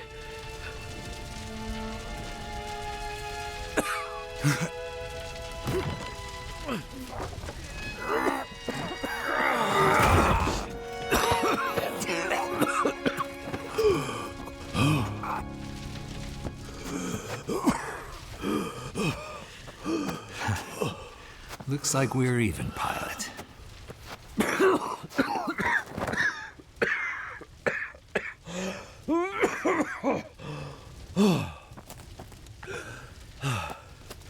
Here. You almost forgot this.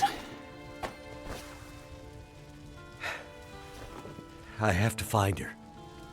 She's still here somewhere. I know. We got her out. You found her? Yep. Seems you two have friends who do, well, just about anything to help you out. I can't believe you found her. She's waiting for you. Let me take you to her, Mackenzie.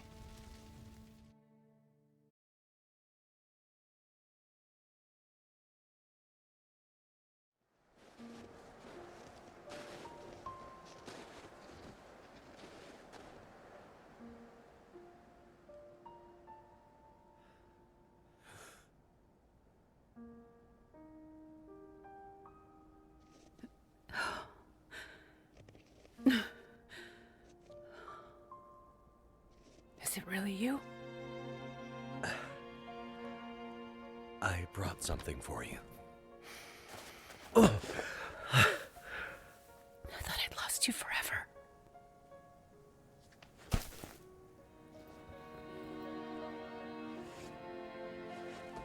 Nothing is forever.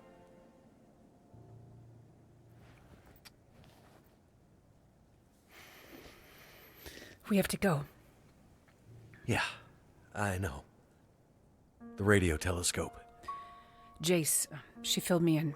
Said we could be safe there for a while. From what's coming. Do you know what's coming? A kind of darkness that we may never recover from. I think it's affecting our memories. I need more time to study it, but what's in this case might buy us some time.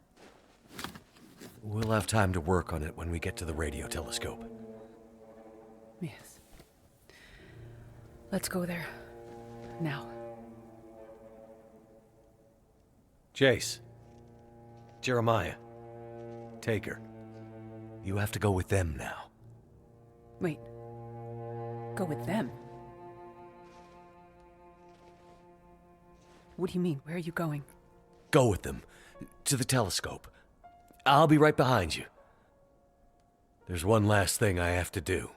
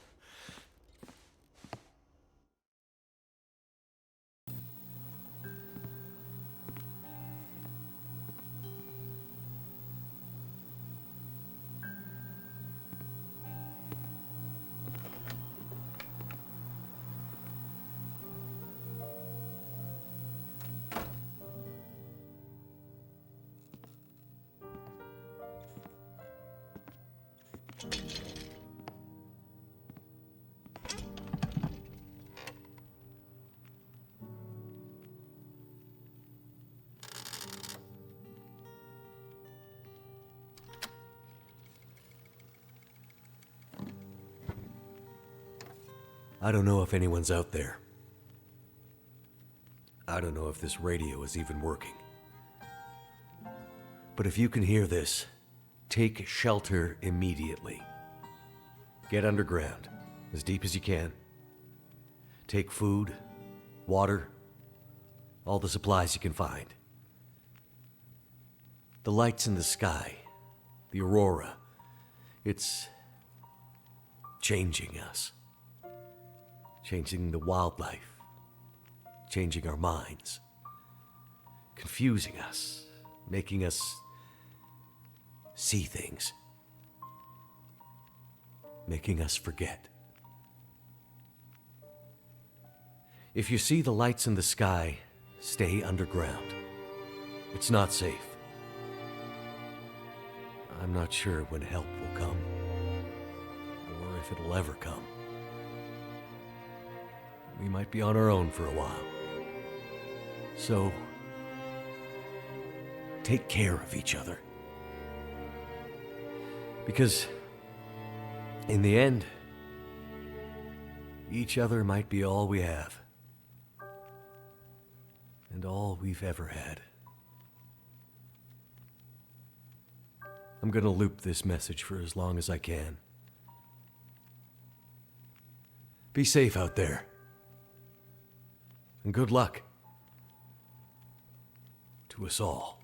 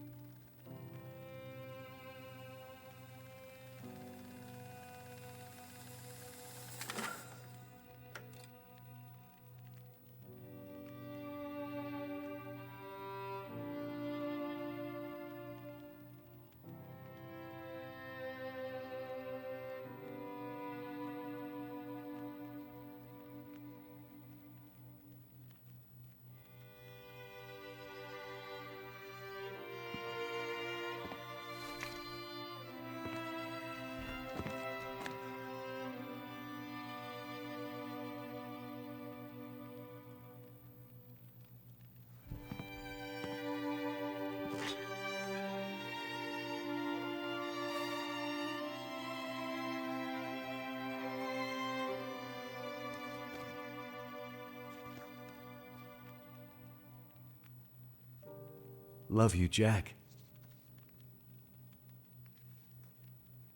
Miss you. Maybe I'll see you again someday.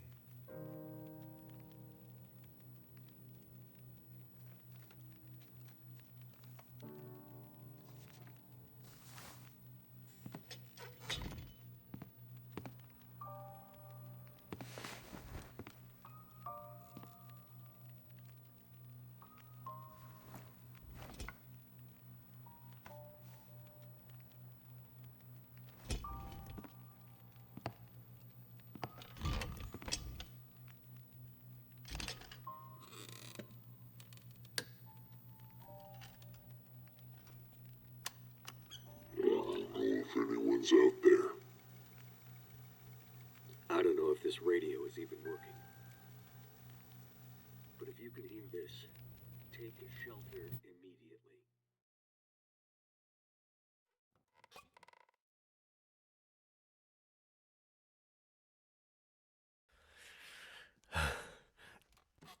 Oh.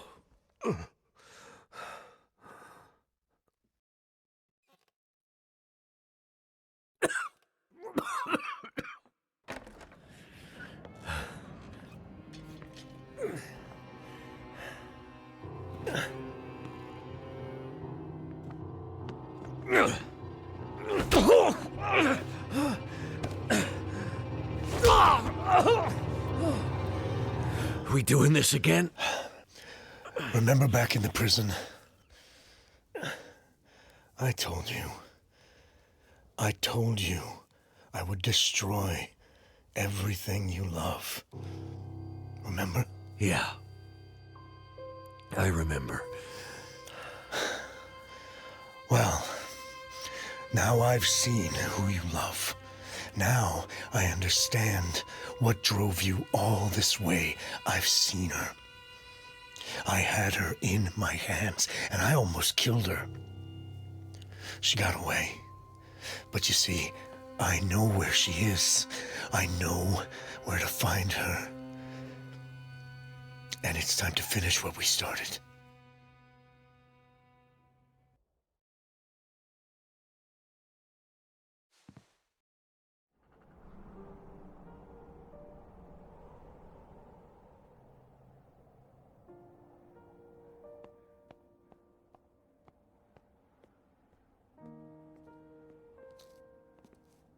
He'll come.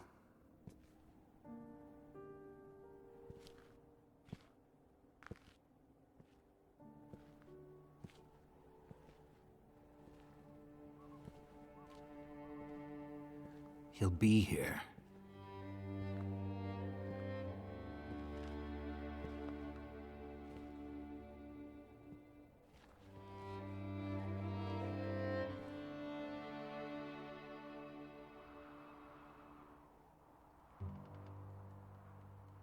I think I see something.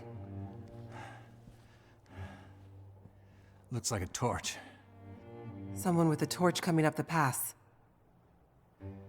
It must be him. Maybe he found the others in town. Ones we missed?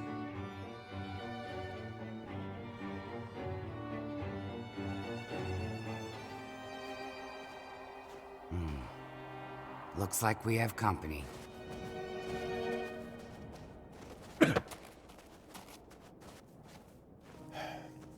No!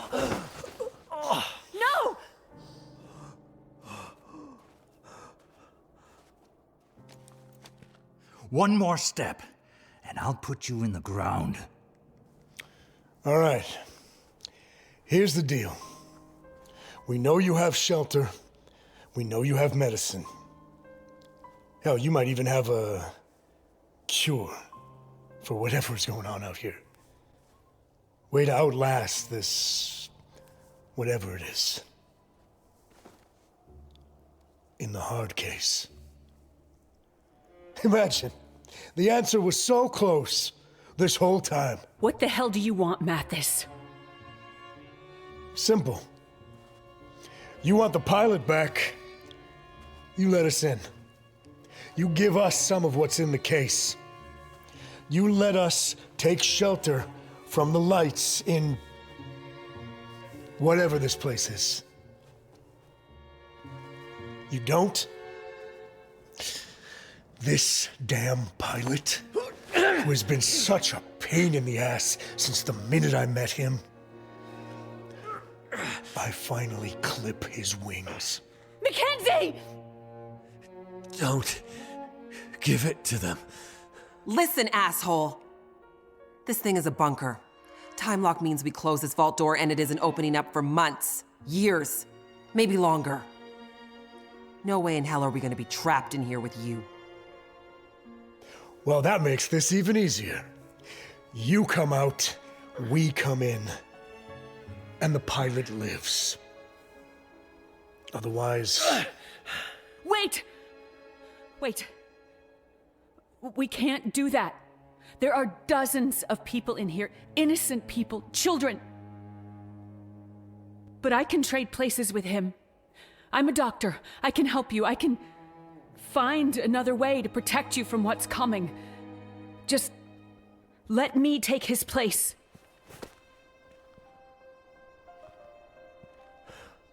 That's not gonna happen. Mackenzie, wait! It took me so long to see it. I thought I'd lost you forever, but I'd only lost myself. Stay alive for me. Stay alive as long as you can. I will find you. No, Mackenzie! Please! What is going on here? Mackenzie! Don't do this! You don't have to do this! Yes. I do.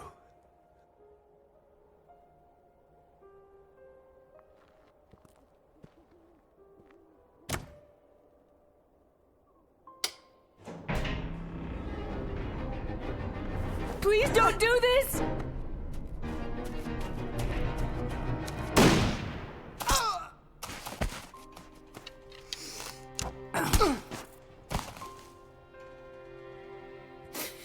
All the time we lost, I would do anything to have it back.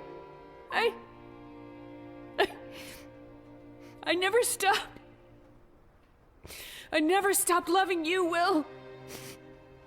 I will love you forever, Astrid. And I'll never forget you.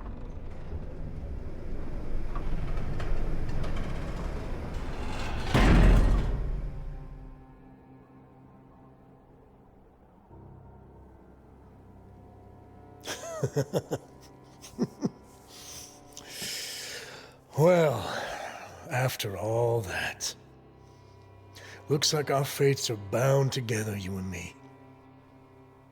You better stand up, pilot. There's a whole world out there just waiting for me. Time I took my rightful place in it. And you are going to help me.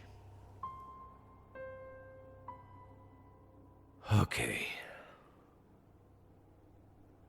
But first, there's something I gotta do.